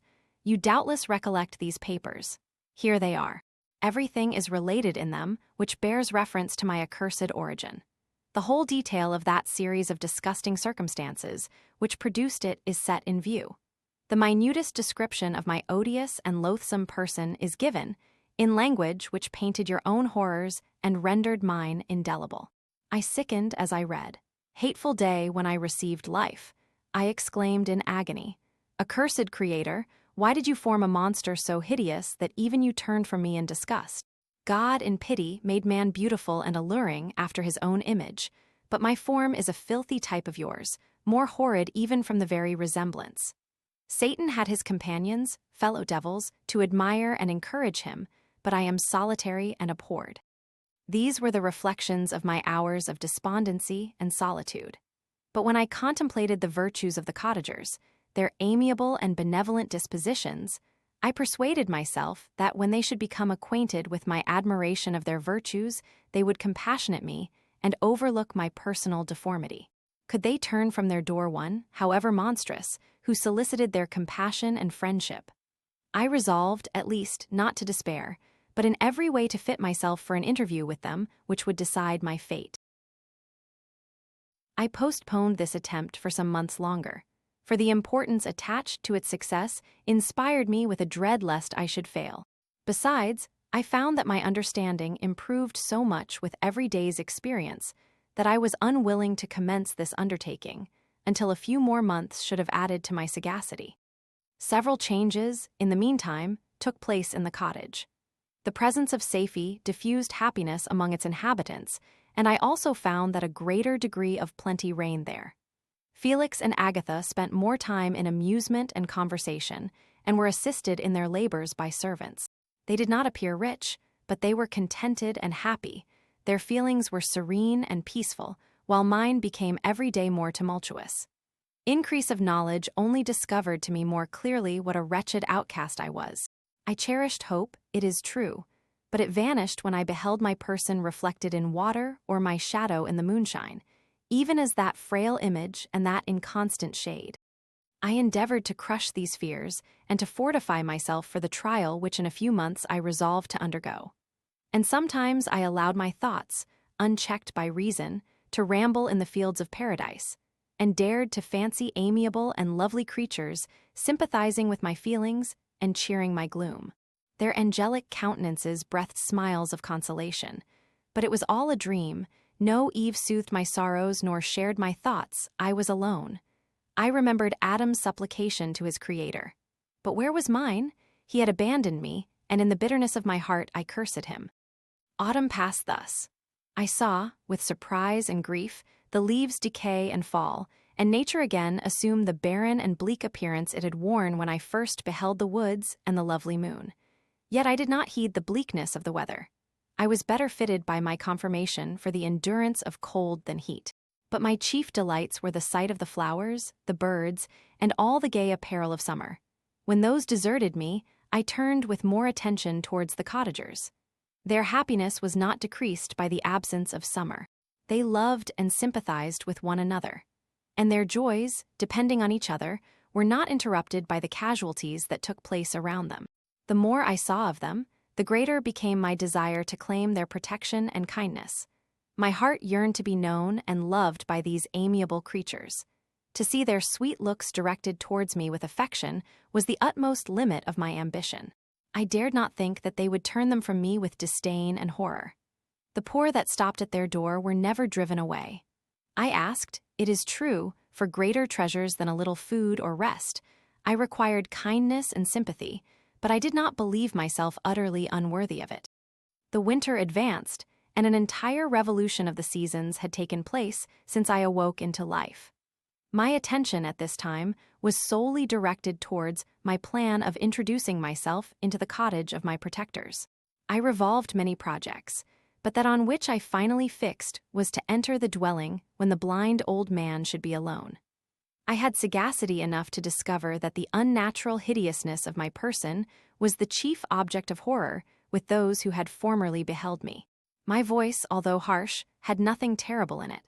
I thought, therefore, that if in the absence of his children I could gain the good will and mediation of the old de Lacy, I might by his means be tolerated by my younger protectors. One day, when the sun shone on the red leaves that strewed the ground and diffused cheerfulness, although it denied warmth, Safie, Agatha, and Felix departed on a long country walk, and the old man, at his own desire, was left alone in the cottage. When his children had departed, he took up his guitar and played several mournful but sweet airs, more sweet and mournful than I had ever heard him play before. At first his countenance was illuminated with pleasure, but as he continued, thoughtfulness and sadness succeeded. At length, laying aside the instrument, he sat absorbed in reflection. My heart beat quick. This was the hour and moment of trial which would decide my hopes or realize my fears. The servants were gone to a neighboring fair. All was silent in and around the cottage. It was an excellent opportunity. Yet, when I proceeded to execute my plan, my limbs failed me and I sank to the ground. Again I rose, and exerting all the firmness of which I was master, removed the planks which I had placed before my hovel to conceal my retreat. The fresh air revived me, and with renewed determination I approached the door of their cottage. I knocked. "Who is there?" said the old man. "Come in." I entered. "Pardon this intrusion," said I. "I am a traveler in want of a little rest. You would greatly oblige me if you would allow me to remain a few minutes before the fire." "Enter," said de Lacy, "and I will try in what manner I can to relieve your wants. But unfortunately my children are from home, and as I am blind, I am afraid I shall find it difficult to procure food for you. Do not trouble yourself, my kind host, I have food. It is warmth and rest only that I need." I sat down, and a silence ensued. I knew that every minute was precious to me, yet I remained irresolute in what manner to commence the interview, when the old man addressed me. "By your language, stranger, I suppose you are my countryman. Are you French?" "No, but I was educated by a French family and understand that language only. I am now going to claim the protection of some friends, whom I sincerely love, and of whose favor I have some hopes." "Are they Germans?" "No, they are French, but let us change the subject. I am an unfortunate and deserted creature. I look around and I have no relation or friend upon earth. These amiable people to whom I go have never seen me and know little of me. I am full of fears, for if I fail there, I am an outcast in the world forever. Do not despair. To be friendless is indeed to be unfortunate, but the hearts of men, when unprejudiced by any obvious self-interest, are full of brotherly love and charity. Rely, therefore, on your hopes, and if these friends are good and amiable, do not despair. They are kind, they are the most excellent creatures in the world, but unfortunately they are prejudiced against me. I have good dispositions. My life has been hitherto harmless and in some degree beneficial, but a fatal prejudice clouds their eyes, and where they ought to see a feeling and kind friend, they behold only a detestable monster. That is indeed unfortunate, but if you are really blameless, cannot you undeceive them? I am about to undertake that task, and it is on that account that I feel so many overwhelming terrors. I tenderly love these friends. I have, unknown to them, been for many months in the habits of daily kindness towards them, but they believe that I wish to injure them, and it is that prejudice which I wish to overcome. Where do these friends reside? Near this spot. The old man paused and then continued. If you will unreservedly confide to me the particulars of your tale, I perhaps may be of use in undeceiving them. I am blind and cannot judge of your countenance, but there is something in your words which persuades me that you are sincere. I am poor and an exile, but it will afford me true pleasure to be in any way serviceable to a human creature. Excellent man, I thank you and accept your generous offer. You raise me from the dust by this kindness, and I trust that, by your aid, I shall not be driven from the society and sympathy of your fellow creatures. Heaven forbid, even if you were really criminal, for that can only drive you to desperation and not instigate you to virtue. I also am unfortunate. I and my family have been condemned, although innocent. Judge, therefore, if I do not feel for your misfortunes. How can I thank you, my best and only benefactor? From your lips first have I heard the voice of kindness directed towards me. I shall be forever grateful, and your present humanity assures me of success with those friends whom I am on the point of meeting. May I know the names and residence of those friends? I paused. This, I thought, was the moment of decision, which was to rob me of or bestow happiness on me forever. I struggled vainly for firmness sufficient to answer him, but the effort destroyed all my remaining strength. I sank on the chair and sobbed aloud. At that moment, I heard the steps of my younger protectors. I had not a moment to lose, but seizing the hand of the old man, I cried, "Now is the time. Save and protect me. You and your family are the friends whom I seek. Do not you desert me in the hour of trial." "Great God!" exclaimed the old man. "Who are you?" At that instant, the cottage door was opened, and Felix, Safie, and Agatha entered. Who can describe their horror and consternation on beholding me? Agatha fainted, and Safie, unable to attend to her friend, rushed out of the cottage. Felix darted forward, and with supernatural force tore me from his father, to whose knees I clung in a transport of fury. He dashed me to the ground and struck me violently with a stick. I could have torn him limb from limb, as the lion rends the antelope. But my heart sank within me as with bitter sickness, and I refrained. I saw him on the point of repeating his blow, when, overcome by pain and anguish, I quitted the cottage, and in the general tumult escaped unperceived to my hovel.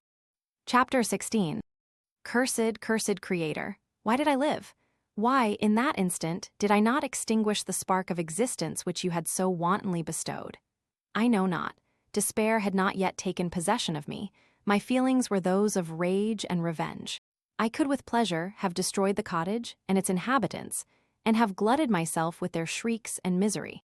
When night came, I quitted my retreat and wandered in the wood, and now, no longer restrained by the fear of discovery, I gave vent to my anguish in fearful howlings. I was like a wild beast that had broken the toils, destroying the objects that obstructed me and ranging through the wood with a stag-like swiftness. Oh, what a miserable night I passed. The cold stars shone in mockery, and the bare trees waved their branches above me. Now and then the sweet voice of a bird burst forth amidst the universal stillness. All, save I, were at rest or in enjoyment. I, like the arch-fiend, bore a hell within me, and finding myself unsympathized with, wished to tear up the trees, spread havoc and destruction around me, and then to have sat down and enjoyed the ruin. But this was a luxury of sensation that could not endure. I became fatigued with excess of bodily exertion and sank on the damp grass in the sick impotence of despair. There was none among the myriads of men that existed who would pity or assist me, and should I feel kindness towards my enemies? No, from that moment I declared everlasting war against the species, and more than all, against him who had formed me and sent me forth to this insupportable misery. The sun rose, I heard the voices of men, and knew that it was impossible to return to my retreat during that day. Accordingly, I hid myself in some thick underwood, determining to devote the ensuing hours to reflection on my situation. The pleasant sunshine and the pure air of day restored me to some degree of tranquility, and when I considered what had passed at the cottage, I could not help believing that I had been too hasty in my conclusions. I had certainly acted imprudently. It was apparent that my conversation had interested the father in my behalf, and I was a fool in having exposed my person to the horror of his children. I ought to have familiarized the old de Lacy to me, and by degrees to have discovered myself to the rest of his family, when they should have been prepared for my approach.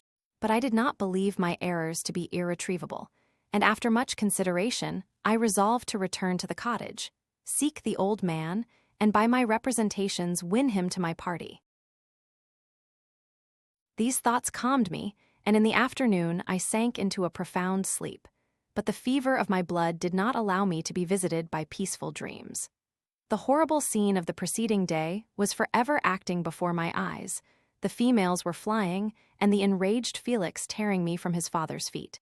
I awoke exhausted, and finding that it was already night, I crept forth from my hiding place and went in search of food. When my hunger was appeased, I directed my steps towards the well-known path that conducted to the cottage. All there was at peace. I crept into my hovel and remained in silent expectation of the accustomed hour when the family arose. That hour passed, the sun mounted high in the heavens, but the cottagers did not appear. I trembled violently, apprehending some dreadful misfortune. The inside of the cottage was dark, and I heard no motion. I cannot describe the agony of this suspense. Presently 2 countrymen passed by, but pausing near the cottage, they entered into conversation, using violent gesticulations. But I did not understand what they said, as they spoke the language of the country, which differed from that of my protectors. Soon after, however, Felix approached with another man. I was surprised, as I knew that he had not quitted the cottage that morning, and waited anxiously to discover from his discourse the meaning of these unusual appearances. "Do you consider," said his companion to him, "that you will be obliged to pay 3 months' rent and to lose the produce of your garden? I do not wish to take any unfair advantage, and I beg therefore that you will take some days to consider of your determination." "It is utterly useless," replied Felix. "We can never again inhabit your cottage. The life of my father is in the greatest danger, owing to the dreadful circumstance that I have related. My wife and my sister will never recover from their horror. I entreat you not to reason with me any more. Take possession of your tenement, and let me fly from this place." Felix trembled violently as he said this. He and his companion entered the cottage, in which they remained for a few minutes, and then departed. I never saw any of the family of de Lacy more. I continued for the remainder of the day in my hovel in a state of utter and stupid despair.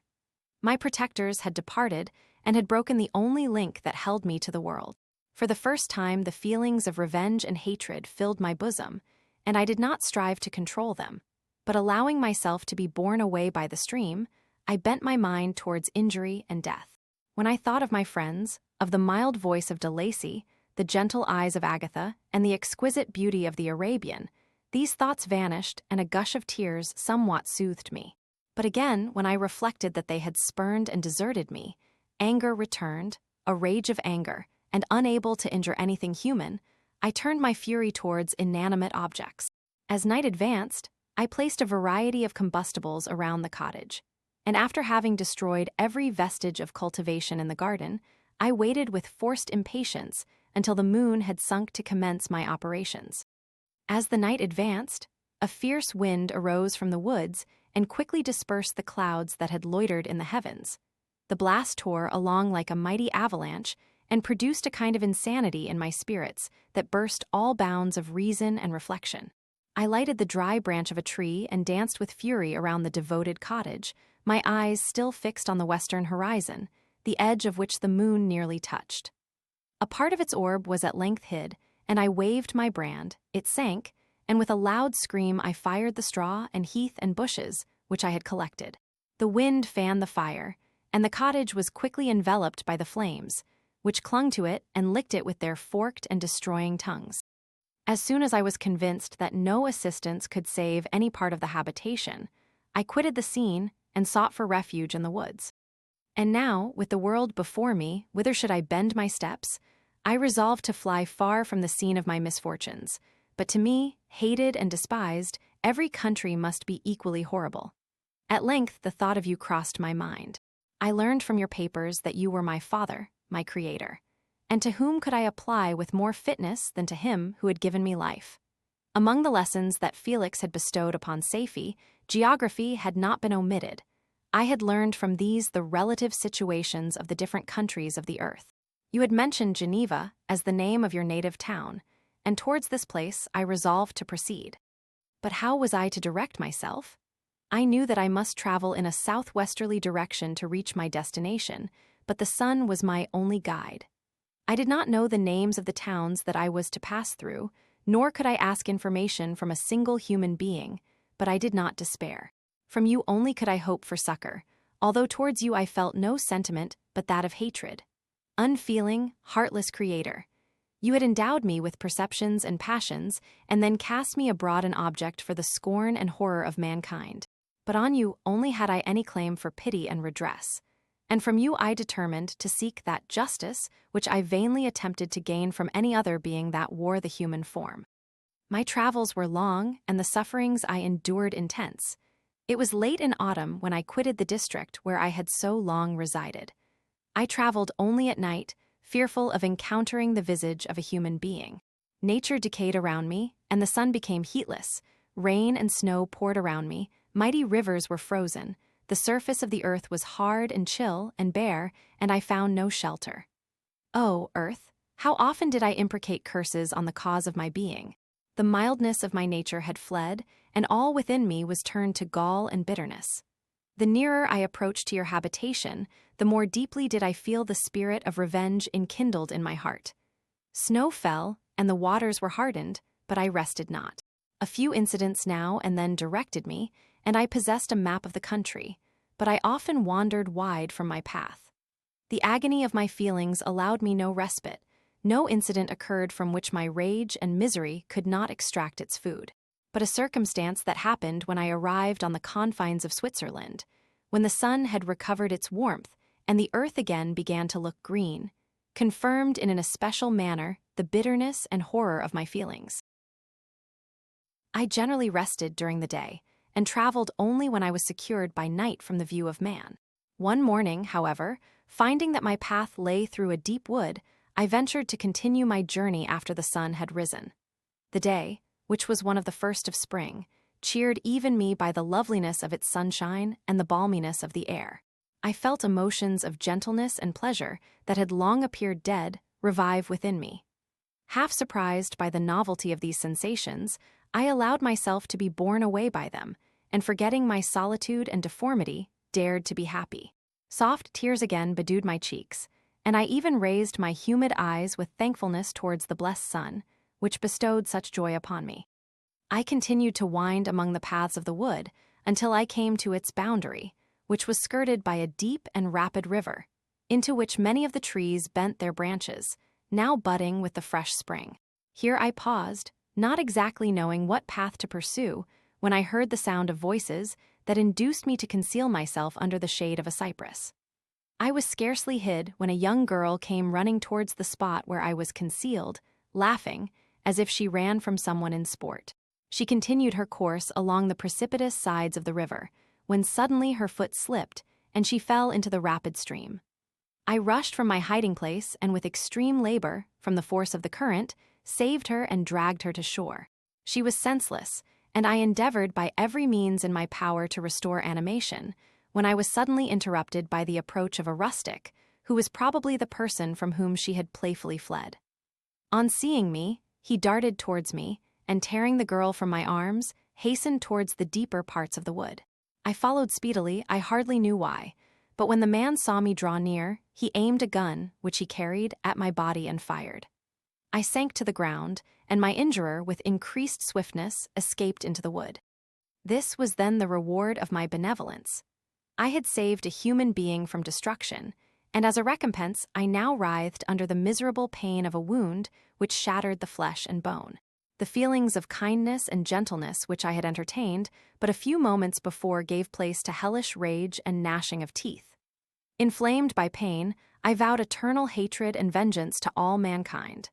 But the agony of my wound overcame me, my pulses paused, and I fainted. For some weeks I led a miserable life in the woods, endeavoring to cure the wound which I had received. The ball had entered my shoulder, and I knew not whether it had remained there or passed through. At any rate, I had no means of extracting it. My sufferings were augmented also by the oppressive sense of the injustice and ingratitude of their infliction. My daily vows rose for revenge, a deep and deadly revenge, such as would alone compensate for the outrages and anguish I had endured. After some weeks my wound healed, and I continued my journey. The labors I endured were no longer to be alleviated by the bright sun or gentle breezes of spring. All joy was but a mockery which insulted my desolate state and made me feel more painfully that I was not made for the enjoyment of pleasure. But my toils now drew near a close, and in 2 months from this time I reached the environs of Geneva. It was evening when I arrived, and I retired to a hiding place among the fields that surround it to meditate in what manner I should apply to you. I was oppressed by fatigue and hunger, and far too unhappy to enjoy the gentle breezes of evening or the prospect of the sun setting behind the stupendous mountains of Jura. At this time, a slight sleep relieved me from the pain of reflection, which was disturbed by the approach of a beautiful child, who came running into the recess I had chosen, with all the sportiveness of infancy. Suddenly, as I gazed on him, an idea seized me that this little creature was unprejudiced, and had lived too short a time to have imbibed a horror of deformity. If, therefore, I could seize him and educate him as my companion and friend, I should not be so desolate in this peopled earth. Urged by this impulse, I seized on the boy as he passed and drew him towards me. As soon as he beheld my form, he placed his hands before his eyes and uttered a shrill scream. I drew his hand forcibly from his face and said, "Child, what is the meaning of this? I do not intend to hurt you. Listen to me." He struggled violently. "Let me go," he cried. "Monster, ugly wretch, you wish to eat me and tear me to pieces. You are an ogre. Let me go, or I will tell my papa. Boy, you will never see your father again. You must come with me. Hideous monster, let me go. My papa is a syndic. He is Frankenstein. He will punish you. You dare not keep me. Frankenstein, you belong then to my enemy, to him towards whom I have sworn eternal revenge. You shall be my first victim." The child still struggled and loaded me with epithets which carried despair to my heart. I grasped his throat to silence him, and in a moment he lay dead at my feet. I gazed on my victim, and my heart swelled with exultation and hellish triumph. Clapping my hands, I exclaimed, "I too can create desolation. My enemy is not invulnerable. This death will carry despair to him, and 1,000 other miseries shall torment and destroy him." As I fixed my eyes on the child, I saw something glittering on his breast. I took it. It was a portrait of a most lovely woman. In spite of my malignity, it softened and attracted me. For a few moments I gazed with delight on her dark eyes, fringed by deep lashes, and her lovely lips, but presently my rage returned. I remembered that I was forever deprived of the delights that such beautiful creatures could bestow, and that she whose resemblance I contemplated would, in regarding me, have changed that air of divine benignity to one expressive of disgust and affright. Can you wonder that such thoughts transported me with rage? I only wonder that at that moment, instead of venting my sensations in exclamations and agony, I did not rush among mankind and perish in the attempt to destroy them. While I was overcome by these feelings, I left the spot where I had committed the murder, and seeking a more secluded hiding place, I entered a barn which had appeared to me to be empty. A woman was sleeping on some straw. She was young, not indeed so beautiful as her whose portrait I held, but of an agreeable aspect and blooming in the loveliness of youth and health. Here, I thought, is one of those whose joy-imparting smiles are bestowed on all but me. And then I bent over her and whispered, "Awake, fairest, thy lover is near. He who would give his life but to obtain one look of affection from thine eyes. My beloved, awake." The sleeper stirred. A thrill of terror ran through me. Should she indeed awake and see me and curse me and denounce the murderer? Thus would she assuredly act if her darkened eyes opened and she beheld me. The thought was madness. It stirred the fiend within me. Not I, but she shall suffer. The murder I have committed because I am forever robbed of all that she could give me, she shall atone. The crime had its source in her, be hers the punishment. Thanks to the lessons of Felix and the sanguinary laws of man, I had learned now to work mischief. I bent over her and placed the portrait securely in one of the folds of her dress. She moved again, and I fled. For some days I haunted the spot where these scenes had taken place, sometimes wishing to see you, sometimes resolved to quit the world and its miseries forever. At length I wandered towards these mountains, and have ranged through their immense recesses, consumed by a burning passion which you alone can gratify. We may not part until you have promised to comply with my requisition. I am alone and miserable. Man will not associate with me, but one as deformed and horrible as myself would not deny herself to me.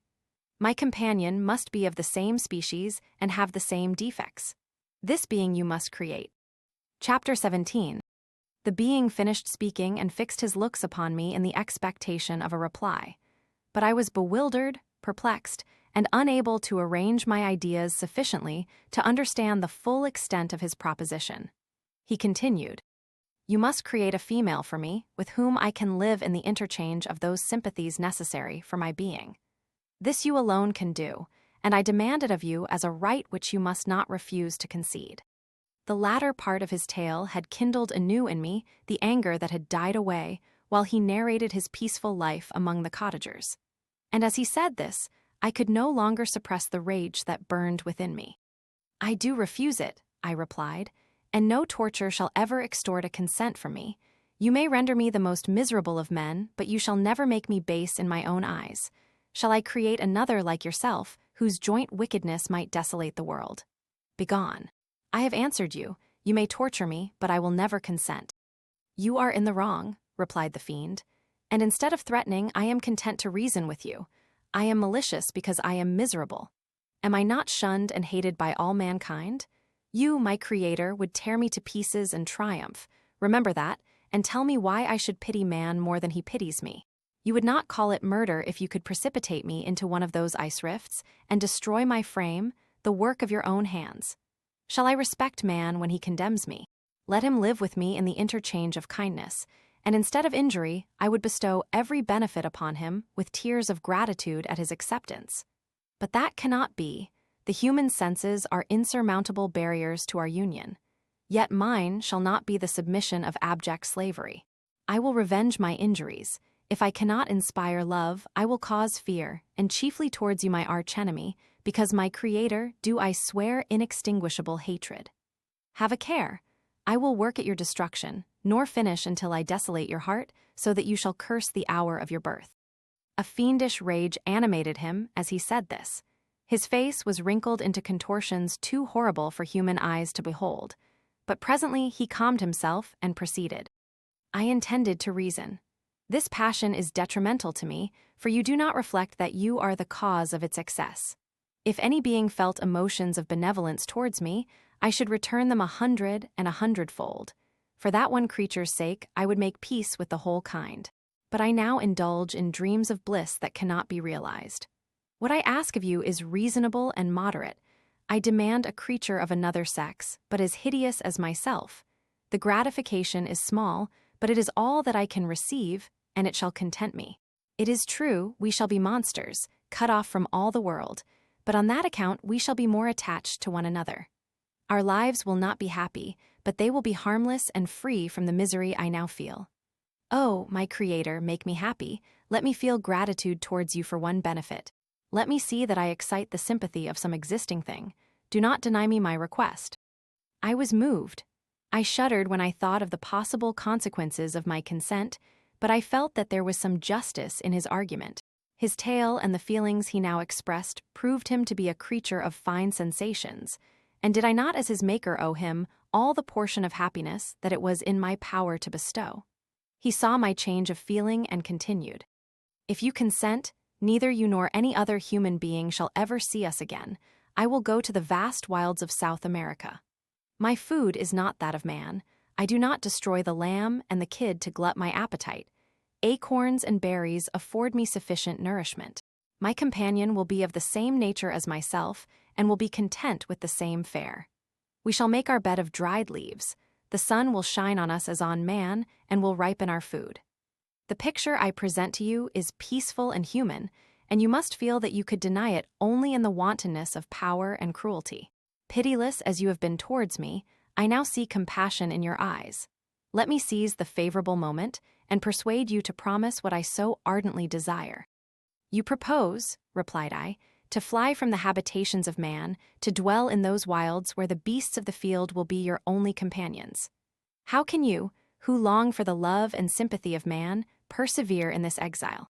You will return and again seek their kindness, and you will meet with their detestation.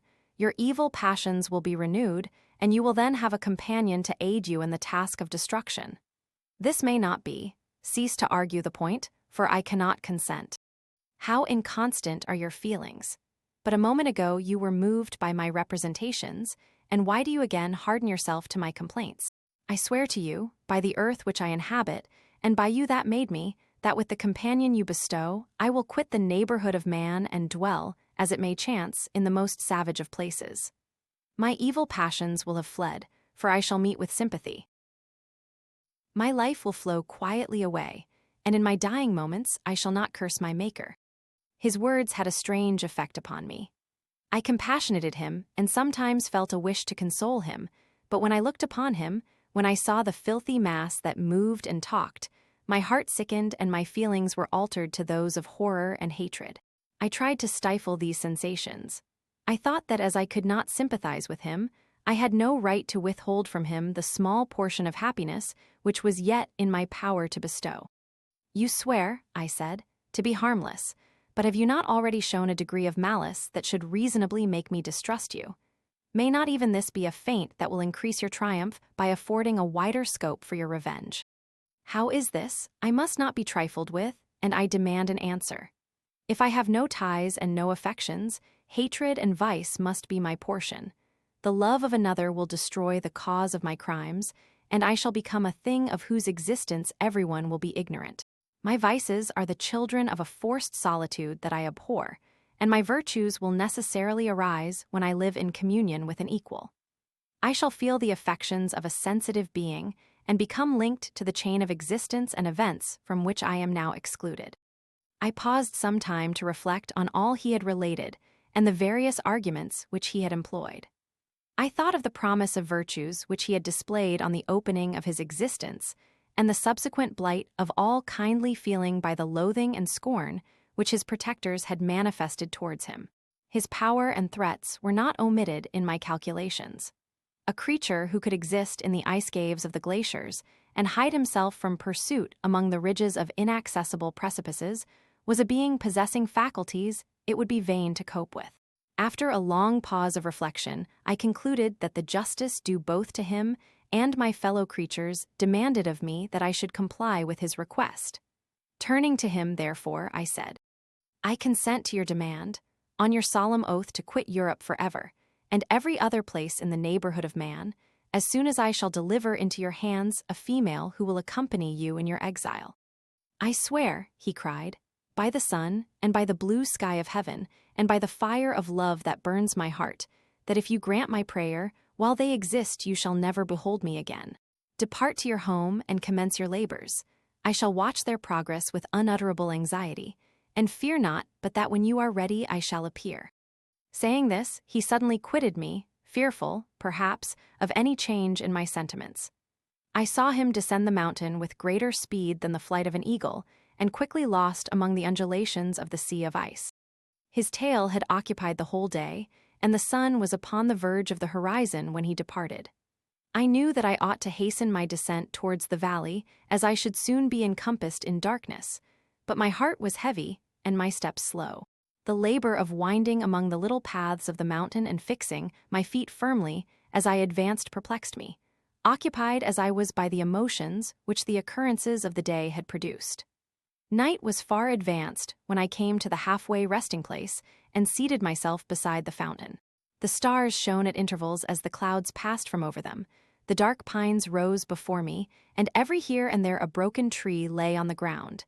It was a scene of wonderful solemnity and stirred strange thoughts within me. I wept bitterly, and clasping my hands in agony, I exclaimed, "Oh, stars and clouds and winds, ye are all about to mock me. If ye really pity me, crush sensation and memory, let me become as naught. But if not, depart, depart, and leave me in darkness." These were wild and miserable thoughts, but I cannot describe to you how the eternal twinkling of the stars weighed upon me, and how I listened to every blast of wind as if it were a dull, ugly siroc on its way to consume me. Morning dawned before I arrived at the village of Chamonix. I took no rest, but returned immediately to Geneva. Even in my own heart, I could give no expression to my sensations. They weighed on me with a mountain's weight, and their excess destroyed my agony beneath them. Thus I returned home, and entering the house, presented myself to the family. My haggard and wild appearance awoke intense alarm, but I answered no question, scarcely did I speak. I felt as if I were placed under a ban, as if I had no right to claim their sympathies, as if never more might I enjoy companionship with them. Yet even thus I loved them to adoration, and to save them, I resolved to dedicate myself to my most abhorred task. The prospect of such an occupation made every other circumstance of existence pass before me like a dream, and that thought only had to me the reality of life. Chapter 18. Day after day, week after week, passed away on my return to Geneva, and I could not collect the courage to recommence my work. I feared the vengeance of the disappointed fiend, yet I was unable to overcome my repugnance to the task which was enjoined me. I found that I could not compose a female without again devoting several months to profound study and laborious disquisition.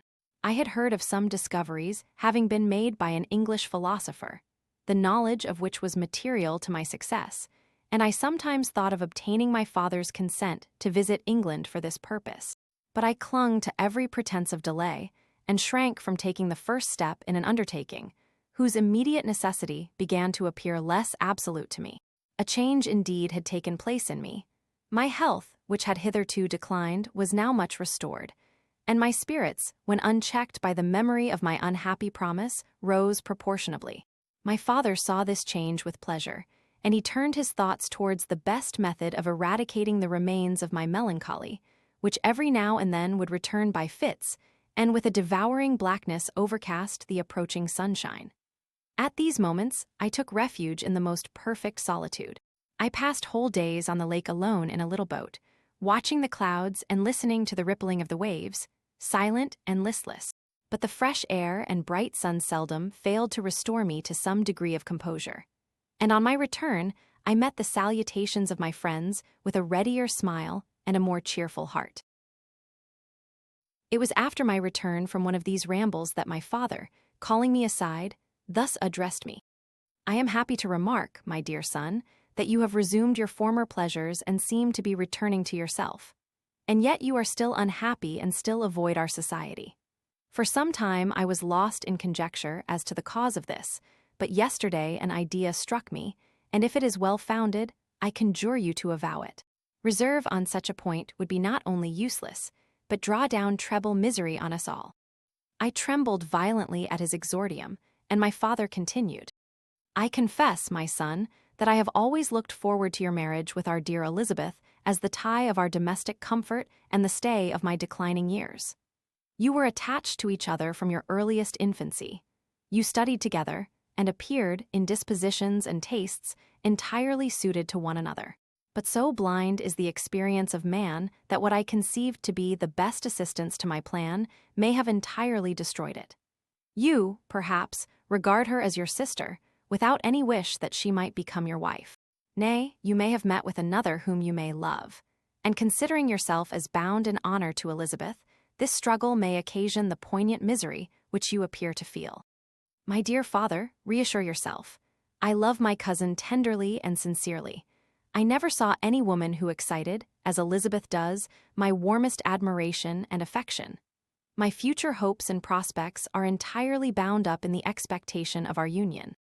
The expression of your sentiments of this subject, my dear Victor, gives me more pleasure than I have for some time experienced. If you feel thus, we shall assuredly be happy, however present events may cast a gloom over us. But it is this gloom which appears to have taken so strong a hold of your mind that I wish to dissipate. Tell me, therefore, whether you object to an immediate solemnization of the marriage. We have been unfortunate, and recent events have drawn us from that everyday tranquility befitting my years and infirmities. You are younger, yet I do not suppose, possessed as you are of a competent fortune, that an early marriage would at all interfere with any future plans of honor and utility that you may have formed. Do not suppose, however, that I wish to dictate happiness to you, or that a delay on your part would cause me any serious uneasiness. Interpret my words with candor and answer me, I conjure you, with confidence and sincerity. I listened to my father in silence and remained for some time incapable of offering any reply. I revolved rapidly in my mind a multitude of thoughts and endeavored to arrive at some conclusion. Alas! To me, the idea of an immediate union with my Elizabeth was one of horror and dismay. I was bound by a solemn promise which I had not yet fulfilled and dared not break, or if I did, what manifold miseries might not impend over me and my devoted family. Could I enter into a festival with this deadly weight yet hanging round my neck and bowing me to the ground? I must perform my engagement and let the monster depart with his mate before I allowed myself to enjoy the delight of a union from which I expected peace. I remembered also the necessity imposed upon me of either journeying to England or entering into a long correspondence with those philosophers of that country, whose knowledge and discoveries were of indispensable use to me in my present undertaking. The latter method of obtaining the desired intelligence was dilatory and unsatisfactory. Besides, I had an insurmountable aversion to the idea of engaging myself in my loathsome task in my father's house, while in habits of familiar intercourse with those I loved. I knew that 1,000 fearful accidents might occur, the slightest of which would disclose a tale to thrill all connected with me with horror. I was aware also that I should often lose all self-command, all capacity of hiding the harrowing sensations that would possess me during the progress of my unearthly occupation. I must absent myself from all I loved while thus employed. Once commenced, it would quickly be achieved, and I might be restored to my family in peace and happiness. My promise fulfilled, the monster would depart forever. Or so my fond fancy imaged. Some accident might meanwhile occur to destroy him and put an end to my slavery forever. These feelings dictated my answer to my father. I expressed a wish to visit England, but concealing the true reasons of this request, I clothed my desires under a guise which excited no suspicion, while I urged my desire with an earnestness that easily induced my father to comply. After so long a period of an absorbing melancholy that resembled madness in its intensity and effects, he was glad to find that I was capable of taking pleasure in the idea of such a journey, and he hoped that change of scene and varied amusement would, before my return, have restored me entirely to myself. The duration of my absence was left to my own choice. A few months, or at most a year, was the period contemplated. One paternal kind precaution he had taken to ensure my having a companion. Without previously communicating with me, he had, in concert with Elizabeth, arranged that Clerval should join me at Strasbourg. This interfered with the solitude I coveted for the prosecution of my task. Yet at the commencement of my journey, the presence of my friend could in no way be an impediment, and truly I rejoiced that thus I should be saved many hours of lonely, maddening reflection. Nay, Henry might stand between me and the intrusion of my foe. If I were alone, would he not at times force his abhorred presence on me to remind me of my task or to contemplate its progress? To England, therefore, I was bound, and it was understood that my union with Elizabeth should take place immediately on my return. My father's age rendered him extremely averse to delay. For myself, there was one reward I promised myself from my detested toils, one consolation for my unparalleled sufferings. It was the prospect of that day when, enfranchised from my miserable slavery, I might claim Elizabeth and forget the past in my union with her. I now made arrangements for my journey, but one feeling haunted me which filled me with fear and agitation. During my absence, I should leave my friends unconscious of the existence of their enemy and unprotected from his attacks, exasperated as he might be by my departure. But he had promised to follow me wherever I might go, and would he not accompany me to England? This imagination was dreadful in itself, but soothing inasmuch as it supposed the safety of my friends. I was agonized with the idea of the possibility that the reverse of this might happen. But through the whole period during which I was the slave of my creature, I allowed myself to be governed by the impulses of the moment. And my present sensations strongly intimated that the fiend would follow me and exempt my family from the danger of his machinations. It was in the latter end of September that I again quitted my native country. My journey had been my own suggestion, and Elizabeth therefore acquiesced, but she was filled with disquiet at the idea of my suffering, away from her, the inroads of misery and grief. It had been her care which provided me a companion in Clerval, and yet a man is blind to 1,000-minute circumstances which call forth a woman's sedulous attention. She longed to bid me hasten my return. 1,000 conflicting emotions rendered her mute as she bade me a tearful, silent farewell. I threw myself into the carriage that was to convey me away, hardly knowing whither I was going and careless of what was passing around. I remembered only, and it was with a bitter anguish that I reflected on it, to order that my chemical instruments should be packed to go with me. Filled with dreary imaginations, I passed through many beautiful and majestic scenes, but my eyes were fixed and unobserving. I could only think of the bourne of my travels and the work which was to occupy me whilst they endured. After some days spent in listless indolence, during which I traversed many leagues, I arrived at Strasbourg, where I waited 2 days for Clerval. He came. Alas, how great was the contrast between us! He was alive to every new scene, joyful when he saw the beauties of the setting sun, and more happy when he beheld it rise and recommence a new day. He pointed out to me the shifting colors of the landscape and the appearances of the sky. "This is what it is to live," he cried. "Now I enjoy existence. But you, my dear Frankenstein, wherefore are you desponding and sorrowful?" In truth, I was occupied by gloomy thoughts and neither saw the descent of the evening star nor the golden sunrise reflected in the Rhine. And you, my friend, would be far more amused with the journal of Clerval, who observed the scenery with an eye of feeling and delight, than in listening to my reflections. I, a miserable wretch, haunted by a curse that shut up every avenue to enjoyment. We had agreed to descend the Rhine in a boat from Strasbourg to Rotterdam, whence we might take shipping for London. During this voyage, we passed many willowy islands and saw several beautiful towns. We stayed a day at Mannheim, and on the 5th from our departure from Strasbourg, arrived at Mainz. The course of the Rhine below Mainz becomes much more picturesque. The river descends rapidly and winds between hills, not high, but steep, and of beautiful forms. We saw many ruined castles standing on the edges of precipices, surrounded by black woods, high and inaccessible. This part of the Rhine, indeed, presents a singularly variegated landscape. In one spot you view rugged hills, ruined castles overlooking tremendous precipices, with the dark Rhine rushing beneath. And on the sudden turn of a promontory, flourishing vineyards with green sloping banks and a meandering river and populous towns occupy the scene. We traveled at the time of the vintage and heard the song of the laborers as we glided down the stream. Even I, depressed in mind, and my spirits continually agitated by gloomy feelings, even I was pleased. I lay at the bottom of the boat, and as I gazed on the cloudless blue sky, I seemed to drink in a tranquility to which I had long been a stranger. And if these were my sensations, who can describe those of Henry? He felt as if he had been transported to fairyland and enjoyed a happiness seldom tasted by man. "I have seen," he said, "the most beautiful scenes of my own country.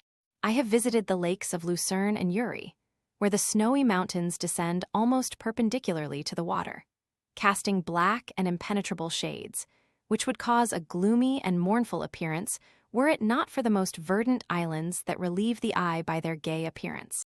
I have seen this lake agitated by a tempest, when the wind tore up whirlwinds of water and gave you an idea of what the waterspout must be on the great ocean. And the waves dash with fury the base of the mountain, where the priest and his mistress were overwhelmed by an avalanche, and where their dying voices are still said to be heard amid the pauses of the nightly wind. I have seen the mountains of La Valle and the Pays de Vaux. But this country, Victor, pleases me more than all those wonders. The mountains of Switzerland are more majestic and strange, but there is a charm in the banks of this divine river that I never before saw equaled. Look at that castle which overhangs yon precipice, and that also on the island, almost concealed amongst the foliage of those lovely trees, and now that group of laborers coming from among their vines, and that village half hid in the recess of the mountain. Oh, surely the spirit that inhabits and guards this place has a soul more in harmony with man than those who pile the glacier or retire to the inaccessible peaks of the mountains of our own country. Clerval, beloved friend, even now it delights me to record your words and to dwell on the praise of which you are so eminently deserving. He was a being formed in the very poetry of nature. His wild and enthusiastic imagination was chastened by the sensibility of his heart. His soul overflowed with ardent affections, and his friendship was of that devoted and wondrous nature that the worldly-minded teach us to look for only in the imagination. But even human sympathies were not sufficient to satisfy his eager mind. The scenery of external nature, which others regard only with admiration, he loved with ardor. The sounding cataract haunted him like a passion. The tall rock, the mountain, and the deep and gloomy wood, their colors and their forms, were then to him an appetite, a feeling and a love that had no need of a remoter charm, by thought supplied, or any interest unborrowed from the eye. Wordsworth's Tintern Abbey. And where does he now exist? Is this gentle and lovely being lost forever?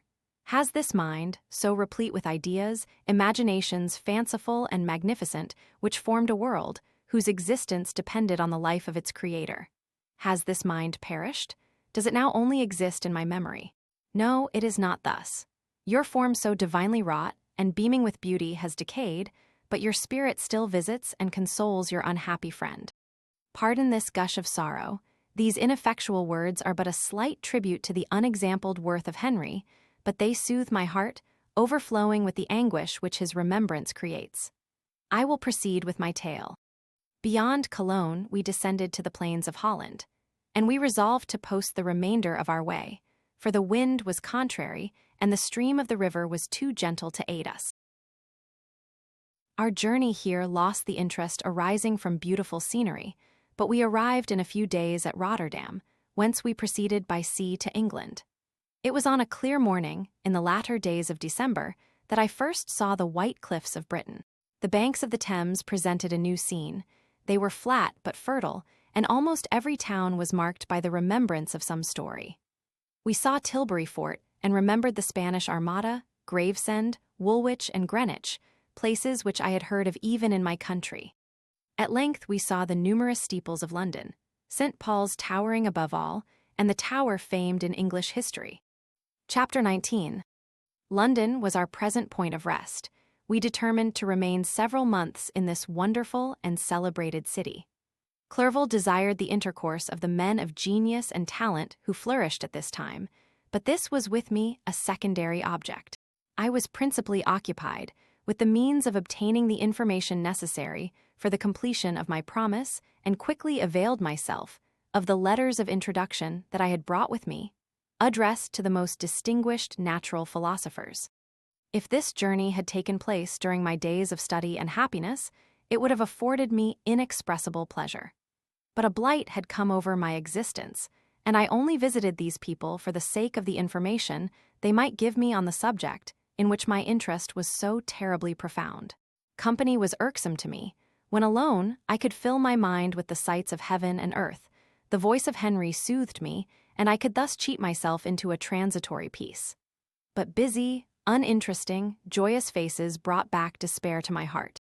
I saw an insurmountable barrier placed between me and my fellow men. This barrier was sealed with the blood of William and Justine, and to reflect on the events connected with those names filled my soul with anguish. But in Clerval, I saw the image of my former self. He was inquisitive and anxious to gain experience and instruction. The difference of manners which he observed was to him an inexhaustible source of instruction and amusement. He was also pursuing an object he had long had in view. His design was to visit India, in the belief that he had in his knowledge of its various languages, and in the views he had taken of its society, the means of materially assisting the progress of European colonization and trade. In Britain, only could he further the execution of his plan. He was forever busy, and the only check to his enjoyments was my sorrowful and dejected mind. I tried to conceal this as much as possible, that I might not debar him from the pleasures natural to one who was entering on a new scene of life, undisturbed by any care or bitter recollection. I often refused to accompany him, alleging another engagement, that I might remain alone. I now also began to collect the materials necessary for my new creation, and this was to me like the torture of single drops of water continually falling on the head. Every thought that was devoted to it was an extreme anguish, and every word that I spoke in allusion to it caused my lips to quiver and my heart to palpitate. After passing some months in London, we received a letter from a person in Scotland who had formerly been our visitor at Geneva. He mentioned the beauties of his native country and asked us if those were not sufficient allurements to induce us to prolong our journey as far north as Perth, where he resided. Clerval eagerly desired to accept this invitation, and I, although I abhorred society, wished to view again mountains and streams and all the wondrous works with which nature adorns her chosen dwelling places. We had arrived in England at the beginning of October, and it was now February. We accordingly determined to commence our journey towards the north at the expiration of another month. In this expedition, we did not intend to follow the great road to Edinburgh, but to visit Windsor, Oxford, Matlock, and the Cumberland Lakes, resolving to arrive at the completion of this tour about the end of July. I packed up my chemical instruments and the materials I had collected, resolving to finish my labors in some obscure nook in the northern Highlands of Scotland. We quitted London on the 27th of March and remained a few days at Windsor, rambling in its beautiful forest. This was a new scene to us mountaineers. The majestic oaks, the quantity of game, and the herds of stately deer were all novelties to us. From thence we proceeded to Oxford. As we entered this city, our minds were filled with the remembrance of the events that had been transacted there more than a century and a half before. It was here that Charles I had collected his forces. This city had remained faithful to him, after the whole nation had forsaken his cause to join the standard of Parliament and liberty.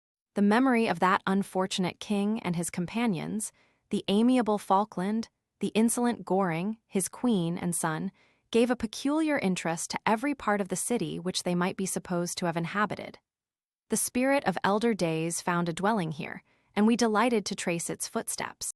If these feelings had not found an imaginary gratification, the appearance of the city had yet in itself sufficient beauty to obtain our admiration.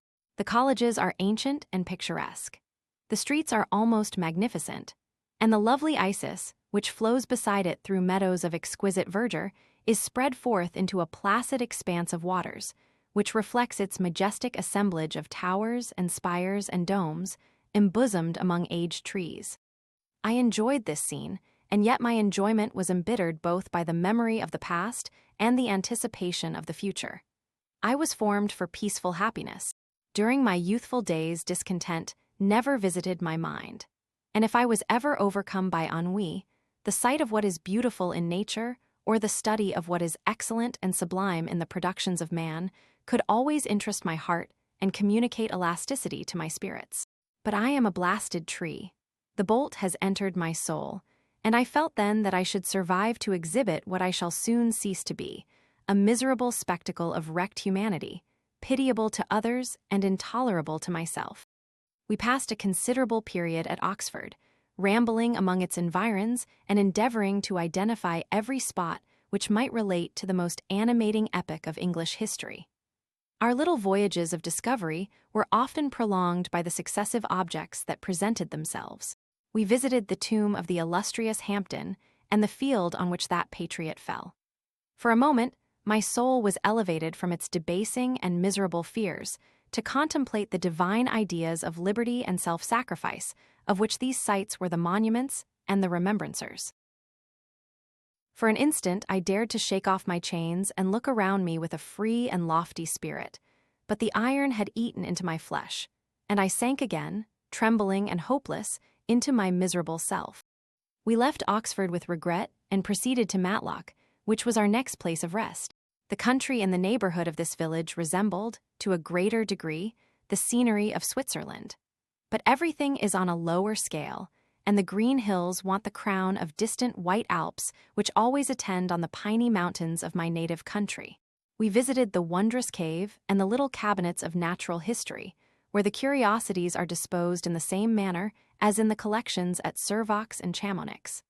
The latter name made me tremble when pronounced by Henry, and I hastened to quit Matlock, with which that terrible scene was thus associated.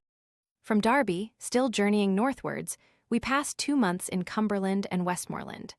I could now almost fancy myself among the Swiss mountains. The little patches of snow which yet lingered on the northern sides of the mountains, the lakes, and the dashing of the rocky streams were all familiar and dear sights to me. Here also we made some acquaintances, who almost contrived to cheat me into happiness. The delight of Clerval was proportionably greater than mine. His mind expanded in the company of men of talent, and he found in his own nature greater capacities and resources than he could have imagined himself to have possessed while he associated with his inferiors. "I could pass my life here," said he to me, "and among these mountains I should scarcely regret Switzerland and the Rhine." But he found that a traveler's life is one that includes much pain amidst its enjoyments. His feelings are forever on the stretch, and when he begins to sink into repose, he finds himself obliged to quit that on which he rests in pleasure for something new, which again engages his attention, and which also he forsakes for other novelties. We had scarcely visited the various lakes of Cumberland and Westmoreland, and conceived an affection for some of the inhabitants when the period of our appointment with our Scotch friend approached, and we left them to travel on. For my own part, I was not sorry. I had now neglected my promise for some time, and I feared the effects of the demon's disappointment. He might remain in Switzerland and wreak his vengeance on my relatives. This idea pursued me and tormented me at every moment from which I might otherwise have snatched repose and peace. I waited for my letters with feverish impatience. If they were delayed, I was miserable and overcome by 1,000 fears. And when they arrived and I saw the superscription of Elizabeth or my father, I hardly dared to read and ascertain my fate. Sometimes I thought that the fiend followed me and might expedite my remissness by murdering my companion. When these thoughts possessed me, I would not quit Henry for a moment, but followed him as his shadow, to protect him from the fancied rage of his destroyer. I felt as if I had committed some great crime, the consciousness of which haunted me. I was guiltless, but I had indeed drawn down a horrible curse upon my head, as mortal as that of crime. I visited Edinburgh with languid eyes and mind, and yet that city might have interested the most unfortunate being. Clerval did not like it so well as Oxford, for the antiquity of the latter city was more pleasing to him. But the beauty and regularity of the new town of Edinburgh, its romantic castle and its environs, the most delightful in the world, Arthur's Seat, St. Bernard, Well, and the Pentland Hills, compensated him for the change and filled him with cheerfulness and admiration. But I was impatient to arrive at the termination of my journey. We left Edinburgh in a week, passing through Cupar, St. Andrews, and along the banks of the Tay to Perth, where our friend expected us. But I was in no mood to laugh and talk with strangers or enter into their feelings or plans with the good humor expected from a guest, and accordingly I told Clerval that I wished to make the tour of Scotland alone. "Do you," said I, "enjoy yourself, and let this be our rendezvous. I may be absent a month or two, but do not interfere with my motions, I entreat you. Leave me to peace and solitude for a short time, and when I return, I hope it will be with a lighter heart, more congenial to your own temper." Henry wished to dissuade me, but seeing me bent on this plan, ceased to remonstrate. He entreated me to write often. "I had rather be with you," he said, "in your solitary rambles, than with these Scotch people, whom I do not know. Hasten, then, my dear friend, to return, that I may again feel myself somewhat at home, which I cannot do in your absence." Having parted from my friend, I determined to visit some remote spot of Scotland and finish my work in solitude. I did not doubt but that the monster followed me and would discover himself to me when I should have finished, that he might receive his companion. With this resolution, I traversed the northern Highlands and fixed on one of the remotest of the Orkneys as the scene of my labors. It was a place fitted for such a work, being hardly more than a rock whose high sides were continually beat upon by the waves. The soil was barren, scarcely affording pasture for a few miserable cows, and oatmeal for its inhabitants, which consisted of 5 persons, whose gaunt and scraggy limbs gave tokens of their miserable fare. Vegetables and bread, when they indulged in such luxuries, and even fresh water, was to be procured from the mainland, which was about 5 miles distant. On the whole island there were but 3 miserable huts, and one of these was vacant when I arrived. This I hired. It contained but 2 rooms, and these exhibited all the squalidness of the most miserable penury. The thatch had fallen in, the walls were unplastered, and the door was off its hinges. I ordered it to be repaired, bought some furniture, and took possession, an incident which would doubtless have occasioned some surprise, had not all the senses of the cottagers been benumbed by want and squalid poverty. As it was, I lived ungazed at and unmolested, hardly thanked for the pittance of food and clothes which I gave. So much does suffering blunt even the coarsest sensations of men. In this retreat I devoted the morning to labor, but in the evening, when the weather permitted, I walked on the stony beach of the sea to listen to the waves as they roared and dashed at my feet. It was a monotonous yet ever-changing scene. I thought of Switzerland. It was far different from this desolate and appalling landscape. Its hills are covered with vines, and its cottages are scattered thickly in the plains. Its fair lakes reflect a blue and gentle sky, and when troubled by the winds, their tumult is but as the play of a lively infant when compared to the roarings of the giant ocean. In this manner I distributed my occupations when I first arrived, but as I proceeded in my labor, it became every day more horrible and irksome to me. Sometimes I could not prevail on myself to enter my laboratory for several days, and at other times I toiled day and night in order to complete my work. It was, indeed, a filthy process in which I was engaged. During my first experiment, a kind of enthusiastic frenzy had blinded me to the horror of my employment. My mind was intently fixed on the consummation of my labor, and my eyes were shut to the horror of my proceedings. But now I went to it in cold blood, and my heart often sickened at the work of my hands. Thus situated, employed in the most detestable occupation, immersed in a solitude where nothing could for an instant call my attention from the actual scene in which I was engaged, my spirits became unequal. I grew restless and nervous. Every moment I feared to meet my persecutor. Sometimes I sat with my eyes fixed on the ground, fearing to raise them lest they should encounter the object which I so much dreaded to behold. I feared to wander from the sight of my fellow creatures, lest when alone he should come to claim his companion. In the meantime I worked on, and my labor was already considerably advanced. I looked towards its completion with a tremulous and eager hope, which I dared not trust myself to question, but which was intermixed with obscure forebodings of evil that made my heart sicken in my bosom. Chapter 20. I sat one evening in my laboratory. The sun had set, and the moon was just rising from the sea. I had not sufficient light for my employment, and I remained idle, in a pause of consideration of whether I should leave my labor for the night or hasten its conclusion by an unremitting attention to it. As I sat, a train of reflection occurred to me, which led me to consider the effects of what I was now doing. 3 years before, I was engaged in the same manner, and had created a fiend whose unparalleled barbarity had desolated my heart, and filled it forever with the bitterest remorse. I was now about to form another being of whose dispositions I was alike ignorant.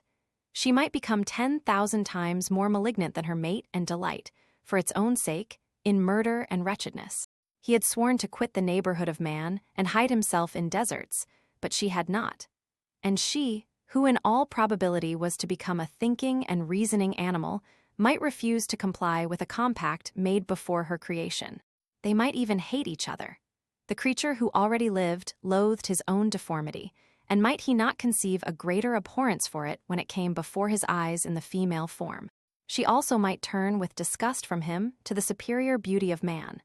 She might quit him, and he be again alone, exasperated by the fresh provocation of being deserted by one of his own species.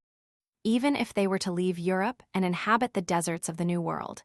Yet one of the first results of those sympathies, for which the demon thirsted, would be children, and a race of devils would be propagated upon the earth who might make the very existence of the species of man a condition precarious and full of terror.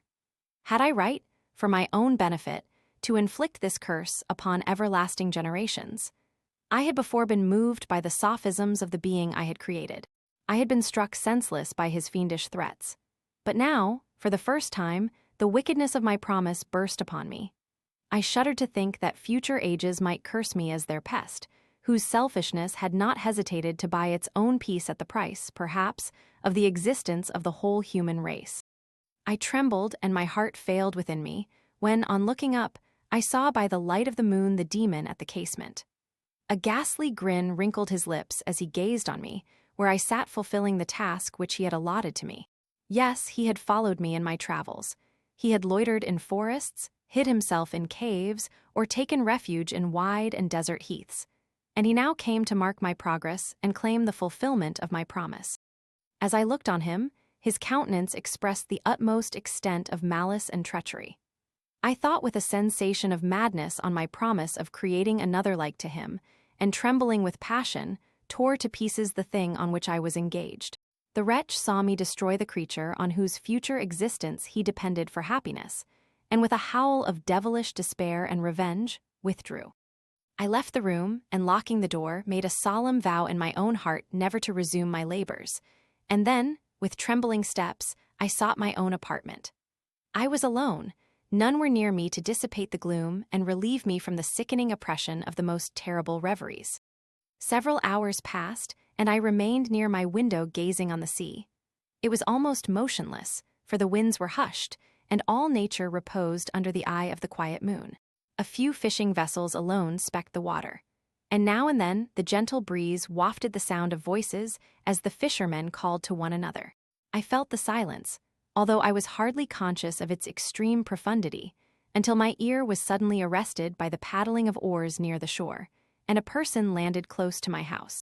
In a few minutes after, I heard the creaking of my door, as if someone endeavored to open it softly. I trembled from head to foot. I felt a presentiment of who it was, and wished to rouse one of the peasants who dwelt in a cottage not far from mine. But I was overcome by the sensation of helplessness, so often felt in frightful dreams, when you in vain endeavor to fly from an impending danger, and was rooted to the spot. Presently I heard the sound of footsteps along the passage, the door opened, and the wretch whom I dreaded appeared. Shutting the door, he approached me and said in a smothered voice, "You have destroyed the work which you began. What is it that you intend? Do you dare to break your promise? I have endured toil and misery. I left Switzerland with you. I crept along the shores of the Rhine, among its willow islands and over the summits of its hills. I have dwelt many months in the heaths of England and among the deserts of Scotland. I have endured incalculable fatigue and cold and hunger. Do you dare destroy my hopes? Begone, I do break my promise. Never will I create another like yourself, equal in deformity and wickedness. Slave, I before reasoned with you, but you have proved yourself unworthy of my condescension. Remember that I have power. You believe yourself miserable, but I can make you so wretched that the light of day will be hateful to you. You are my creator, but I am your master. Obey. The hour of my irresolution is past, and the period of your power is arrived. Your threats cannot move me to do an act of wickedness, but they confirm me in a determination of not creating you a companion in vice. Shall I, in cool blood, set loose upon the earth a demon whose delight is in death and wretchedness? Begone. I am firm, and your words will only exasperate my rage." The monster saw my determination in my face and gnashed his teeth in the impotence of anger. "Shall each man," cried he, find a wife for his bosom, and each beast have his mate, and I be alone, I had feelings of affection, and they were requited by detestation and scorn. Man, you may hate, but beware. Your hours will pass in dread and misery, and soon the bolt will fall which must ravish from you your happiness forever. Are you to be happy while I grovel in the intensity of my wretchedness? You can blast my other passions, but revenge remains. Revenge, henceforth dearer than light or food. I may die, but first you, my tyrant and tormentor, shall curse the sun that gazes on your misery.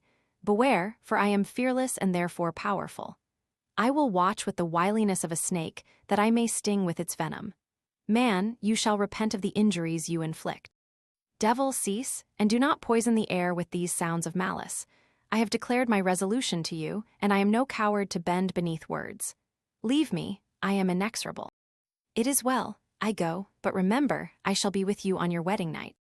I started forward and exclaimed, Villain, before you sign my death warrant, be sure that you are yourself safe. I would have seized him, but he eluded me and quitted the house with precipitation. In a few moments I saw him in his boat, which shot across the waters with an arrowy swiftness and was soon lost amidst the waves. All was again silent, but his words rang in my ears. I burned with rage to pursue the murderer of my peace and precipitate him into the ocean. I walked up and down my room hastily and perturbed, while my imagination conjured up 1,000 images to torment and sting me. Why had I not followed him and closed with him in mortal strife? But I had suffered him to depart, and he had directed his course towards the mainland. I shuddered to think who might be the next victim sacrificed to his insatiate revenge. And then I thought again of his words, I will be with you on your wedding night. That then was the period fixed for the fulfillment of my destiny. In that hour I should die and at once satisfy and extinguish his malice. The prospect did not move me to fear. Yet when I thought of my beloved Elizabeth, of her tears and endless sorrow, when she should find her lover so barbarously snatched from her, tears, the first I had shed for many months, streamed from my eyes, and I resolved not to fall before my enemy without a bitter struggle. The night passed away, and the sun rose from the ocean. My feelings became calmer, if it may be called calmness, when the violence of rage sinks into the depths of despair. I left the house, the horrid scene of the last night's contention, and walked on the beach of the sea, which I almost regarded as an insuperable barrier between me and my fellow creatures. Nay, a wish that such should prove the fact stole across me. I desired that I might pass my life on that barren rock, wearily, it is true, but uninterrupted by any sudden shock of misery. If I returned, it was to be sacrificed or to see those whom I most loved die under the grasp of a demon whom I had myself created. I walked about the isle like a restless spectre, separated from all it loved and miserable in the separation.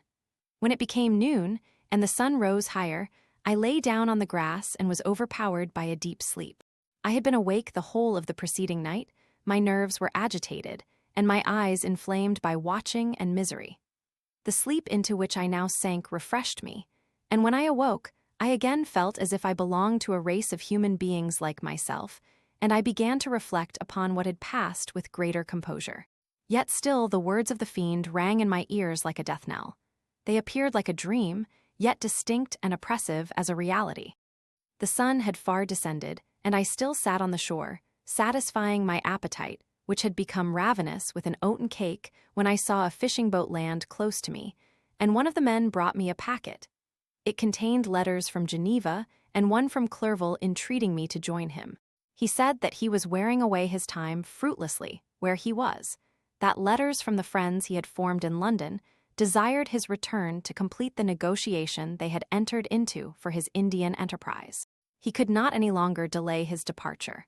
But as his journey to London might be followed, even sooner than he now conjectured, by his longer voyage, he entreated me to bestow as much of my society on him as I could spare. He besought me, therefore, to leave my solitary isle and to meet him at Perth, that we might proceed southwards together. This letter in a degree recalled me to life, and I determined to quit my island at the expiration of 2 days. Yet, before I departed, there was a task to perform, on which I shuddered to reflect. I must pack up my chemical instruments, and for that purpose I must enter the room which had been the scene of my odious work, and I must handle those utensils the sight of which was sickening to me. The next morning, at daybreak, I summoned sufficient courage and unlocked the door of my laboratory. The remains of the half-finished creature, whom I had destroyed, lay scattered on the floor, and I almost felt as if I had mangled the living flesh of a human being. I paused to collect myself, and then entered the chamber. With trembling hand, I conveyed the instruments out of the room.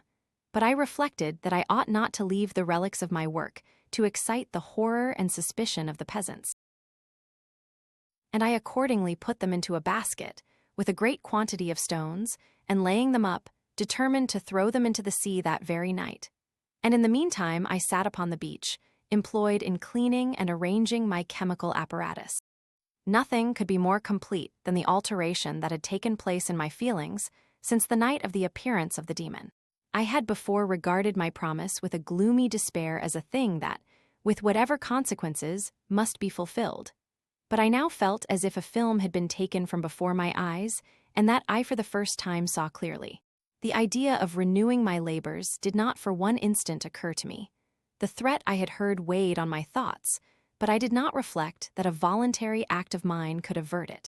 I had resolved in my own mind that to create another like the fiend I had first made would be an act of the basest and most atrocious selfishness, and I banished from my mind every thought that could lead to a different conclusion. Between 2 and 3 in the morning the moon rose, and I then, putting my basket aboard a little skiff, sailed out about 4 miles from the shore. The scene was perfectly solitary. A few boats were returning towards land, but I sailed away from them.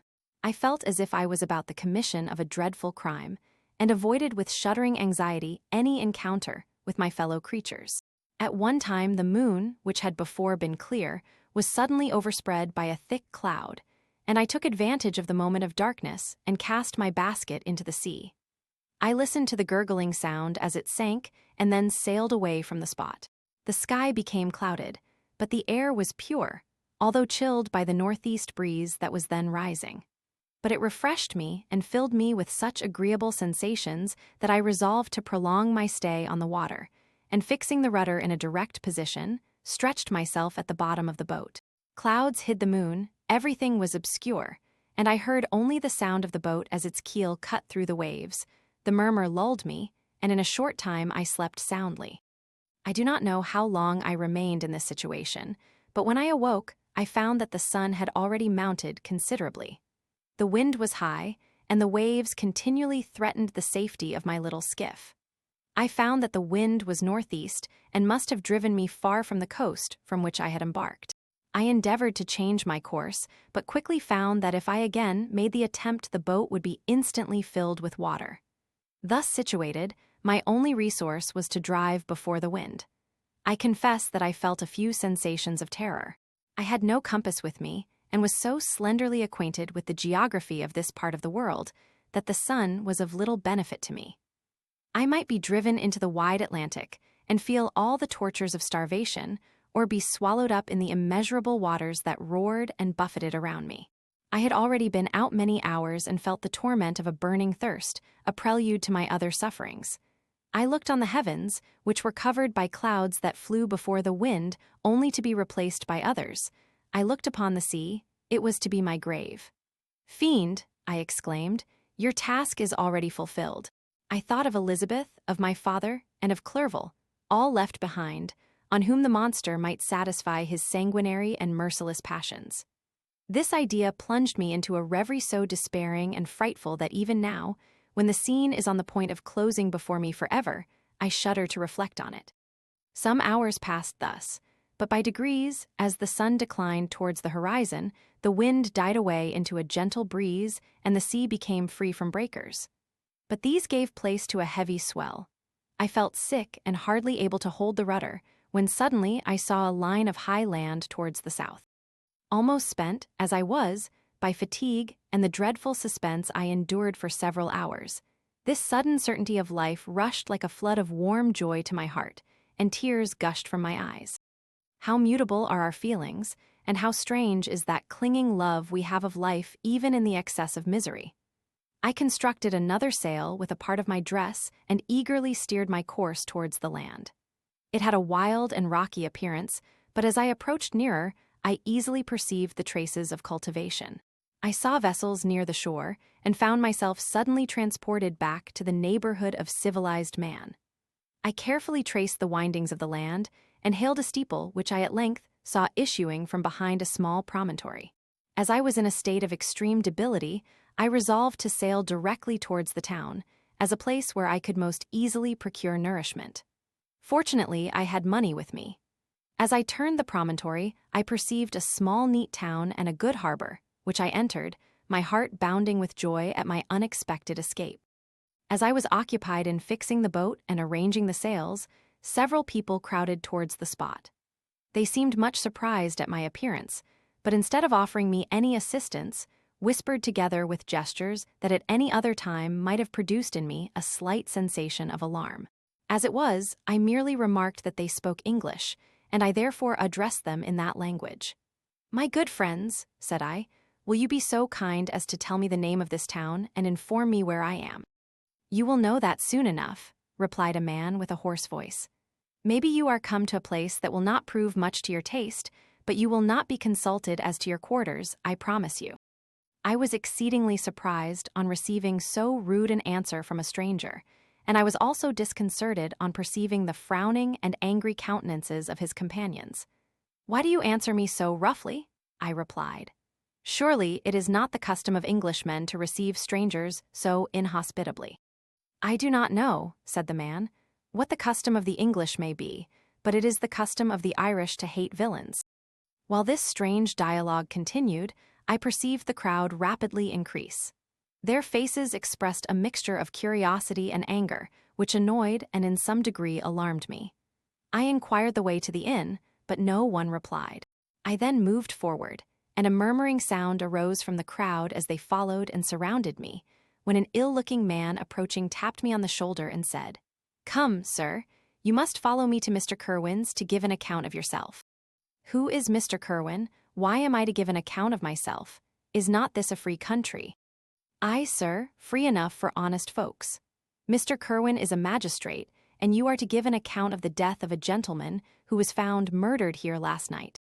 This answer startled me, but I presently recovered myself. I was innocent, that could easily be proved. Accordingly, I followed my conductor in silence and was led to one of the best houses in the town. I was ready to sink from fatigue and hunger, but being surrounded by a crowd, I thought it politic to rouse all my strength, that no physical debility might be construed into apprehension or conscious guilt. Little did I then expect the calamity that was in a few moments to overwhelm me and extinguish in horror, and despair all fear of ignominy or death. I must pause here, for it requires all my fortitude to recall the memory of the frightful events which I am about to relate, in proper detail, to my recollection. Chapter 21. I was soon introduced into the presence of the magistrate, an old benevolent man with calm and mild manners. He looked upon me, however, with some degree of severity, and then, turning towards my conductors, he asked who appeared as witnesses on this occasion. About half a dozen men came forward, and one being selected by the magistrate, he deposed that he had been out fishing the night before with his son and brother-in-law, Daniel Nugent, when about 10 o'clock they observed a strong northerly blast rising, and they accordingly put in for port. It was a very dark night, as the moon had not yet risen. They did not land at the harbor, but, as they had been accustomed, at a creek about 2 miles below.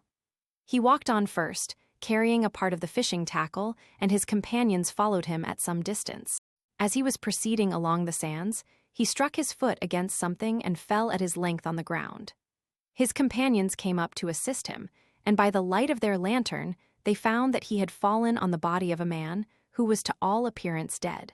Their first supposition was that it was the corpse of some person who had been drowned and was thrown on shore by the waves. But on examination, they found that the clothes were not wet, and even that the body was not then cold. They instantly carried it to the cottage of an old woman near the spot and endeavored, but in vain, to restore it to life. It appeared to be a handsome young man, about 25 years of age. He had apparently been strangled, for there was no sign of any violence except the black mark of fingers on his neck. The first part of this deposition did not in the least interest me, but when the mark of the fingers was mentioned, I remembered the murder of my brother and felt myself extremely agitated. My limbs trembled, and a mist came over my eyes, which obliged me to lean on a chair for support. The magistrate observed me with a keen eye and, of course, drew an unfavorable augury from my manner. The son confirmed his father's account, but when Daniel Nugent was called he swore positively that just before the fall of his companion, he saw a boat, with a single man in it, at a short distance from the shore. And as far as he could judge by the light of a few stars, it was the same boat in which I had just landed. A woman deposed that she lived near the beach and was standing at the door of her cottage, waiting for the return of the fishermen, about an hour before she heard of the discovery of the body, when she saw a boat with only one man in it push off from that part of the shore where the corpse was afterwards found. Another woman confirmed the account of the fishermen having brought the body into her house. It was not cold. They put it into a bed and rubbed it, and Daniel went to the town for an apothecary, but life was quite gone. Several other men were examined concerning my landing, and they agreed that, with the strong north wind that had arisen during the night, it was very probable that I had beaten about for many hours and had been obliged to return nearly to the same spot from which I had departed. Besides, they observed that it appeared that I had brought the body from another place, and it was likely that, as I did not appear to know the shore, I might have put into the harbor ignorant of the distance of the town from the place where I had deposited the corpse. Mr. Kerwin, on hearing this evidence, desired that I should be taken into the room where the body lay for interment, that it might be observed what effect the sight of it would produce upon me. This idea was probably suggested by the extreme agitation I had exhibited when the mode of the murder had been described. I was accordingly conducted, by the magistrate and several other persons, to the inn. I could not help being struck by the strange coincidences that had taken place during this eventful night.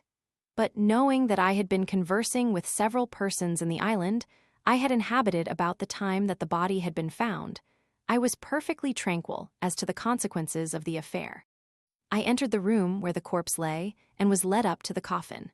How can I describe my sensations on beholding it? I feel yet parched with horror, nor can I reflect on that terrible moment without shuddering and agony. The examination, the presence of the magistrate and witnesses, passed like a dream from my memory when I saw the lifeless form of Henry Clerval stretched before me. I gasped for breath, and throwing myself on the body, I exclaimed, "Have my murderous machinations deprived you also, my dearest Henry, of life? 2 I have already destroyed. Other victims await their destiny. But you, Clerval, my friend, my benefactor." The human frame could no longer support the agonies that I endured, and I was carried out of the room in strong convulsions. A fever succeeded to this. I lay for 2 months on the point of death. My ravings, as I afterwards heard, were frightful. I called myself the murderer of William, of Justine, and of Clerval. Sometimes I entreated my attendants to assist me in the destruction of the fiend by whom I was tormented, and at others I felt the fingers of the monster already grasping my neck, and screamed aloud with agony and terror. Fortunately, as I spoke my native language, Mr. Kerwin alone understood me, but my gestures and bitter cries were sufficient to affright the other witnesses. Why did I not die? More miserable than man ever was before, why did I not sink into forgetfulness and rest? Death snatches away many blooming children, the only hopes of their doting parents. How many brides and youthful lovers have been one day in the bloom of health and hope, and the next a prey for worms and the decay of the tomb? Of what materials was I made that I could thus resist so many shocks, which, like the turning of the wheel, continually renewed the torture? But I was doomed to live, and in 2 months found myself as awaking from a dream, in a prison, stretched on a wretched bed, surrounded by jailers, turnkeys, bolts, and all the miserable apparatus of a dungeon. It was morning, I remember, when I thus awoke to understanding. I had forgotten the particulars of what had happened, and only felt as if some great misfortune had suddenly overwhelmed me. But when I looked around and saw the barred windows and the squalidness of the room in which I was, all flashed across my memory, and I groaned bitterly. This sound disturbed an old woman who was sleeping in a chair beside me. She was a hired nurse, the wife of one of the turnkeys, and her countenance expressed all those bad qualities which often characterize that class. The lines of her face were hard and rude, like that of persons accustomed to see without sympathizing in sights of misery. Her tone expressed her entire indifference. She addressed me in English, and the voice struck me as one that I had heard during my sufferings. "Are you better now, sir?" said she. I replied in the same language with a feeble voice. "I believe I am.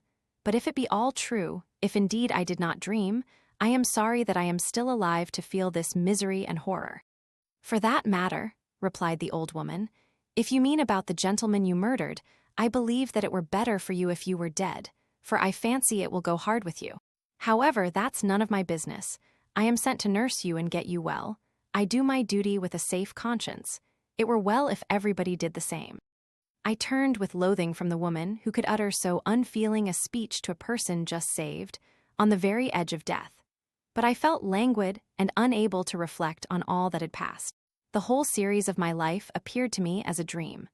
I sometimes doubted if indeed it were all true, for it never presented itself to my mind with the force of reality. As the images that floated before me became more distinct, I grew feverish. A darkness pressed around me. No one was near me who soothed me with the gentle voice of love. No dear hand supported me. The physician came and prescribed medicines, and the old woman prepared them for me, but utter carelessness was visible in the first, and the expression of brutality was strongly marked in the visage of the second. Who could be interested in the fate of a murderer but the hangman who would gain his fee?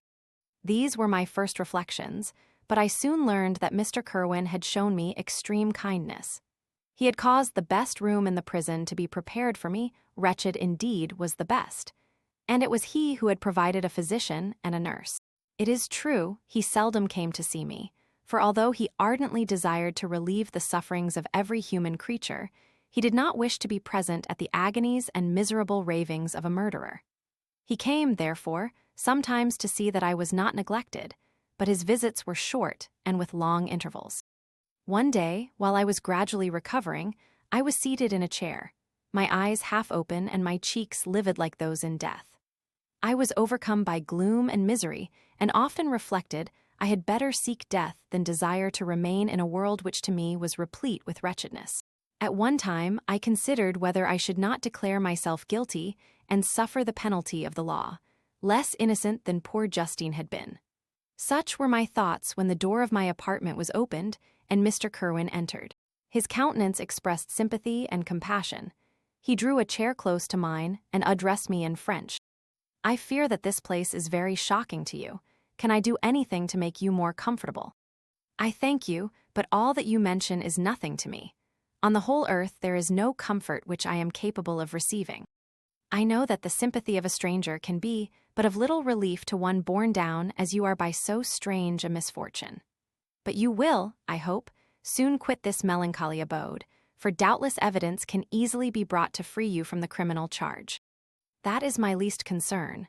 I am, by a course of strange events, become the most miserable of mortals. Persecuted and tortured as I am and have been, can death be any evil to me? Nothing indeed could be more unfortunate and agonizing than the strange chances that have lately occurred. You were thrown, by some surprising accident, on this shore, renowned for its hospitality, seized immediately, and charged with murder. The first sight that was presented to your eyes was the body of your friend, murdered in so unaccountable a manner, and placed, as it were, by some fiend across your path. As Mr. Kerwin said this, notwithstanding the agitation I endured on this retrospect of my sufferings, I also felt considerable surprise at the knowledge he seemed to possess concerning me. I suppose some astonishment was exhibited in my countenance, for Mr. Kerwin hastened to say, "Immediately upon your being taken ill, all the papers that were on your person were brought me, and I examined them that I might discover some trace by which I could send to your relations an account of your misfortune and illness. I found several letters, and, among others, one which I discovered from its commencement to be from your father. I instantly wrote to Geneva. Nearly 2 months have elapsed since the departure of my letter. But you are ill, even now you tremble, you are unfit for agitation of any kind. This suspense is 1,000 times worse than the most horrible event. Tell me what new scene of death has been acted, and whose murder I am now to lament." "Your family is perfectly well," said Mr. Kerwin with gentleness, "and someone, a friend, is come to visit you." I know not by what chain of thought the idea presented itself, but it instantly darted into my mind that the murderer had come to mock at my misery and taunt me with the death of Clerval, as a new incitement for me to comply with his hellish desires. I put my hand before my eyes and cried out in agony. "Oh, take him away, I cannot see him. For God's sake, do not let him enter." Mr. Kerwin regarded me with a troubled countenance. He could not help regarding my exclamation as a presumption of my guilt, and said in rather a severe tone, "I should have thought, young man, that the presence of your father would have been welcome instead of inspiring such violent repugnance." "My father," cried I, while every feature and every muscle was relaxed from anguish to pleasure. "Is my father indeed come? How kind, how very kind. But where is he? Why does he not hasten to me?" My change of manner surprised and pleased the magistrate. Perhaps he thought that my former exclamation was a momentary return of delirium, and now he instantly resumed his former benevolence.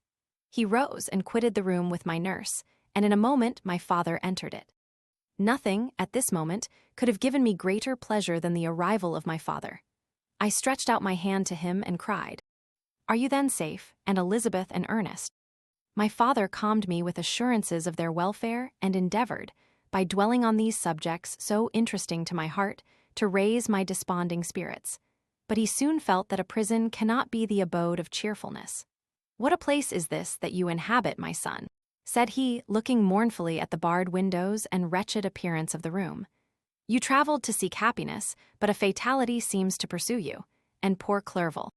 The name of my unfortunate and murdered friend was an agitation too great to be endured in my weak state. I shed tears. "Alas, yes, my father," replied I. "Some destiny of the most horrible kind hangs over me, and I must live to fulfill it, or surely I should have died on the coffin of Henry." We were not allowed to converse for any length of time, for the precarious state of my health rendered every precaution necessary that could ensure tranquility. Mr. Kerwin came in and insisted that my strength should not be exhausted by too much exertion. But the appearance of my father was to me like that of my good angel, and I gradually recovered my health. As my sickness quitted me, I was absorbed by a gloomy and black melancholy that nothing could dissipate. The image of Clerval was forever before me, ghastly and murdered. More than once the agitation into which these reflections threw me made my friends dread a dangerous relapse. Alas, why did they preserve so miserable and detested a life? It was surely that I might fulfill my destiny, which is now drawing to a close. Soon, oh, very soon, will death extinguish these throbbings and relieve me from the mighty weight of anguish that bears me to the dust. And, in executing the award of justice, I shall also sink to rest. Then the appearance of death was distant, although the wish was ever present to my thoughts, and I often sat for hours motionless and speechless, wishing for some mighty revolution that might bury me and my destroyer in its ruins. The season of the assizes approached. I had already been 3 months in prison, and although I was still weak and in continual danger of a relapse, I was obliged to travel nearly 100 miles to the country town where the court was held. Mr. Kerwin charged himself with every care of collecting witnesses and arranging my defense. I was spared the disgrace of appearing publicly as a criminal, as the case was not brought before the court that decides on life and death. The grand jury rejected the bill, on its being proved that I was on the Orkney Islands at the hour the body of my friend was found. And a fortnight after my removal, I was liberated from prison. My father was enraptured on finding me freed from the vexations of a criminal charge, that I was again allowed to breathe the fresh atmosphere and permitted to return to my native country. I did not participate in these feelings, for to me the walls of a dungeon or a palace were alike hateful. The cup of life was poisoned forever, and although the sun shone upon me, as upon the happy and gay of heart, I saw around me nothing but a dense and frightful darkness, penetrated by no light but the glimmer of 2 eyes that glared upon me. Sometimes they were the expressive eyes of Henry, languishing in death, the dark orbs nearly covered by the lids and the long black lashes that fringed them. Sometimes it was the watery, clouded eyes of the monster, as I first saw them in my chamber at Ingolstadt. My father tried to awaken in me the feelings of affection. He talked of Geneva, which I should soon visit, of Elizabeth and Ernest, but these words only drew deep groans from me. Sometimes, indeed, I felt a wish for happiness and thought with melancholy delight of my beloved cousin or longed, with a devouring malady du pays, to see once more the blue lake and rapid Rhone that had been so dear to me in early childhood. But my general state of feeling was a torpor in which a prison was as welcome a residence as the divinest scene in nature. And these fits were seldom interrupted, but by paroxysms of anguish and despair. At these moments, I often endeavored to put an end to the existence I loathed, and it required unceasing attendance and vigilance to restrain me from committing some dreadful act of violence. Yet one duty remained to me, the recollection of which finally triumphed over my selfish despair. It was necessary that I should return without delay to Geneva, there to watch over the lives of those I so fondly loved and to lie in wait for the murderer, that if any chance led me to the place of his concealment, or if he dared again to blast me by his presence, I might, with unfailing aim, put an end to the existence of the monstrous image which I had endued with the mockery of a soul still more monstrous. My father still desired to delay our departure, fearful that I could not sustain the fatigues of a journey, for I was a shattered wreck, the shadow of a human being. My strength was gone. I was a mere skeleton, and fever night and day preyed upon my wasted frame. Still, as I urged our leaving Ireland with such inquietude and impatience, my father thought it best to yield. We took our passage on board a vessel bound for Havre de Grace and sailed with a fair wind from the Irish shores. It was midnight. I lay on the deck looking at the stars and listening to the dashing of the waves. I hailed the darkness that shut Ireland from my sight, and my pulse beat with a feverish joy when I reflected that I should soon see Geneva. The past appeared to me in the light of a frightful dream. Yet the vessel in which I was, the wind that blew me from the detested shore of Ireland, and the sea which surrounded me, told me too forcibly that I was deceived by no vision, and that Clerval, my friend and dearest companion, had fallen a victim to me and the monster of my creation. I repassed in my memory my whole life, my quiet happiness while residing with my family in Geneva, the death of my mother, and my departure for Ingolstadt. I remembered, shuddering, the mad enthusiasm that hurried me on to the creation of my hideous enemy, and I called to mind the night in which he first lived. I was unable to pursue the train of thought. 1,000 feelings pressed upon me, and I wept bitterly. Ever since my recovery from the fever, I had been in the custom of taking every night a small quantity of laudanum, for it was by means of this drug only that I was enabled to gain the rest necessary for the preservation of life. Oppressed by the recollection of my various misfortunes, I now swallowed double my usual quantity and soon slept profoundly. But sleep did not afford me respite from thought and misery. My dreams presented 1,000 objects that scared me. Towards morning, I was possessed by a kind of nightmare. I felt the fiend's grasp in my neck and could not free myself from it. Groans and cries rang in my ears. My father, who was watching over me, perceiving my restlessness, awoke me. The dashing waves were around, the cloudy sky above, the fiend was not here. A sense of security, a feeling that a truce was established between the present hour and the irresistible, disastrous future imparted to me a kind of calm forgetfulness, of which the human mind is by its structure peculiarly susceptible. Chapter 22.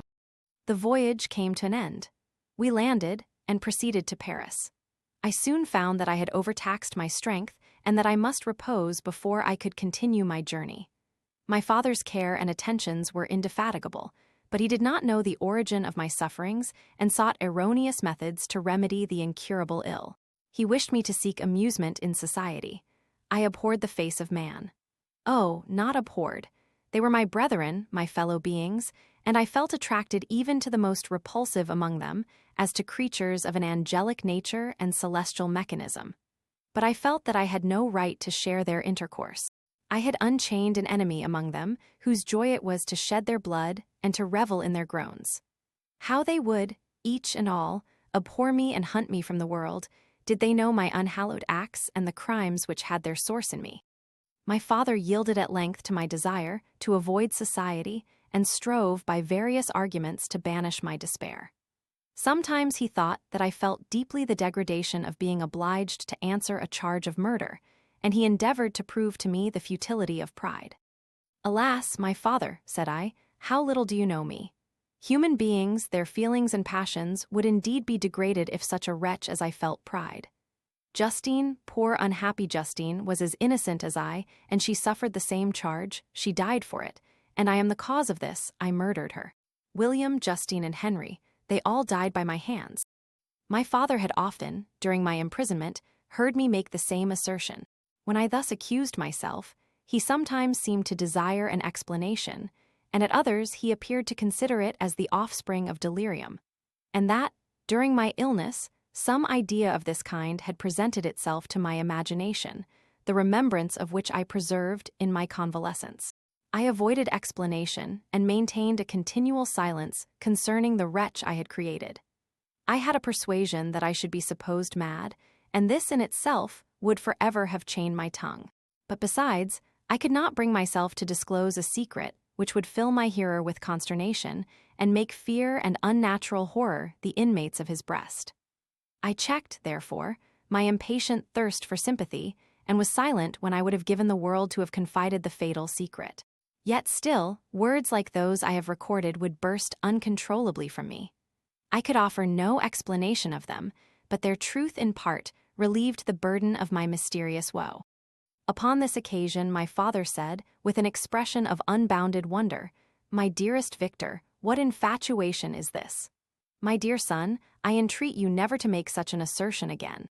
"I am not mad," I cried energetically. "The sun and the heavens, who have viewed my operations, can bear witness of my truth.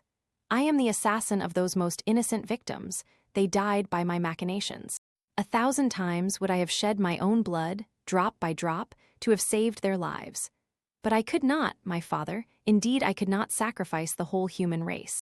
The conclusion of this speech convinced my father that my ideas were deranged, and he instantly changed the subject of our conversation and endeavored to alter the course of my thoughts. He wished as much as possible to obliterate the memory of the scenes that had taken place in Ireland and never alluded to them, or suffered me to speak of my misfortunes. As time passed away, I became more calm.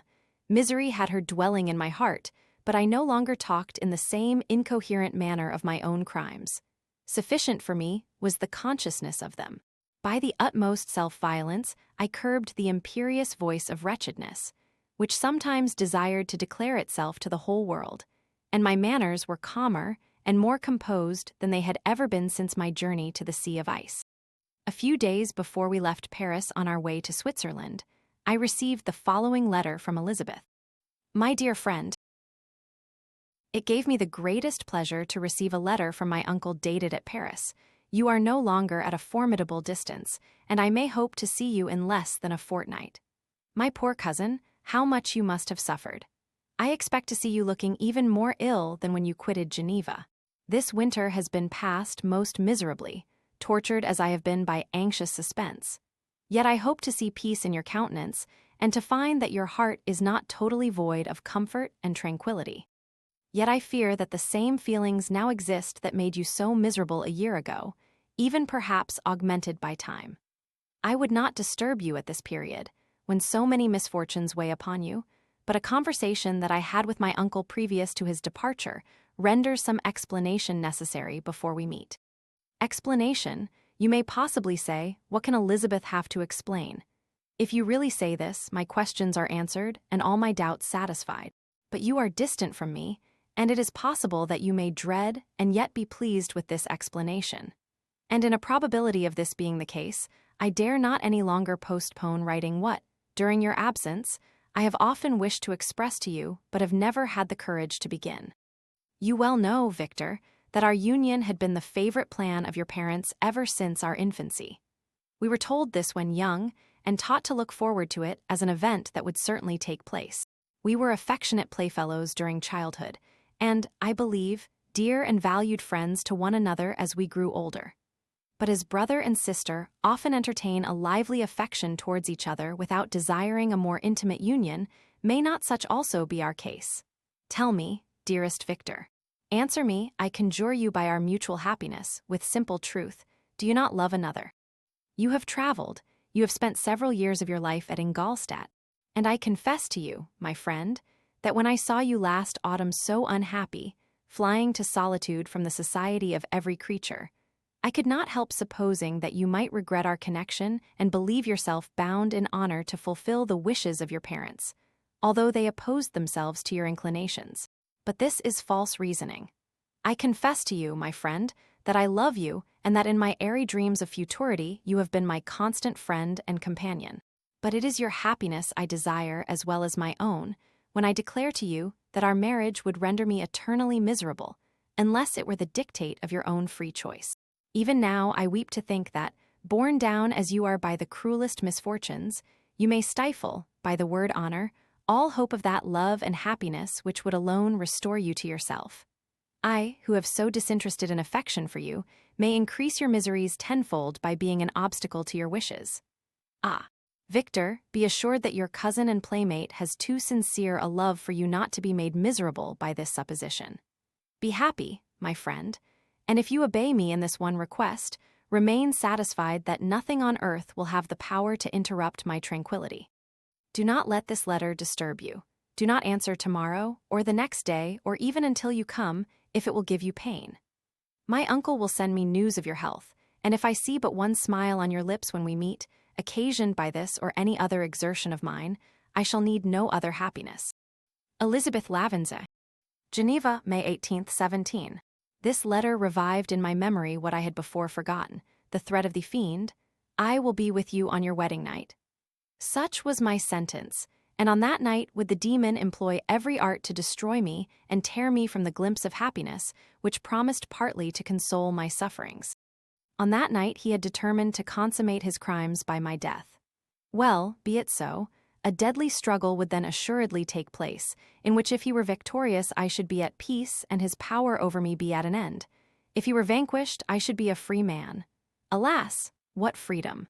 Such as the peasant enjoys when his family have been massacred before his eyes, his cottage burnt, his lands laid waste, and he is turned adrift, homeless, penniless, and alone, but free. Such would be my liberty, except that in my Elizabeth I possessed a treasure. Alas, balanced by those horrors of remorse and guilt which would pursue me until death.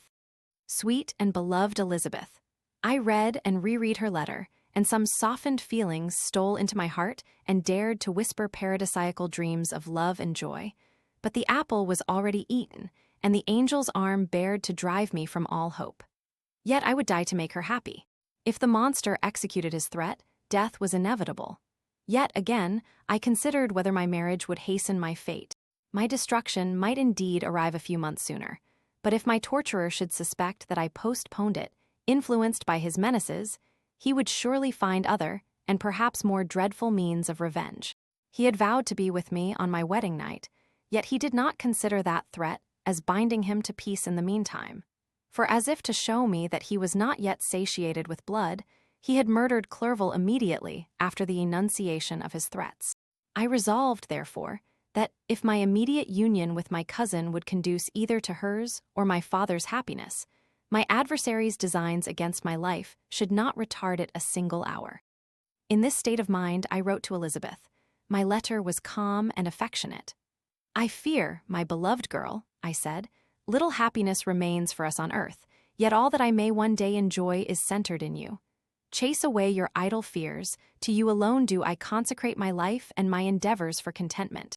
I have one secret, Elizabeth, a dreadful one. When revealed to you, it will chill your frame with horror. And then, far from being surprised at my misery, you will only wonder that I survive what I have endured. I will confide this tale of misery and terror to you the day after our marriage shall take place, for, my sweet cousin, there must be perfect confidence between us. But until then, I conjure you, do not mention or allude to it. This I most earnestly entreat, and I know you will comply. In about a week after the arrival of Elizabeth's letter, we returned to Geneva. The sweet girl welcomed me with warm affection, yet tears were in her eyes as she beheld my emaciated frame and feverish cheeks. I saw a change in her also.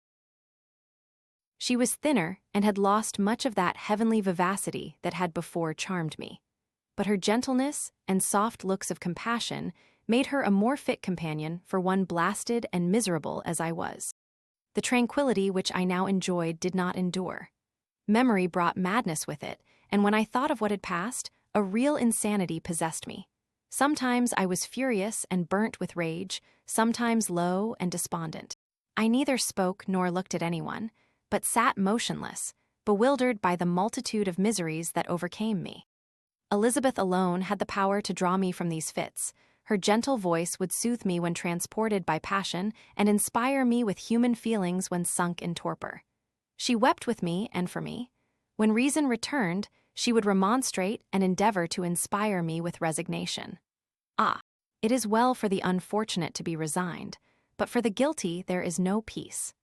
The agonies of remorse poison the luxury there is otherwise sometimes found in indulging the excess of grief. Soon after my arrival, my father spoke of my immediate marriage with Elizabeth. I remained silent. Have you, then, some other attachment? None on earth. I love Elizabeth and look forward to our union with delight. Let the day, therefore, be fixed, and on it I will consecrate myself, in life or death, to the happiness of my cousin. My dear Victor, do not speak thus. Heavy misfortunes have befallen us, but let us only cling closer to what remains and transfer our love for those whom we have lost to those who yet live. Our circle will be small but bound close by the ties of affection and mutual misfortune.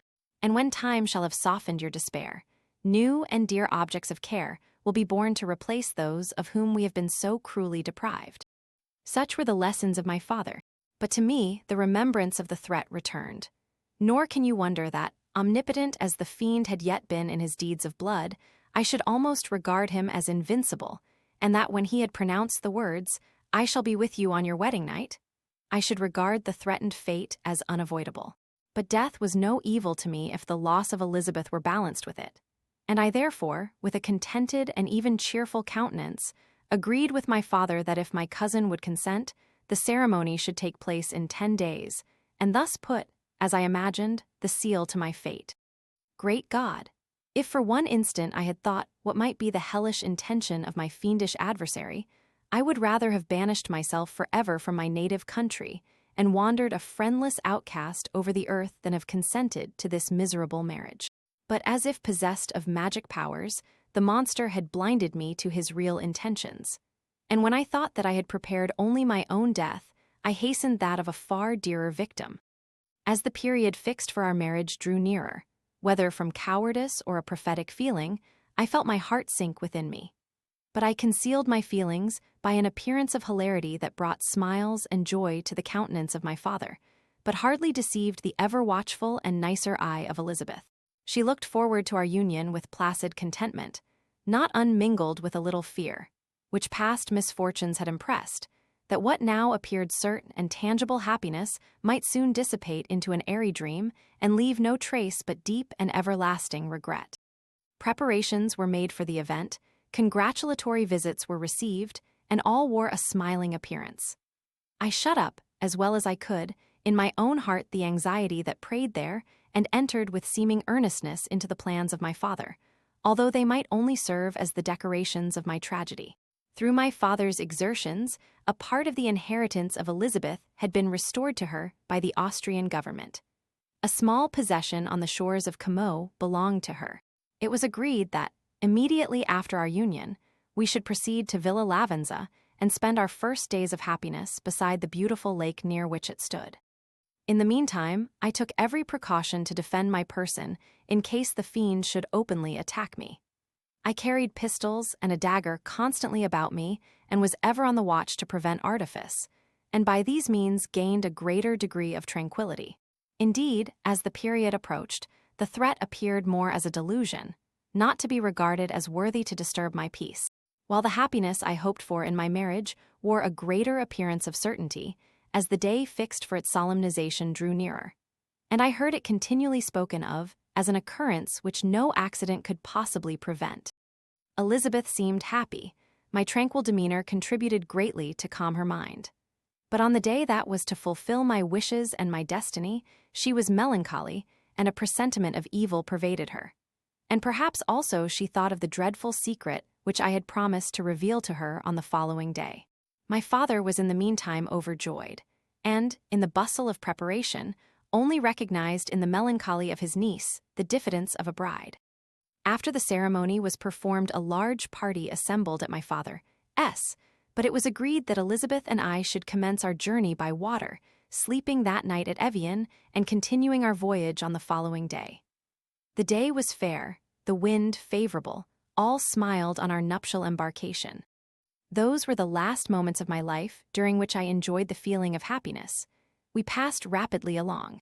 The sun was hot, but we were sheltered from its rays by a kind of canopy while we enjoyed the beauty of the scene.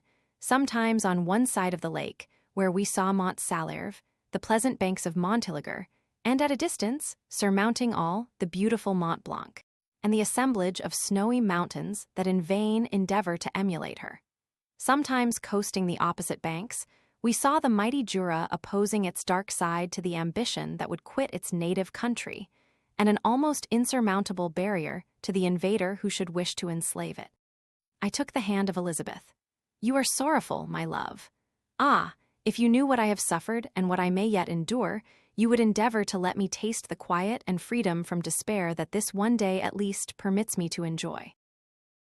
"Be happy, my dear Victor," replied Elizabeth. "There is, I hope, nothing to distress you, and be assured that if a lively joy is not painted in my face, my heart is contented.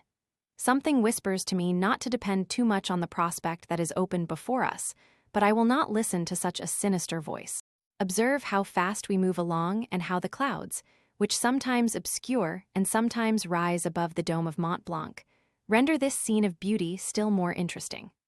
Look also at the innumerable fish that are swimming in the clear waters, where we can distinguish every pebble that lies at the bottom. What a divine day! How happy and serene all nature appears." Thus Elizabeth endeavored to divert her thoughts and mine from all reflection upon melancholy subjects. But her temper was fluctuating. Joy for a few instants shone in her eyes, but it continually gave place to distraction and reverie. The sun sank lower in the heavens. We passed the river Drance and observed its path through the chasms of the higher and the glens of the lower hills. The Alps here come closer to the lake, and we approach the amphitheater of mountains which forms its eastern boundary. The spire of Evian shone under the woods that surrounded it, and the range of mountain above mountain by which it was overhung. The wind, which had hitherto carried us along with amazing rapidity, sank at sunset to a light breeze. The soft air just ruffled the water and caused a pleasant motion among the trees as we approached the shore, from which it wafted the most delightful scent of flowers and hay. The sun sank beneath the horizon as we landed, and as I touched the shore, I felt those cares and fears revive which soon were to clasp me and cling to me forever. Chapter 23. It was 8 o'clock when we landed. We walked for a short time on the shore, enjoying the transitory light, and then retired to the inn and contemplated the lovely scene of waters, woods, and mountains, obscured in darkness, yet still displaying their black outlines. The wind, which had fallen in the south, now rose with great violence in the west. The moon had reached her summit in the heavens and was beginning to descend. The clouds swept across it swifter than the flight of the vulture and dimmed her rays, while the lake reflected the scene of the busy heavens, rendered still busier by the restless waves that were beginning to rise. Suddenly, a heavy storm of rain descended. I had been calm during the day, but so soon as night obscured the shapes of objects, 1,000 fears arose in my mind. I was anxious and watchful, while my right hand grasped a pistol which was hidden in my bosom. Every sound terrified me, but I resolved that I would sell my life dearly and not shrink from the conflict until my own life or that of my adversary was extinguished. Elizabeth observed my agitation for some time in timid and fearful silence, but there was something in my glance which communicated terror to her, and trembling, she asked, "What is it that agitates you, my dear Victor? What is it you fear?" "Oh, peace, peace, my love," replied I. "This night and all will be safe, but this night is dreadful, very dreadful." I passed an hour in this state of mind, when suddenly I reflected how fearful the combat which I momentarily expected would be to my wife, and I earnestly entreated her to retire, resolving not to join her until I had obtained some knowledge as to the situation of my enemy. She left me, and I continued some time walking up and down the passages of the house, and inspecting every corner that might afford a retreat to my adversary. But I discovered no trace of him, and was beginning to conjecture that some fortunate chance had intervened to prevent the execution of his menaces, when suddenly I heard a shrill and dreadful scream. It came from the room into which Elizabeth had retired. As I heard it, the whole truth rushed into my mind, my arms dropped, the motion of every muscle and fiber was suspended. I could feel the blood trickling in my veins and tingling in the extremities of my limbs. This state lasted but for an instant. The scream was repeated, and I rushed into the room. Great God, why did I not then expire? Why am I here to relate the destruction of the best hope and the purest creature on earth? She was there, lifeless and inanimate, thrown across the bed, her head hanging down and her pale and distorted features half covered by her hair. Everywhere I turn, I see the same figure, her bloodless arms and relaxed form flung by the murderer on its bridal bier. Could I behold this in life? Alas! Life is obstinate and clings closest where it is most hated. For a moment only did I lose recollection. I fell senseless on the ground. When I recovered, I found myself surrounded by the people of the inn.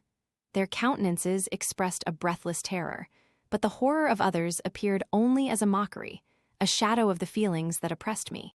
I escaped from them to the room where lay the body of Elizabeth, my love, my wife, so lately living, so dear, so worthy. She had been moved from the posture in which I had first beheld her, and now, as she lay, her head upon her arm and a handkerchief thrown across her face and neck, I might have supposed her asleep. I rushed towards her and embraced her with ardor, but the deadly languor and coldness of the limbs told me that what I now held in my arms had ceased to be the Elizabeth whom I had loved and cherished. The murderous mark of the fiend's grasp was on her neck, and the breath had ceased to issue from her lips. While I still hung over her in the agony of despair, I happened to look up. The windows of the room had before been darkened, and I felt a kind of panic on seeing the pale yellow light of the moon illuminate the chamber. The shutters had been thrown back, and with a sensation of horror not to be described, I saw at the open window a figure the most hideous and abhorred. A grin was on the face of the monster. He seemed to jeer, as with his fiendish finger he pointed towards the corpse of my wife. I rushed towards the window and, drawing a pistol from my bosom, fired. But he eluded me, leaped from his station, and running with the swiftness of lightning, plunged into the lake. The report of the pistol brought a crowd into the room. I pointed to the spot where he had disappeared, and we followed the track with boats. Nets were cast, but in vain. After passing several hours, we returned hopeless, most of my companions believing it to have been a form conjured up by my fancy. After having landed, they proceeded to search the country, parties going in different directions among the woods and vines. I attempted to accompany them and proceeded a short distance from the house, but my head whirled round, my steps were like those of a drunken man. I fell at last in a state of utter exhaustion. A film covered my eyes, and my skin was parched with the heat of fever. In this state, I was carried back and placed on a bed, hardly conscious of what had happened. My eyes wandered round the room as if to seek something that I had lost. After an interval I arose, and as if by instinct, crawled into the room where the corpse of my beloved lay. There were women weeping around. I hung over it and joined my sad tears to theirs. All this time no distinct idea presented itself to my mind, but my thoughts rambled to various subjects, reflecting confusedly on my misfortunes and their cause. I was bewildered, in a cloud of wonder and horror. The death of William, the execution of Justine, the murder of Clerval, and lastly of my wife. Even at that moment, I knew not that my only remaining friends were safe from the malignity of the fiend. My father even now might be writhing under his grasp, and Ernest might be dead at his feet. This idea made me shudder and recalled me to action. I started up and resolved to return to Geneva with all possible speed. There were no horses to be procured, and I must return by the lake, but the wind was unfavorable, and the rain fell in torrents. However, it was hardly morning, and I might reasonably hope to arrive by night. I hired men to row and took an oar myself, for I had always experienced relief from mental torment in bodily exercise. But the overflowing misery I now felt, and the excessive agitation that I endured rendered me incapable of any exertion. I threw down the oar, and leaning my head upon my hands, gave way to every gloomy idea that arose. If I looked up, I saw scenes which were familiar to me in my happier time, and which I had contemplated but the day before in the company of her who was now but a shadow and a recollection. Tears streamed from my eyes. The rain had ceased for a moment, and I saw the fish play in the waters as they had done a few hours before. They had then been observed by Elizabeth. Nothing is so painful to the human mind as a great and sudden change. The sun might shine or the clouds might lower, but nothing could appear to me as it had done the day before. A fiend had snatched from me every hope of future happiness. No creature had ever been so miserable as I was. So frightful an event is single in the history of man. But why should I dwell upon the incidents that followed this last overwhelming event? Mine has been a tale of horrors. I have reached their acme, and what I must now relate can but be tedious to you. Know that, one by one, my friends were snatched away. I was left desolate. My own strength is exhausted, and I must tell, in a few words, what remains of my hideous narration. I arrived at Geneva. My father and Ernest yet lived, but the former sunk under the tidings that I bore. I see him now, excellent and venerable old man. His eyes wandered in vacancy, for they had lost their charm and their delight. His Elizabeth, his more than daughter, whom he doted on with all that affection which a man feels, who, in the decline of life, having few affections, clings more earnestly to those that remain. Cursed, cursed be the fiend that brought misery on his gray hairs and doomed him to waste in wretchedness. He could not live under the horrors that were accumulated around him. The springs of existence suddenly gave way.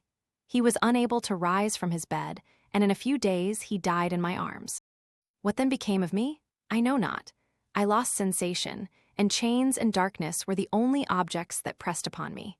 Sometimes, indeed, I dreamt that I wandered in flowery meadows and pleasant vales with the friends of my youth, but I awoke and found myself in a dungeon. Melancholy followed, but by degrees I gained a clear conception of my miseries and situation, and was then released from my prison. For they had called me mad, and during many months, as I understood, a solitary cell had been my habitation. Liberty, however, had been a useless gift to me, had I not, as I awakened to reason, at the same time awakened to revenge. As the memory of past misfortunes pressed upon me, I began to reflect on their cause, the monster whom I had created, the miserable demon whom I had sent abroad into the world for my destruction. I was possessed by a maddening rage when I thought of him, and desired and ardently prayed that I might have him within my grasp to wreak a great and signal revenge on his cursed head. Nor did my hate long confine itself to useless wishes. I began to reflect on the best means of securing him, and for this purpose, about a month after my release, I repaired to a criminal judge in the town and told him that I had an accusation to make, that I knew the destroyer of my family, and that I required him to exert his whole authority for the apprehension of the murderer. The magistrate listened to me with attention and kindness. "Be assured, sir," said he, "no pains or exertions on my part shall be spared to discover the villain." "I thank you," replied I. "Listen, therefore, to the deposition that I have to make. It is indeed a tale so strange that I should fear you would not credit it were there not something in truth which, however wonderful, forces conviction. The story is too connected to be mistaken for a dream, and I have no motive for falsehood." My manner, as I thus addressed him, was impressive, but calm. I had formed in my own heart a resolution to pursue my destroyer to death, and this purpose quieted my agony and for an interval reconciled me to life. I now related my history briefly, but with firmness and precision, marking the dates with accuracy and never deviating into invective or exclamation. The magistrate appeared at first perfectly incredulous, but as I continued, he became more attentive and interested. I saw him sometimes shudder with horror. At others, a lively surprise, unmingled with disbelief, was painted on his countenance. When I had concluded my narration, I said, "This is the being whom I accuse, and for whose seizure and punishment I call upon you to exert your whole power. It is your duty as a magistrate, and I believe and hope that your feelings as a man will not revolt from the execution of those functions on this occasion." This address caused a considerable change in the physiognomy of my own auditor. He had heard my story with that half kind of belief that is given to a tale of spirits and supernatural events, but when he was called upon to act officially in consequence, the whole tide of his incredulity returned. He, however, answered mildly, "I would willingly afford you every aid in your pursuit, but the creature of whom you speak appears to have powers which would put all my exertions to defiance." Who can follow an animal which can traverse the sea of ice and inhabit caves and dens where no man would venture to intrude? Besides, some months have elapsed since the commission of his crimes, and no one can conjecture to what place he has wandered or what region he may now inhabit. I do not doubt that he hovers near the spot which I inhabit, and if he has indeed taken refuge in the Alps, he may be hunted like the chamois and destroyed as a beast of prey. But I perceive your thoughts. You do not credit my narrative and do not intend to pursue my enemy with the punishment which is his desert. As I spoke, rage sparkled in my eyes. The magistrate was intimidated. You are mistaken, said he. I will exert myself, and if it is in my power to seize the monster, be assured that he shall suffer punishment proportionate to his crimes. But I fear, from what you have yourself described to be his properties, that this will prove impracticable. And thus, while every proper measure is pursued, you should make up your mind to disappointment. That cannot be, but all that I can say will be of little avail. My revenge is of no moment to you, yet, while I allow it to be a vice, I confess that it is the devouring and only passion of my soul. My rage is unspeakable when I reflect that the murderer, whom I have turned loose upon society, still exists. You refuse my just demand. I have but one resource, and I devote myself, either in my life or death, to his destruction. I trembled with excessive agitation as I said this. There was a frenzy in my manner, and something, I doubt not, of that haughty fierceness which the martyrs of old are said to have possessed. But to a Genevan magistrate, whose mind was occupied by far other ideas than those of devotion and heroism, this elevation of mind had much the appearance of madness. He endeavored to soothe me as a nurse does a child, and reverted to my tale as the effects of delirium. Man, I cried, how ignorant art thou in thy pride of wisdom! Cease, you know not what it is you say. I broke from the house angry and disturbed, and retired to meditate on some other mode of action. Chapter 24. My present situation was one in which all voluntary thought was swallowed up and lost. I was hurried away by fury. Revenge alone endowed me with strength and composure. It molded my feelings and allowed me to be calculating and calm at periods when otherwise delirium or death would have been my portion. My first resolution was to quit Geneva forever. My country, which when I was happy and beloved was dear to me, now, in my adversity, became hateful. I provided myself with a sum of money, together with a few jewels which had belonged to my mother, and departed. And now my wanderings began, which are to cease, but with life. I have traversed a vast portion of the earth, and have endured all the hardships which travelers in deserts and barbarous countries are wont to meet. How I have lived I hardly know. Many times have I stretched my failing limbs upon the sandy plain and prayed for death. But revenge kept me alive. I dared not die and leave my adversary in being.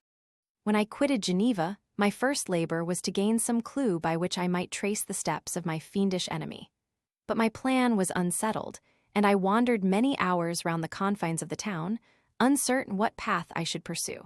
As night approached, I found myself at the entrance of the cemetery, where William, Elizabeth, and my father reposed. I entered it and approached the tomb which marked their graves.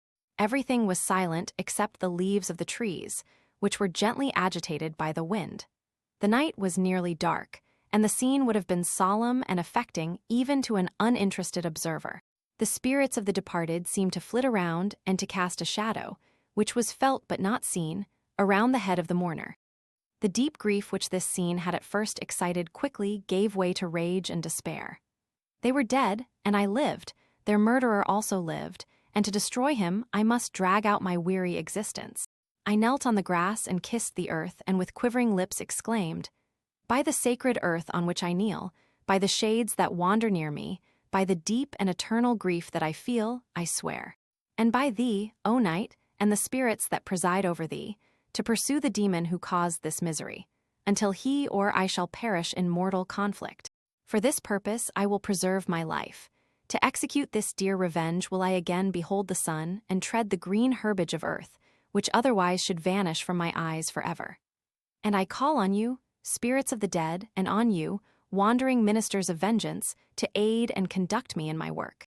Let the cursed and hellish monster drink deep of agony. Let him feel the despair that now torments me." I had begun my adjuration with solemnity, and an awe which almost assured me that the shades of my murdered friends heard and approved my devotion. But the furies possessed me as I concluded, and rage choked my utterance. I was answered through the stillness of night by a loud and fiendish laugh. It rang on my ears long and heavily, the mountains re-echoed it, and I felt as if all hell surrounded me with mockery and laughter.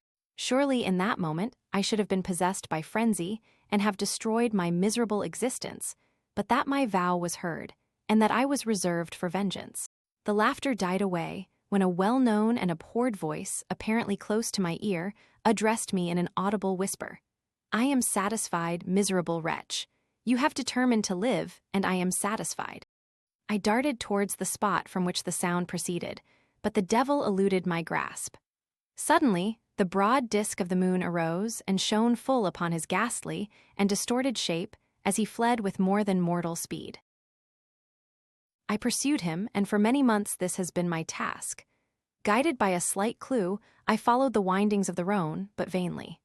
The blue Mediterranean appeared, and by a strange chance, I saw the fiend enter by night and hide himself in a vessel bound for the Black Sea.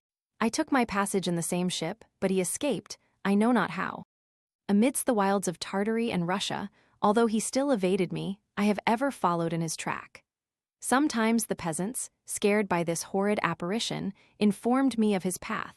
Sometimes he himself, who feared that if I lost all trace of him I should despair and die, left some mark to guide me.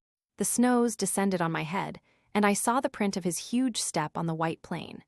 To you first entering on life, to whom care is new and agony unknown, how can you understand what I have felt and still feel? Cold, want, and fatigue were the least pains which I was destined to endure. I was cursed by some devil, and carried about with me my eternal hell. Yet still a spirit of good followed and directed my steps, and when I most murmured would suddenly extricate me from seemingly insurmountable difficulties. Sometimes, when nature, overcome by hunger, sank under the exhaustion, a repast was prepared for me in the desert that restored and inspirited me. The fare was, indeed, coarse, such as the peasants of the country ate, but I will not doubt that it was set there by the spirits that I had invoked to aid me.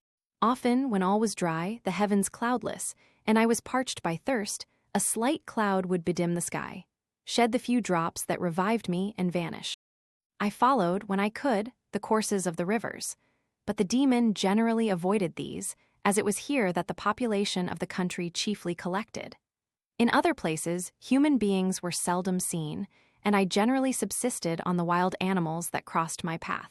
I had money with me, and gained the friendship of the villagers by distributing it, or I brought with me some food that I had killed, which, after taking a small part, I always presented to those who had provided me with fire and utensils for cooking. My life as it passed thus was indeed hateful to me, and it was during sleep alone that I could taste joy. Oh, blessed sleep! Often, when most miserable, I sank to repose, and my dreams lulled me even to rapture. The spirits that guarded me had provided these moments, or rather hours, of happiness that I might retain strength to fulfill my pilgrimage. Deprived of this respite, I should have sunk under my hardships. During the day I was sustained and inspirited by the hope of night, for in sleep I saw my friends, my wife, and my beloved country. Again I saw the benevolent countenance of my father, heard the silver tones of my Elizabeth's voice, and beheld Clerval enjoying health and youth. Often, when wearied by a toilsome march, I persuaded myself that I was dreaming until night should come, and that I should then enjoy reality in the arms of my dearest friends. What agonizing fondness did I feel for them? How did I cling to their dear forms, as sometimes they haunted even my waking hours, and persuade myself that they still lived.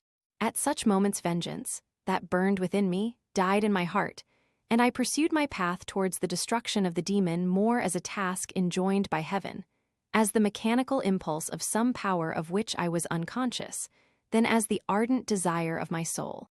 What his feelings were whom I pursued I cannot know. Sometimes, indeed, he left marks in writing on the barks of the trees or cut in stone that guided me and instigated my fury. My reign is not yet over. These words were legible in one of these inscriptions. You live, and my power is complete. Follow me, I seek the everlasting ices of the north, where you will feel the misery of cold and frost, to which I am impassive. You will find near this place, if you follow not too tardily, a dead hare. Eat and be refreshed. Come on, my enemy. We have yet to wrestle for our lives, but many hard and miserable hours must you endure until that period shall arrive. Scoffing devil, again do I vow vengeance. Again do I devote thee, miserable fiend, to torture and death. Never will I give up my search until he or I perish. And then with what ecstasy shall I join my Elizabeth and my departed friends, who even now prepare for me the reward of my tedious toil and horrible pilgrimage. As I still pursued my journey to the northward, the snows thickened and the cold increased in a degree almost too severe to support. The peasants were shut up in their hovels, and only a few of the most hardy ventured forth to seize the animals whom starvation had forced from their hiding places to seek for prey. The rivers were covered with ice, and no fish could be procured, and thus I was cut off from my chief article of maintenance. The triumph of my enemy increased with the difficulty of my labors. One inscription that he left was in these words: "Prepare. Your toils only begin. Wrap yourself in furs and provide food, for we shall soon enter upon a journey where your sufferings will satisfy my everlasting hatred." My courage and perseverance were invigorated by these scoffing words. I resolved not to fail in my purpose, and calling on heaven to support me, I continued with unabated fervor to traverse immense deserts, until the ocean appeared at a distance and formed the utmost boundary of the horizon. Oh, how unlike it was to the blue seasons of the south! Covered with ice, it was only to be distinguished from land by its superior wildness and ruggedness. The Greeks wept for joy when they beheld the Mediterranean from the hills of Asia, and hailed with rapture the boundary of their toils. I did not weep, but I knelt down and with a full heart thanked my guiding spirit for conducting me in safety to the place where I hoped, notwithstanding my adversary's jibe, to meet and grapple with him. Some weeks before this period, I had procured a sledge and dogs, and thus traversed the snows with inconceivable speed. I know not whether the fiend possessed the same advantages, but I found that, as before I had daily lost ground in the pursuit, I now gained on him, so much so that when I first saw the ocean he was but one day's journey in advance, and I hoped to intercept him before he should reach the beach. With new courage, therefore, I pressed on, and in 2 days arrived at a wretched hamlet on the seashore. I inquired of the inhabitants concerning the fiend and gained accurate information. A gigantic monster, they said, had arrived the night before, armed with a gun and many pistols, putting to flight the inhabitants of a solitary cottage through fear of his terrific appearance.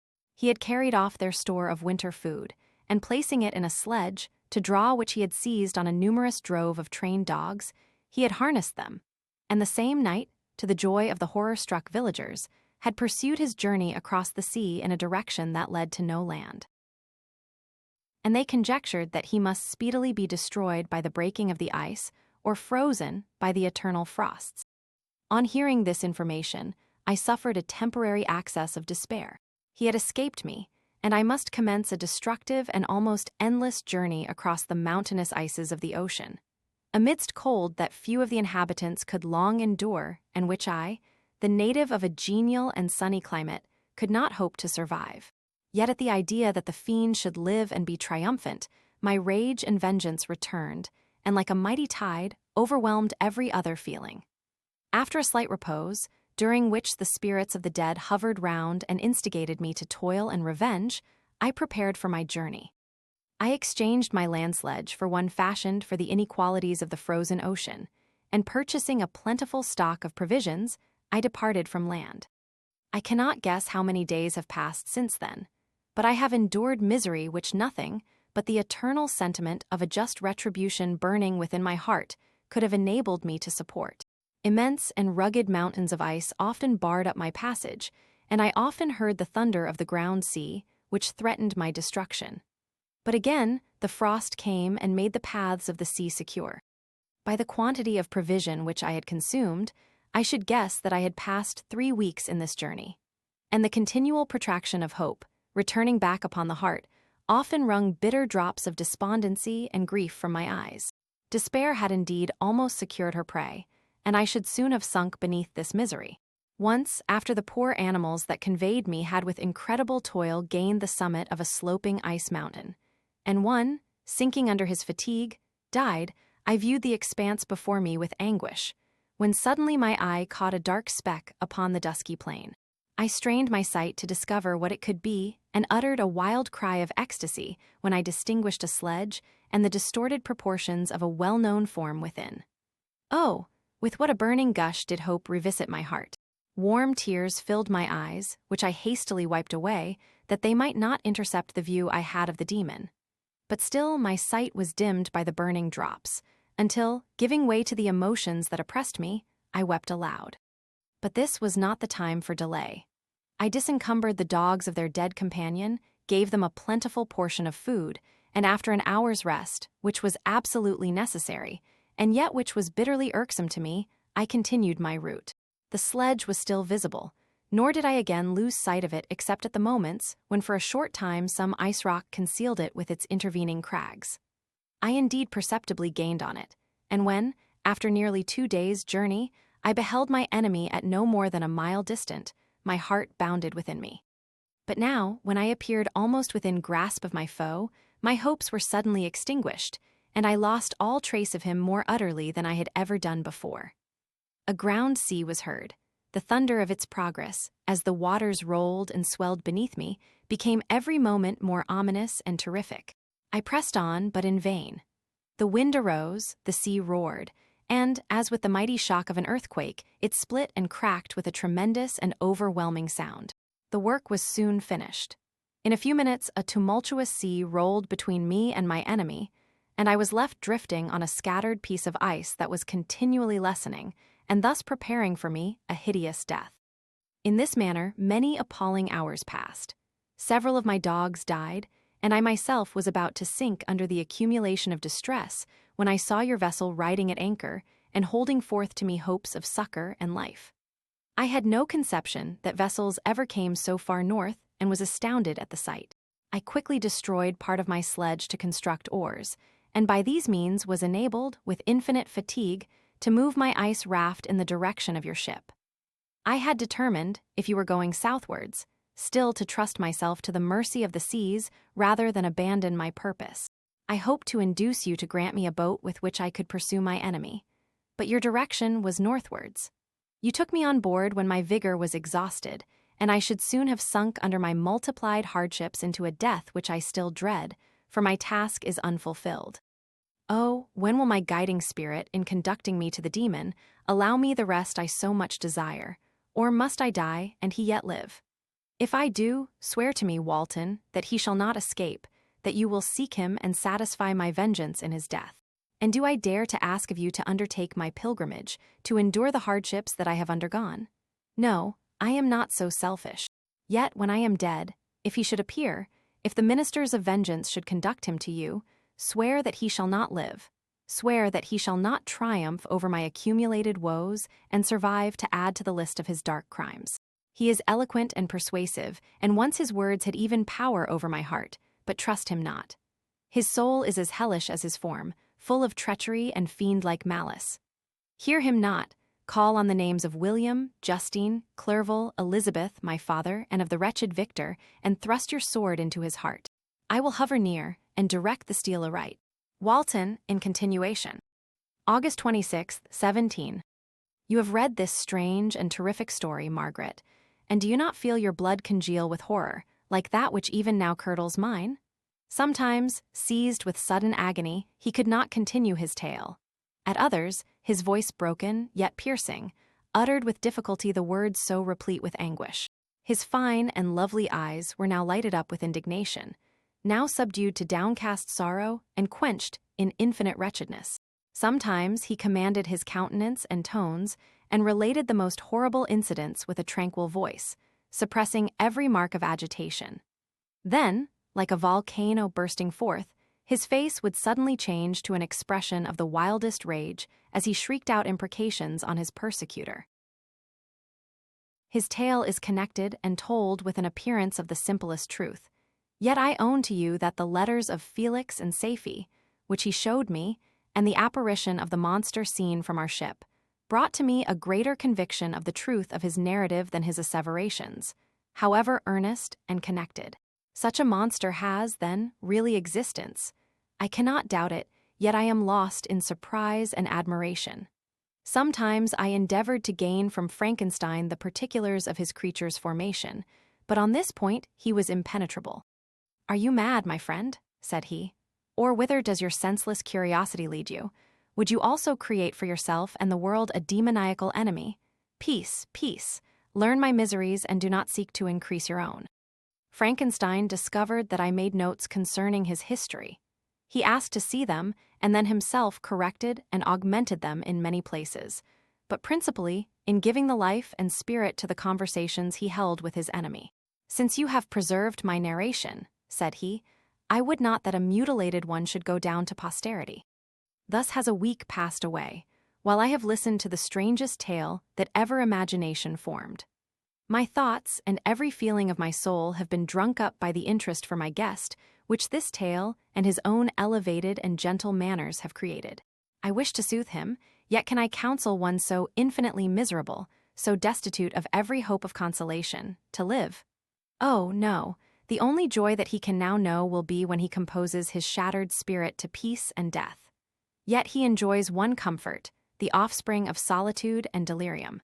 He believes that when in dreams he holds converse with his friends, and derives from that communion consolation for his miseries or excitements to his vengeance, that they are not the creations of his fancy, but the beings themselves who visit him from the regions of a remote world. This faith gives a solemnity to his reveries that render them to me almost as imposing and interesting as truth. Our conversations are not always confined to his own history and misfortunes. On every point of general literature, he displays unbounded knowledge and a quick and piercing apprehension. His eloquence is forcible and touching, nor can I hear him when he relates a pathetic incident or endeavors to move the passions of pity or love without tears. What a glorious creature must he have been in the days of his prosperity, when he is thus noble and godlike in ruin. He seems to feel his own worth and the greatness of his fall. "When younger," said he, "I believed myself destined for some great enterprise. My feelings are profound, but I possessed a coolness of judgment that fitted me for illustrious achievements. This sentiment of the worth of my nature supported me when others would have been oppressed, for I deemed it criminal to throw away in useless grief those talents that might be useful to my fellow creatures. When I reflected on the work I had completed, no less a one than the creation of a sensitive and rational animal, I could not rank myself with the herd of common projectors. But this thought, which supported me in the commencement of my career, now serves only to plunge me lower in the dust. All my speculations and hopes are as nothing, and like the archangel who aspired to omnipotence, I am chained in an eternal hell. My imagination was vivid, yet my powers of analysis and application were intense. By the union of these qualities, I conceived the idea and executed the creation of a man. Even now I cannot recollect without passion my reveries while the work was incomplete. I trod heaven in my thoughts, now exulting in my powers, now burning with the idea of their effects. From my infancy I was imbued with high hopes and a lofty ambition, but how am I sunk? Oh, my friend, if you had known me as I once was, you would not recognize me in this state of degradation. Despondency rarely visited my heart. A high destiny seemed to bear me on, until I fell, never again to rise. Must I then lose this admirable being? I have longed for a friend. I have sought one who would sympathize with and love me. Behold, on these desert seas I have found such a one, but I fear I have gained him only to know his value and lose him. I would reconcile him to life, but he repulses the idea. I thank you, Walton, he said, for your kind intentions towards so miserable a wretch, but when you speak of new ties and fresh affections, think you that any can replace those who are gone? Can any man be to me as Clerval was, or any woman another Elizabeth? Even where the affections are not strongly moved by any superior excellence, the companions of our childhood always possess a certain power over our minds which hardly any later friend can obtain. They know our infantine dispositions, which, however they may be afterwards modified, are never eradicated. And they can judge of our actions with more certain conclusions as to the integrity of our motives. A sister or a brother can never, unless indeed such symptoms have been shown early, suspect the other of fraud or false dealing, when another friend, however strongly he may be attached, may, in spite of himself, be contemplated with suspicion. But I enjoyed friends, dear not only through habit and association, but from their own merits. And wherever I am, the soothing voice of my Elizabeth and the conversation of Clerval will be ever whispered in my ear. They are dead, and but one feeling in such a solitude can persuade me to preserve my life. If I were engaged in any high undertaking or design, fraught with extensive utility to my fellow creatures, then could I live to fulfill it. But such is not my destiny. I must pursue and destroy the being to whom I gave existence. Then my lot on earth will be fulfilled, and I may die. My beloved sister. September 2d. I write to you, encompassed by peril and ignorant whether I am ever doomed to see again dear England and the dearer friends that inhabit it. I am surrounded by mountains of ice which admit of no escape and threaten every moment to crush my vessel. The brave fellows whom I have persuaded to be my companions look towards me for aid, but I have none to bestow. There is something terribly appalling in our situation, yet my courage and hopes do not desert me. Yet it is terrible to reflect that the lives of all these men are endangered through me. If we are lost, my mad schemes are the cause. And what, Margaret, will be the state of your mind? You will not hear of my destruction, and you will anxiously await my return.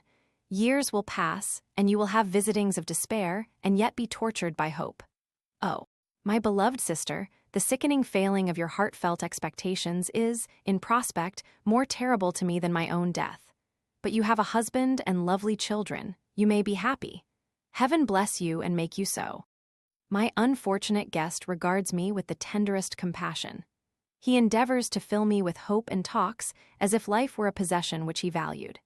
He reminds me how often the same accidents have happened to other navigators who have attempted this sea, and in spite of myself, he fills me with cheerful auguries.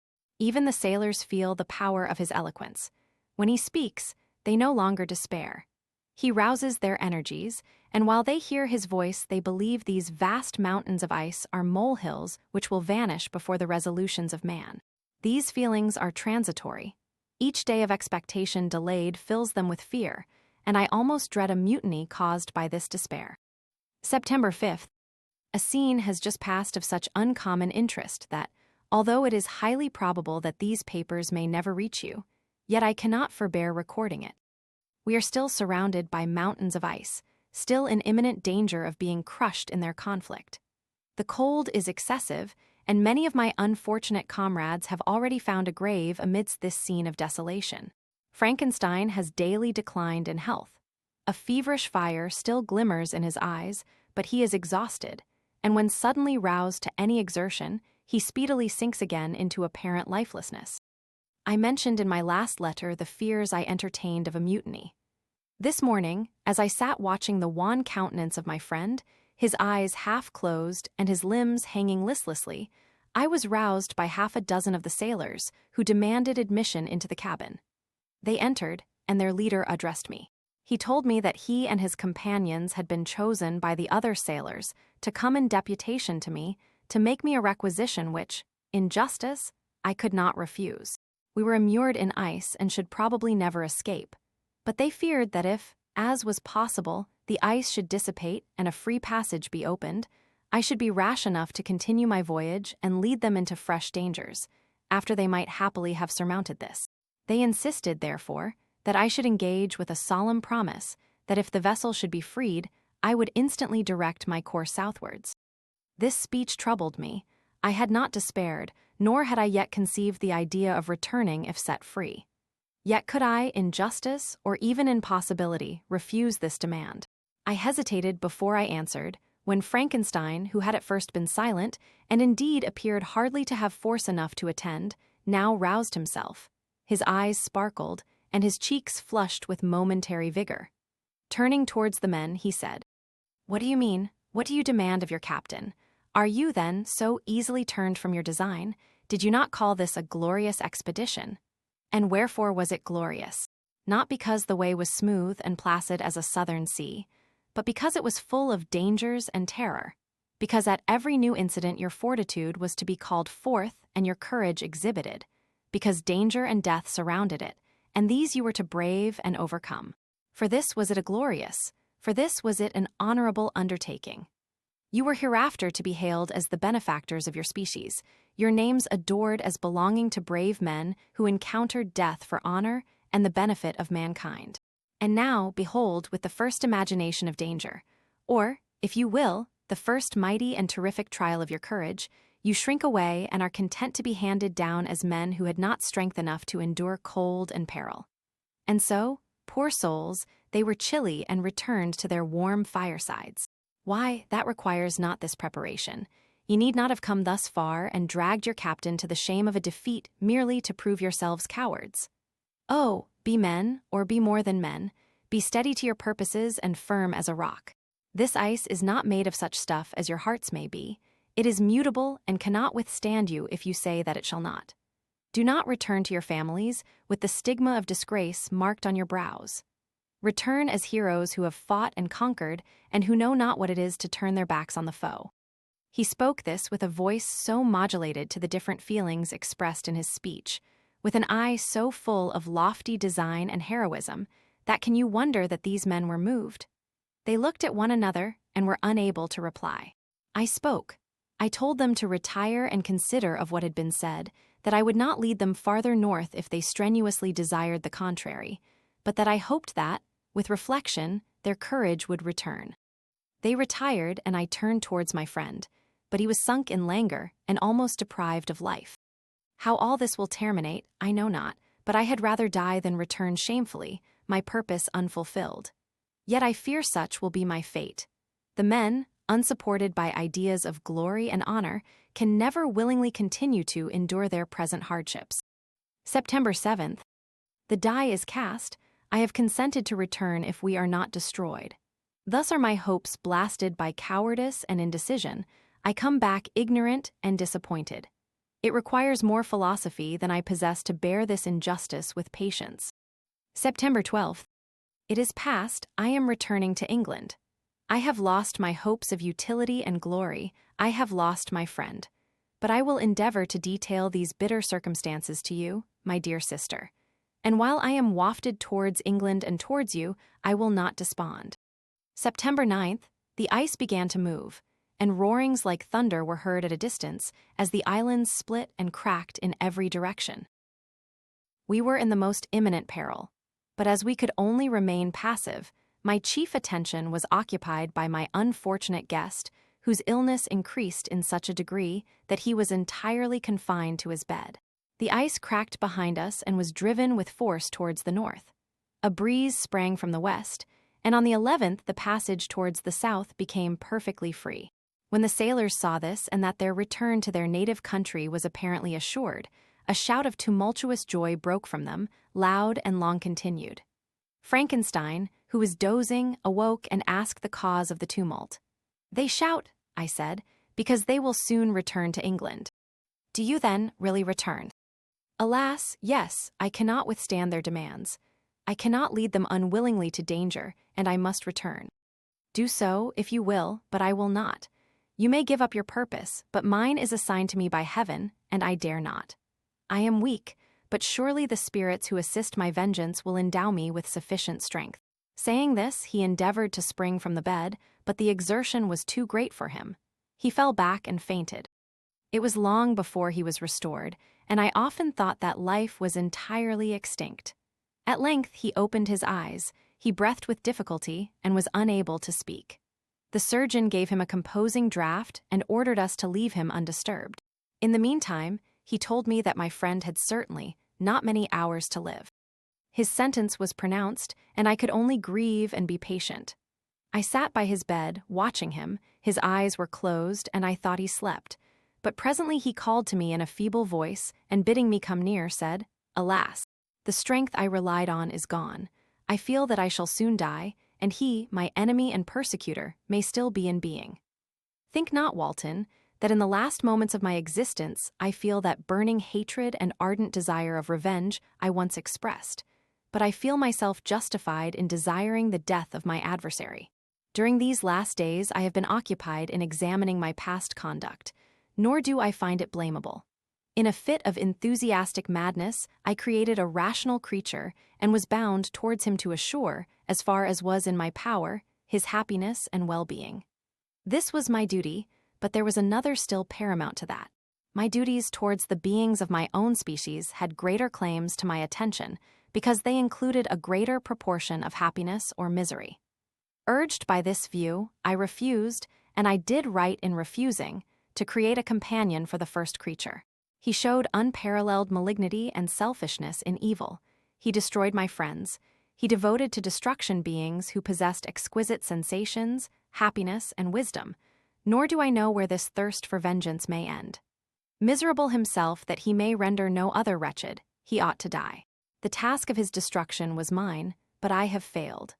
When actuated by selfish and vicious motives, I asked you to undertake my unfinished work, and I renew this request now, when I am only induced by reason and virtue. Yet I cannot ask you to renounce your country and friends to fulfill this task. And now that you are returning to England, you will have little chance of meeting with him. But the consideration of these points, and the well-balancing of what you may esteem your duties, I leave to you. My judgment and ideas are already disturbed by the near approach of death. I dare not ask you to do what I think right, for I may still be misled by passion. That he should live to be an instrument of mischief disturbs me.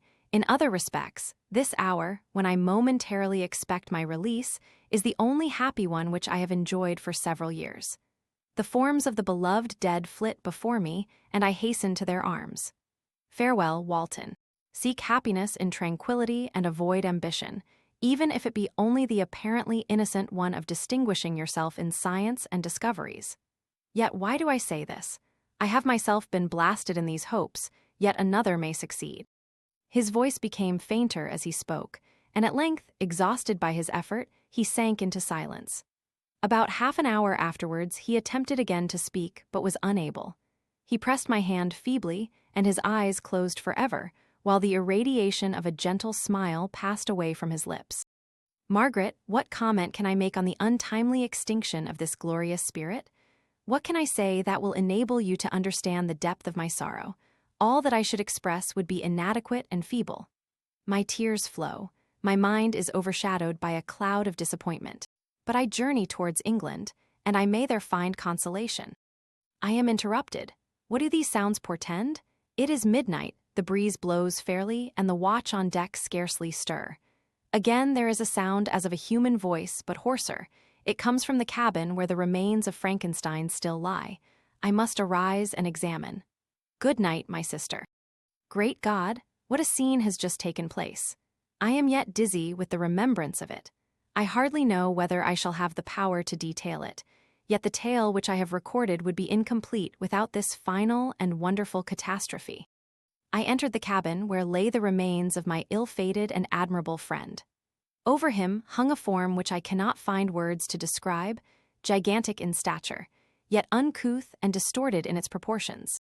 As he hung over the coffin, his face was concealed by long locks of ragged hair, but one vast hand was extended, in color and apparent texture like that of a mummy.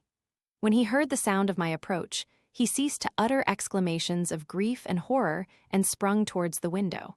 Never did I behold a vision so horrible as his face, of such loathsome yet appalling hideousness.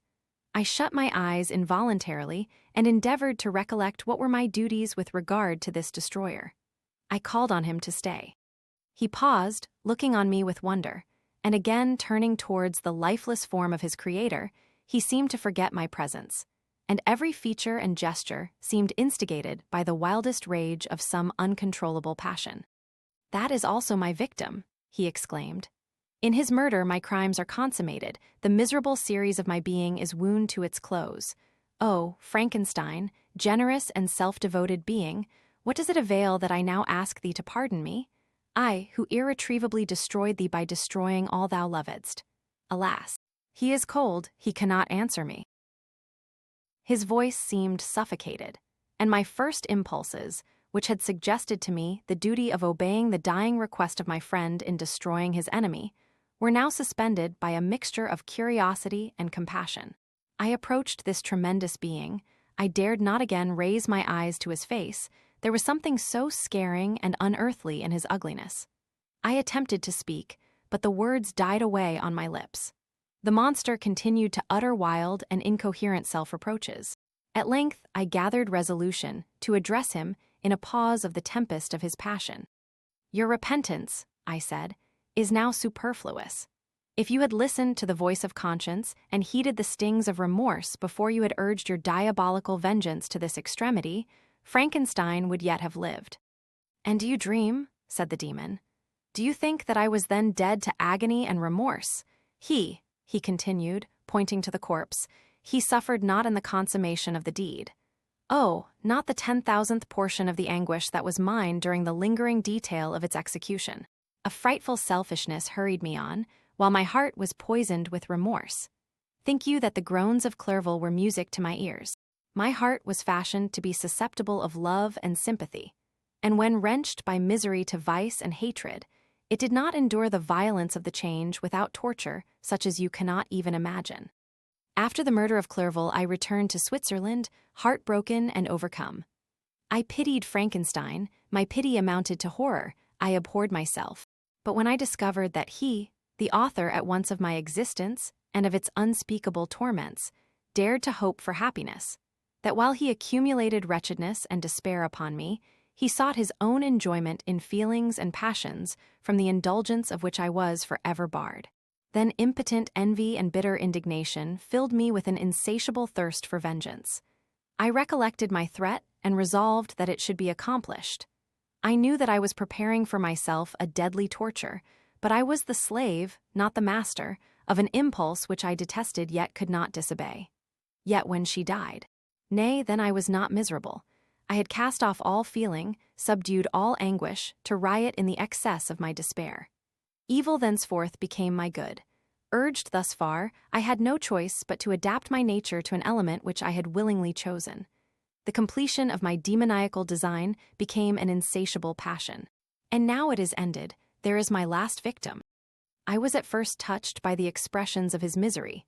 Yet, when I called to mind what Frankenstein had said of his powers of eloquence and persuasion, and when I again cast my eyes on the lifeless form of my friend, indignation was rekindled within me.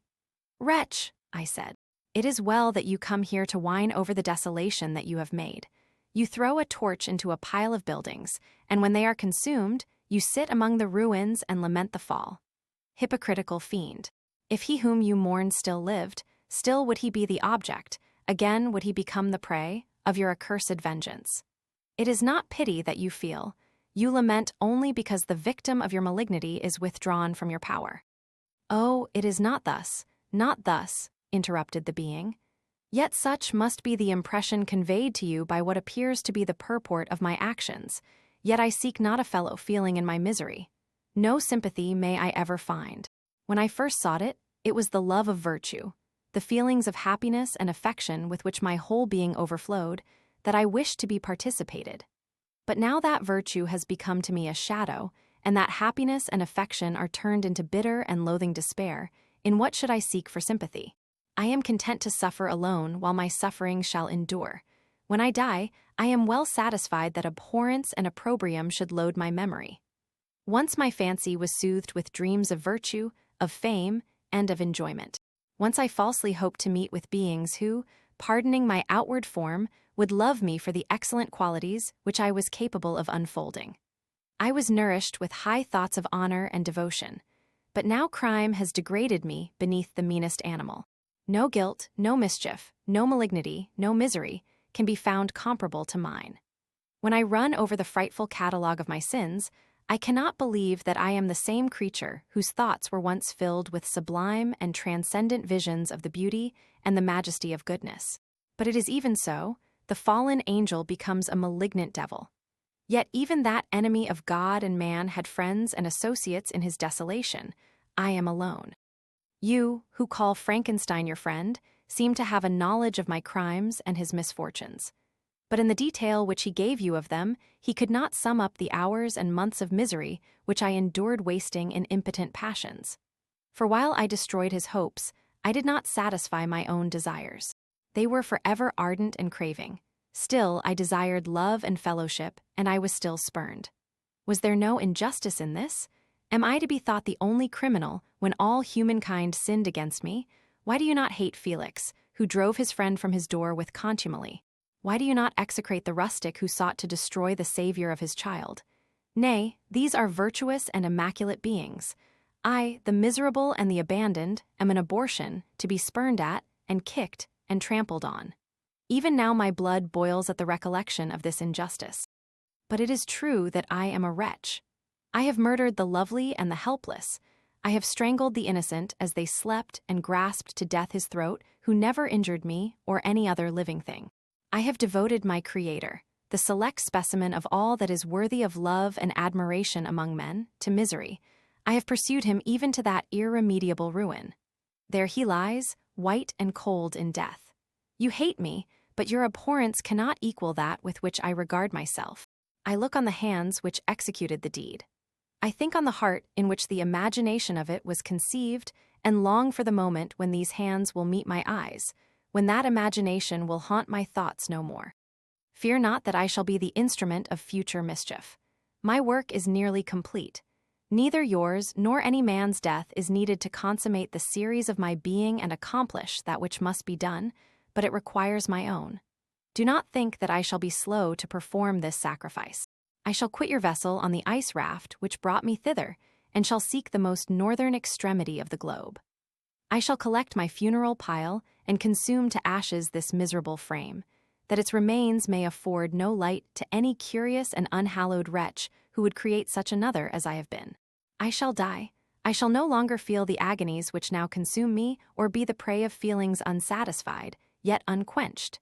He is dead who called me into being, and when I shall be no more, the very remembrance of us both will speedily vanish. I shall no longer see the sun or stars, or feel the winds play on my cheeks. Light, feeling, and sense will pass away, and in this condition must I find my happiness. Some years ago, when the images which this world affords first opened upon me, when I felt the cheering warmth of summer and heard the rustling of the leaves and the warbling of the birds, and these were all to me, I should have wept to die. Now it is my only consolation. Polluted by crimes and torn by the bitterest remorse, where can I find rest but in death? Farewell, I leave you, and in you the last of humankind whom these eyes will ever behold. Farewell, Frankenstein. If thou wert yet alive and yet cherished a desire of revenge against me, it would be better satiated in my life than in my destruction. But it was not so. Thou didst seek my extinction, that I might not cause greater wretchedness. And if yet, in some mode unknown to me, thou hadst not ceased to think and feel, thou wouldst not desire against me a vengeance greater than that which I feel. Blasted as thou wert, my agony was still superior to thine. For the bitter sting of remorse will not cease to rankle in my wounds until death shall close them forever. But soon, he cried with sad and solemn enthusiasm, I shall die, and what I now feel be no longer felt. Soon these burning miseries will be extinct. I shall ascend my funeral pile triumphantly and exult in the agony of the torturing flames. The light of that conflagration will fade away, my ashes will be swept into the sea by the winds. My spirit will sleep in peace, or if it thinks, it will not surely think thus. Farewell. He sprang from the cabin window as he said this, upon the ice raft which lay close to the vessel. He was soon borne away by the waves and lost in darkness and distance. Thanks for listening to Frankenstein by Mary Wollstonecraft, Godwin, Shelley.